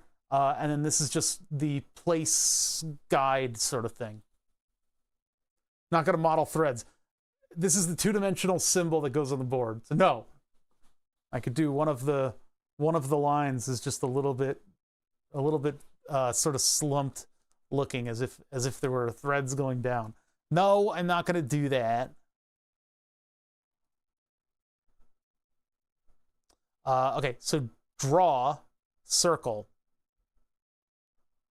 I don't care. I can't tell you how little I care about the line width. What I really want is this to have the dimension. I want this to be M7, but I'm not given any parameters that would sort of indicate to me that it's M7. I don't even know how big these boxes are. It looks like it's 1.27 millimeters. It's an English standard taken into metric. It's the grid is mad. It's insane. But I'm going to stick with the grid and click on that and click done on that. And if I go into the properties, then I think I get a little bit more control. Radius. So the radius is that M7, so it's 7 millimeter. Dang, that's huge. It's enormous. Oh, radius, not diameter. Yeah, 3.5. 3-5. All right, so it's less huge. I'm actually not impressed with this. I like the bigger one better. Okay, so we've got our center point, and now we've got to pretty much get all the other stuff in here. Now we can import a drawing as like a PDF and open that up and trace it in CAD and do all that stuff. I think if we do just a couple little calculations, we can get the locations and stuff. I've been alarmingly good at multiples of 2.54. I should do that more. The times when I get like blood drawn and stuff like that, I end up doing calculations in sevens. 7 plus another 7. 1, 2, 3, 4, 5, 6, 7 is just very distracting to me. It is the digit that I use when I want people to know that I'm being way overly specific with things like, how long is it going to take you to get there? I'm about 7 minutes away. And they go, 7? Why? How do you know 7? Like, I know what I'm talking about. And then I'll show up in like 10 minutes. And they'll go, wow, how did you know exactly 7 minutes? And I never tell them why. But it's just a very distracting calculating number. If I had used 2.54, I guess either I would associate conversions with getting blood drawn, with the pain of getting blood drawn, or I would become good at the math. Who knows which one could possibly be true? So the number one argument for your boss to buy you multiple different screens is doing part entry. If you're ever in a job situation where they don't want to give you multiple different screens and you get into designing a circuit board, you can just have them look at what your flow is like with this stuff. I mean, I am jumping from window to window to window in one screen because I have to. So I'm broadcasting in one screen. But if I really wanted to do this stuff, if I want to work efficiently, and I didn't have to talk to you chuckle people, I would throw this drawing up on another window. It's really good for when you have to kind of go through stuff and be very specific about the things you're looking for. And like when you're doing like multiple documents and you have to make sure that you're ordering the right parts and stuff like that. It makes a whole lot of sense. What up, Wonky? So anyway, back into my one window where I'm hamstrung and I'm forced to work. We have an M7 knob, and then we have stuff related to the center. Now, these are how far apart? Their centers are not marked there. We get it from the other drawing. Boy, howdy, do I just hate this so much. AC, AB, A channel, C common, and then the big boys, which are 2.5. So we'll make pads for those. Let's start with those because those are located on center. So those are 2.5, and they are, well, the hole that they want us to make is that. Funny, we just don't get it related from center to center, do we? Oh, here we go. Wait, this is exactly what I wanted. So from here, this one is going to be, no, we don't get it. Son of a bitch. You're just not going to give me the one that I want. How do I derive? I've got a width and a height. I've got this distance here. I have the size of that hole.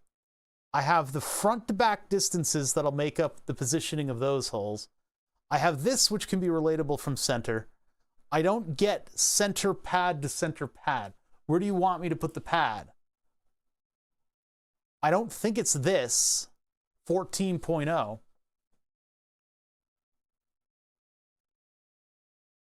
Since when are you following your advice and going straight to PCBs? I had a breakdown. I couldn't handle the that soldering anymore. I was like, this sucks. I should do something more fun. And so making the PCB like this is a lot more pretty and organized and fun. So we're giving that a shot. The only relation to the horizontal width of those two anchor pads is this right here. No, this right here. 14.0. 14 millimeters between 7 from center on either side. I have 5 from center, or 2.5 on center here for those. And then I've got a vertical distance for this one, which will be nice. I'm only given 14 as related to the like knuckle of this thing. That's all I get. And then 7 and 7.5. That's an important distinction there. I guess by virtue of it being omitted, we have to go with 14.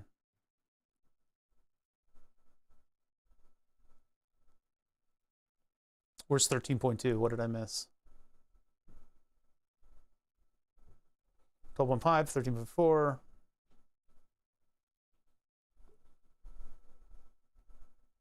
The centers are 11.4 millimeter apart. Oh, there's 13.2. Oh, I missed that. Why did I miss that? Oh God, I'm blind. Okay. So 13.2, and then the width is 1.8 plus or minus 0.2. Oh, minus 0. What the 18, 1.8 to 2. So 13.2 minus either 1.8 or 2. So we can go with 11.2.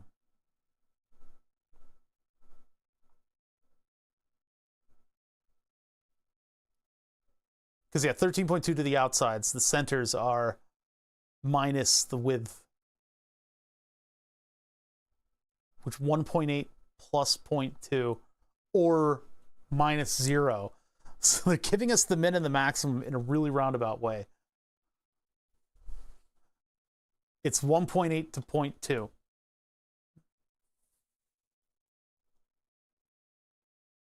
Sorry, 1.8 to 2.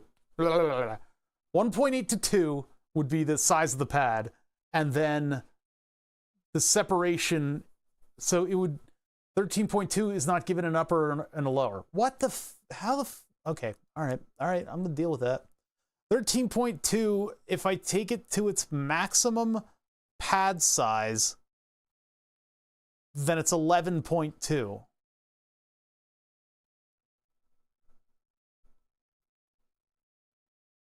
I don't know where 11.4 is exactly coming from. I guess I'm just doing 11.2. Jesus Christ. And then half of 11.2 is something 0.1. It's, oh, geez, calculator. This is what I'm talking about with this crap. So 11.2 into 5, 6. 5 mark 6. So we're going to put in a pad, and that pad is going to be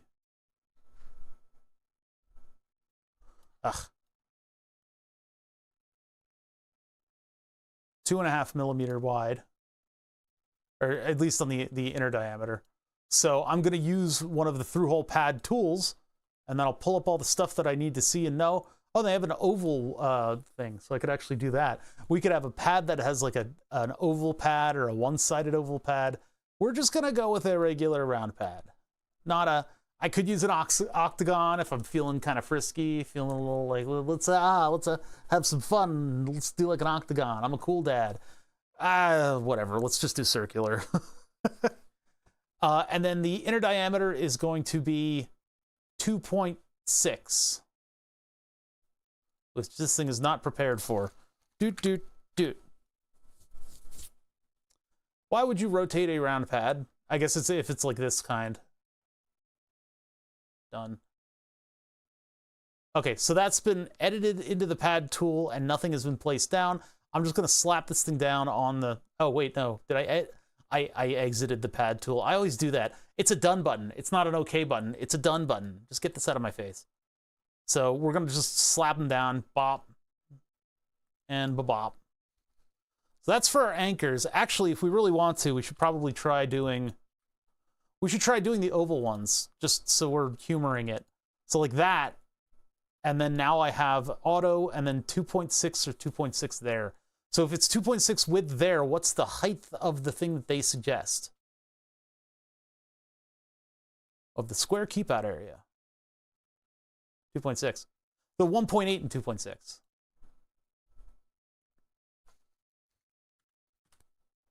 That's kind of cool. I hit done again instead of just placing the damn thing.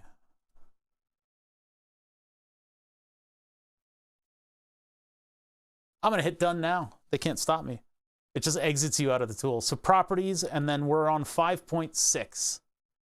So negative 5.6. Because this is measuring the position from origin, and our origin is in the center of the part. So this one goes positive 5.6.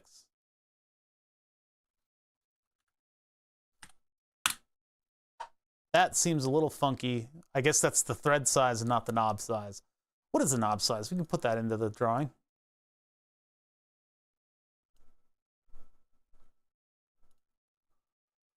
And yet they won't let me have an educational copy. Those bastards. That's a chamfer of 0.5, 6.0. Draw, cycle. We're on the T place still. because the pad tool puts you on the proper layer. Yeah, I'm educating everyone. Everyone's learning something except for me, and I'm not an expert. I've just used this stuff a lot. 3 for the radius. I guess that looks okay. We may draw the square around it for the rest of the stuff, but for now we're worried about the pads. This is a lot of like reference and cross-reference kind of stuff. So what am I doing? I'm going to this over here. This is the painful part, is getting all these parts, you know, your parts into your CAD program so that they represent what you physically have and you can lay things out properly. It's an important facet of it all, and you have to worry about all these different like nuances that exist within parts. Like you need to know how to read these numbers, which look like hieroglyphics, and you need to be able to interpolate those numbers in order to gain other positioning. It's a little game we play called "Why didn't you give me all the information that I asked for?" And you can see like people in chat are suggesting new ways that I could go about doing this, like taking the PDF and inserting it into AutoCAD and using these drawings, because these drawings are based on their own CAD files that have everything laid out exactly where it should be. I wish we had more information from these guys, like a GitHub repository full of different types of files of this nature, right? Like get all these drawings into like a I don't know, like a two-dimensional drawing, like a vector art program. But again, it's, you know, parts suppliers only have to give us so much information so that we can use their products. So the next ones are going to be 1.0 plus 0.1. So I'm going to make those 1.1s.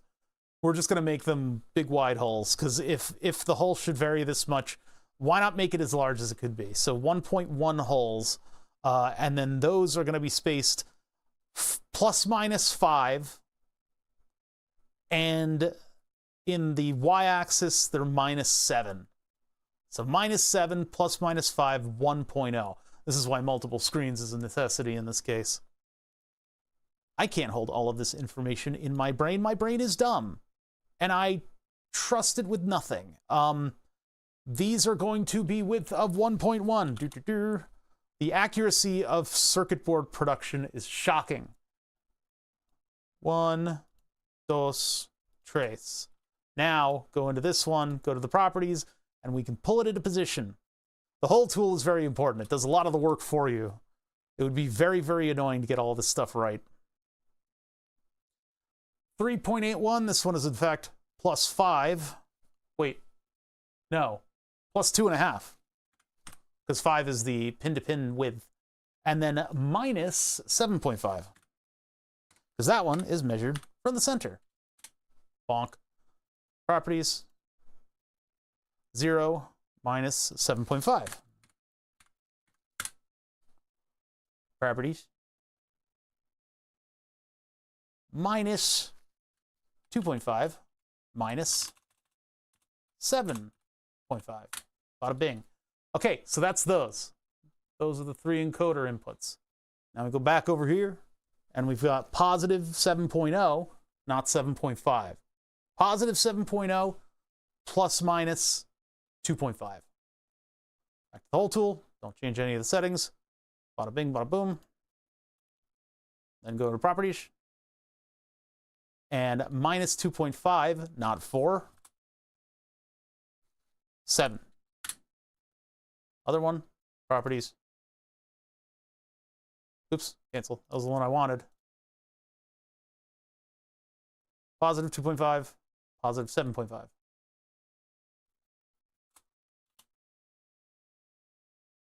had sushi for lunch, but without rice. So my stomach is like, you are very hungry. And I'm like, nope, we're doing good. Oh no, what did I do? I ruined it. I made it 7.5. It's actually 7. I probably could have soldered that. That would have been just fine, but oh God. Working too quickly, working too distractedly.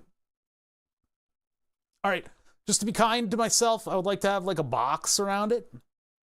If we do a box, then the silk screen, that'll be in the center, but it'll have width, so it'll be outside of the box. If we really wanted to like super galaxy brain this, I could figure out what the width of the line is and try to work it in it. It doesn't matter. We're just going to put a big box around the thing so that we know that it's basically what it is. It is what it is. I could put an A and a B marking on it, but I don't really think that's going to be necessary. And we're trying to do this, I wouldn't say quickly, but we're just trying to do this kind of efficiently so that we're not here forever. So we're going to do a box around it, and I need to calculate the XY values based on 12.5 width and 13.4 height, plus minus nothing. Some of these dimensions give you plus minuses, and some of them are just like, you figure it out. It's very inconsistent. So let's make a box. Very difficult thing to do. Draw, rectangle. If I was really feeling frisky, I could actually give it a, oh no, we don't want a filled in rectangle. What's the rectangle tool do? It does nothing. Okay, so we can make it out of lines, and we can use the regular trace tool to make lines, and we can put it on the to place layer, and I can just do one of these. That's going to be very far off, and I have a feeling that the pads are going to intersect with these lines. But so this corner right here, this line is going to have to be at position 12.5 divided by 2, and then 13.4 divided by 2. So 12.5. I'm going to put that in the calculator and drag it off the screen. Over 2, and 13.5 over 2. I am not doing math in my head. So 6.25, 5.6, and then we vary the pluses and the minuses to make the other corners.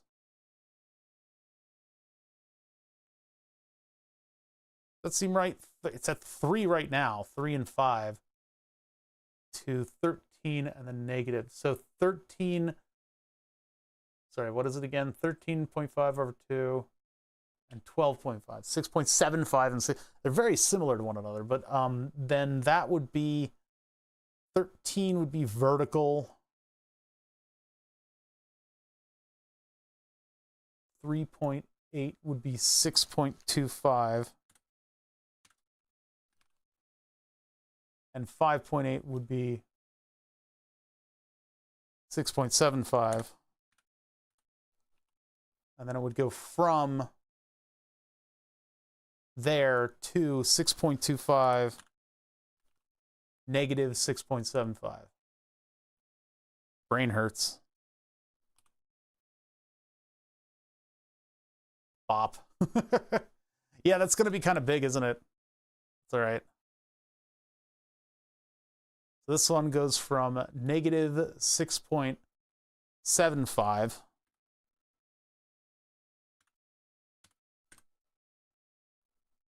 to 6.75. Or is it going to be 6.75. And vertically, it's going to be in the same position, which is negative 6.25. What did I do for the other numbers? I think that was wrong. I guess that's right. Yeah, so that line is going to get cut off by the pads, but it will represent the outside radius of the thing. I could put like a miter on the edges, or like soften it up with some curves. That's a little bit extra in the effort department.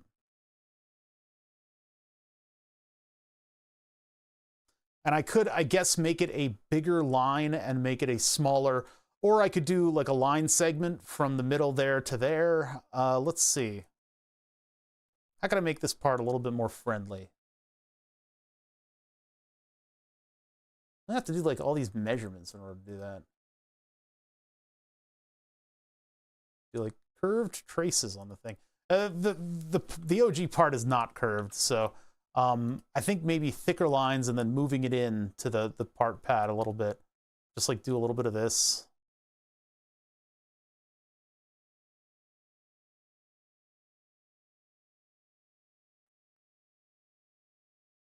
Just so it's a little less messy. And up the width.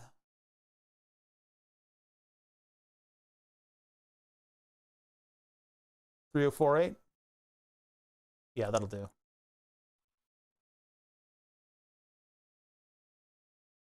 See, the thing is, like, that outline would be more useful to me as the outer outline of the part. The part sticks up from the board, though, so it's not really going to get in the way of a lot of electronics. I'm not going to be cramming capacitors directly next to this thing. I'm going to give it a little room to breathe.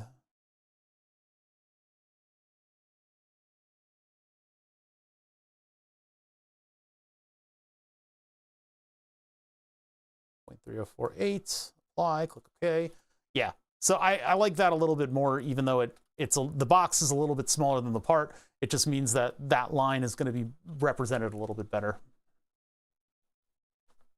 So now that we've done that, I need to go to the name and value layer. We need to give it a name and we need to give it a value. And I don't know what I should be doing for the names and values, because back in my day, you would do text in a specific way and then it would write over it. So if I did caret or whatever that thing is, name, is the greater than sign, name, it would replace that with the part name. Although now I think it's a little bit different. So let me just quickly look it up and figure out what the correct way to do names and values are in Fusion. Fusion Eagle pad part T names and just see what how do you do it?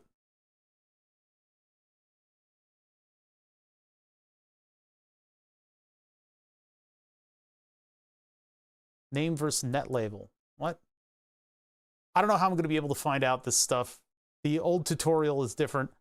Maybe I just need to look at another part that actually does it correctly and figure that out. I'm going to go with the way that I do it this way, with name and value like this. I don't think it really is correct, but whatever. And I could put the name inside here, but maybe we'll just put it, I don't know. I don't know where to put it. I'll just put it there. All right, let's close that. And we'll do T values. Down text. Oop.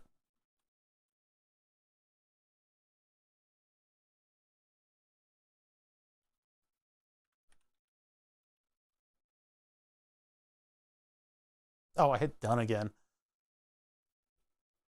Oh, place name. What's that about? Oh, I see. That's okay. That's different.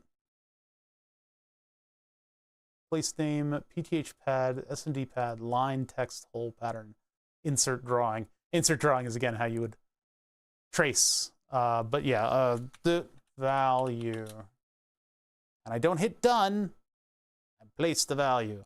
I don't like having values on these things because, like, you shouldn't have values down on the board unless it's like a really beginner kind of project, because things change. You change the values of the stuff that you put in. Maybe you can't find the same part, or maybe you think a different part should exist in there instead of the one that you actually placed.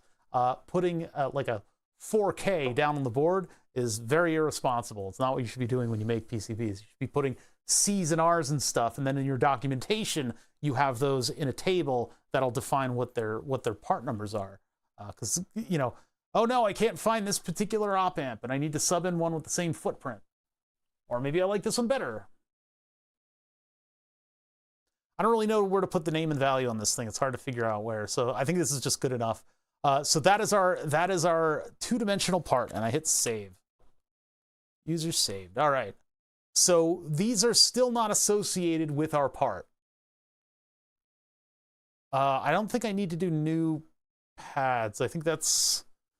Oh, how do I do that again? It's very particular in the way you should do things in order to get a three-dimensional part associated with a two-dimensional pad layout. So what I want to do is I want to jump back to the component, the full ensemble thing, and I want to find what I've been working on, which is EC11. Now this I hit save on. That should have saved. I'm going to do it again.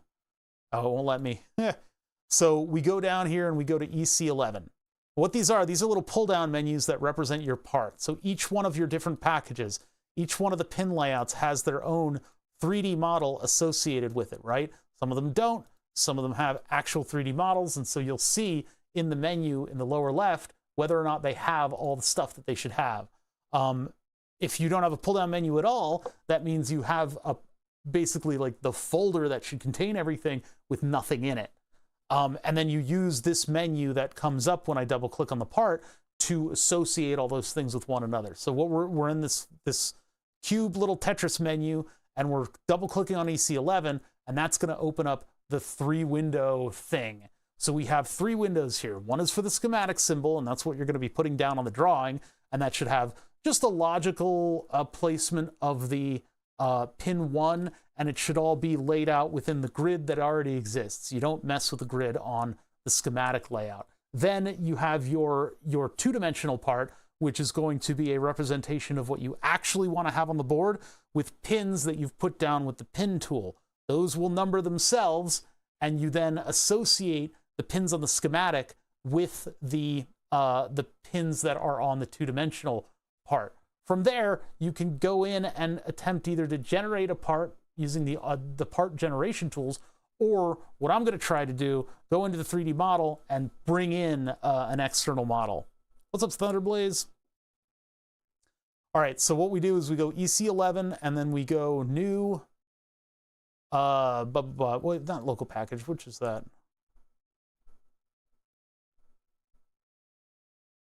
Or we do new local package. Yeah, new local package. So each of the pin layouts are packages, and so each of those packages will have 3D models. So EC, or what was it? It was PEC or something like that. Well, we can find it pretty easily. Yeah, see how some of them have 3-dimensional things. Nope, nope, nope.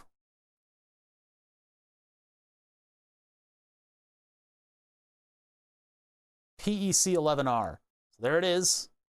Click OK. And now I've got a package associated with this thing. How do I pull in a schematic symbol?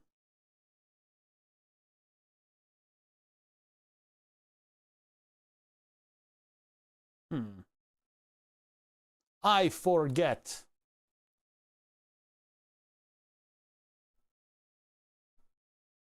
Simulate device layers, edit view, open.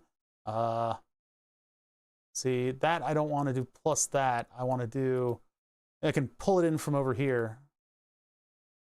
So we're looking for EC11. Oh, encoder button, there we go. No, that's just, wait a minute. That didn't pull into our design.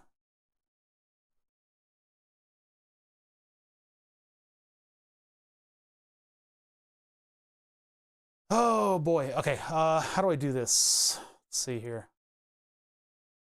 Add device. Encoder with button. I should probably put a couple more symbols on this, but we're just kind of starting out with it. So, and then of course put 0 wherever you want to be placing this thing, like that, I guess. That's going to be a little bit confusing, is that the 0 point is there and then the thing you're placing, your origin, is there, but whatever. Yeah, Pecker. I didn't do name and value on this either. I forgot to do that. But so now we have all of these pins, and we have PEC11R, Pecker. I can hit connect, and now I have pad numbers, although the pad numbers are not visible, PS1 through 5. I did 1, 2, 3, 4 over here, and then up to 5. So I did it like an IC. I happen to remember that. I don't know which pins these are, though. And there are 2 extra pins that we can then append to ground. Yeah, this isn't helpful at all, where it doesn't tell you the pin numbers. It's like, if I'm not viewing the pin numbers, if I pull up this menu, it would be very nice if you could see what the pin numbers were. That would give me a better idea of what I'm connecting where. Now, the order that I did them in was in... So 1 and 2 are going to be grounds. You can also rename these. You can rename these to what you need them to be named. And I guess I didn't go in and rename them. I probably should have done that. So maybe I should go in and edit the part and append these names. So encoder button, double click on that, and then we're going to go properties. And the name for that one is going to be probably button 1, but we'll just check to see what the thing says over here. So it is pin 1. as noted pin 1. What are the name? What do you call it? What are you calling it? I guess we're just 1. All right, we'll just call it 1 and 2. And then the other ones will be A, common, and B.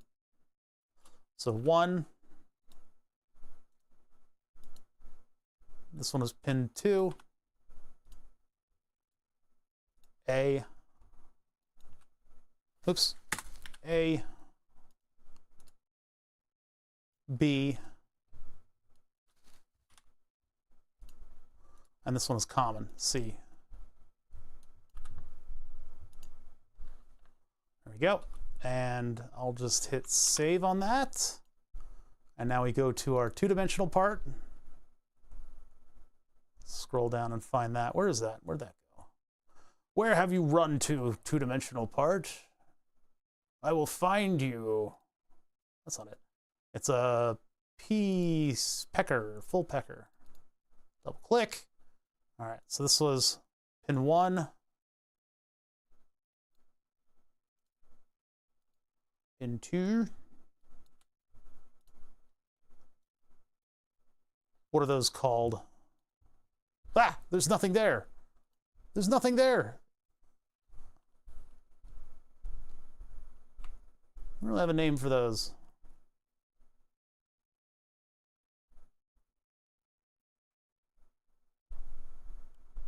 Client, 2 quadrature code, detector, blah, blah, blah, blah, blah. Mechanical angle, torque, weight, terminals, PCB board, terminal, solder connection, wave soldering, hardware, 1 flat washer, rotational switch, switch life, blah, blah, blah, blah, blah. I could just call it pecker. I could just call them that. I'll just call it A. A for anchor.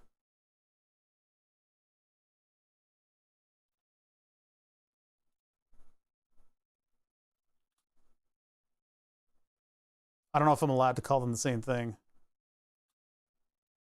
Yeah, it hates that.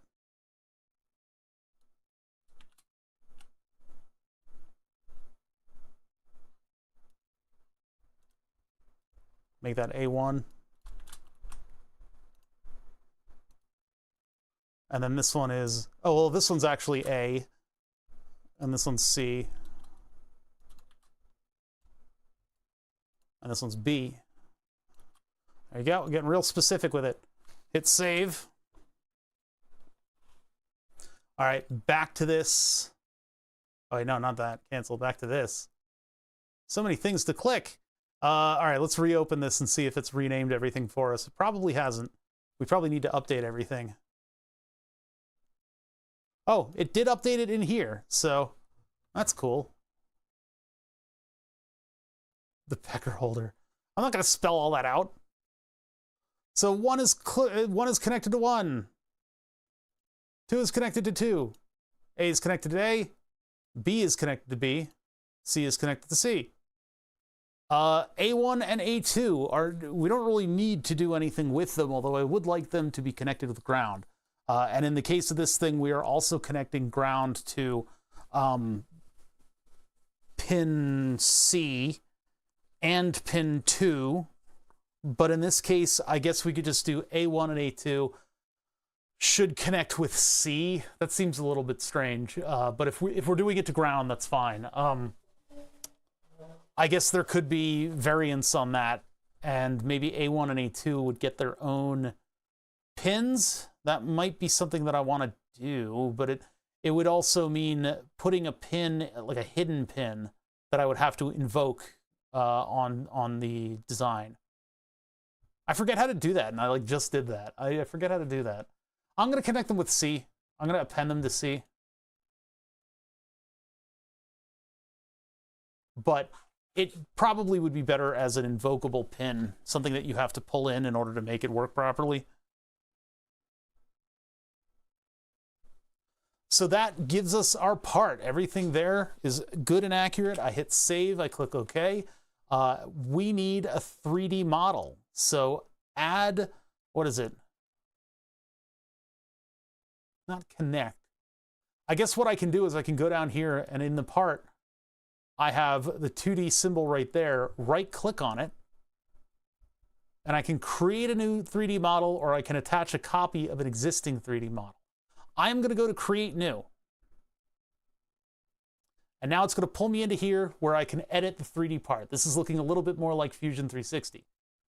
So PEC11R, sure, that'll be the variant on that. I click save, and I've got name, value, and I've got solid lines where there are going to be basically where it'll render the silkscreen stuff, and then I've got the dotted outlines where it's going to do the trace stuff. From here, I can either jump into an auto package generating tool. Now, since we have something that's a little non sequitur, this is not going to be something that we want to use the auto tool with. The auto tool will let us do the very common stuff, like if you have an epoxy IC with pins coming out of it, it's very easy to use the automatic tools in order to render. But in our case, what we're going to do is pull this in from where we downloaded the 3D model from a manufacturer. And so typically I have these in a special folder. This one happens to just be right in front of our face. EC11B switch vertical 15F black. This came, I think, from the manufacturer. It might have come from GrabCAD, but drag and drop is the beauty of Fusion 360. So once I drag and drop this thing in here, this is now creating a timeline. So we get it into position, and then we lock it in position, and that is our timeline for the whole thing. Now, this has brought it in so that that center pin is, in fact, an origin, and it turns out this is a little bit ridiculous, but it should probably be okay. I think what it'll do is hold on to that at a certain height, and the height is going to be so that these are right up against there. That looks good. I guess that's going to work. Black magic voodoo shit. No! This is how Fusion 360 works. It's quite brilliant how this stuff does this. And from here, when we use it in the design, we will be able to then draw it into the 3D design, and we'll be able to make solids around it. Like, for instance, have a front panel that this screw goes into. So yeah, that's totally accurate. That is our part. I'm fine with that. It seems to have brought it into the right position. That is, in fact, the size of the knob. And so I am just going to click OK on that. I don't really like this. I don't like what's going on with that pad, but that's what they want me to do. That's what they wanted us to create. Maybe they wanted a little bit harder of a corner on that, but that just means it'll be pretty snug in the board. I don't think that's a game breaker. I don't think that's going to kill us. So I hit finish, not save. I hit finish.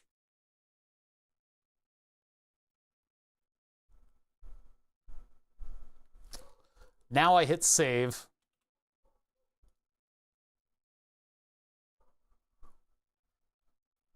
Technically, this should show up with a 3D part on it. I don't know why it's not doing that. If I go over to the parts over here and I look at EC11,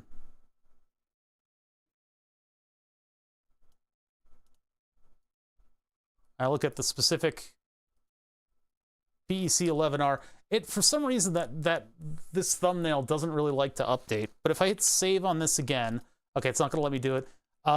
Manage, maybe if I upload it to library IO. If I lose all this work, I'm going to be annoyed. Create a new version of your library we created. Any 3D packages will be uploaded through the web and will be obtained. Create. Yeah, with the Fusion 360 tools, it's like fun to get yourself all of these complicated 3D models for your various parts, and you can put together your electronics design. You can know, like, oh, there's going to be very little space between this and this, so am I going to be able to get a soldering iron in there? There it is. Okay, so there it is with the 3D part once I uploaded it to library.io, which means Fusion can steal all the work that we just did.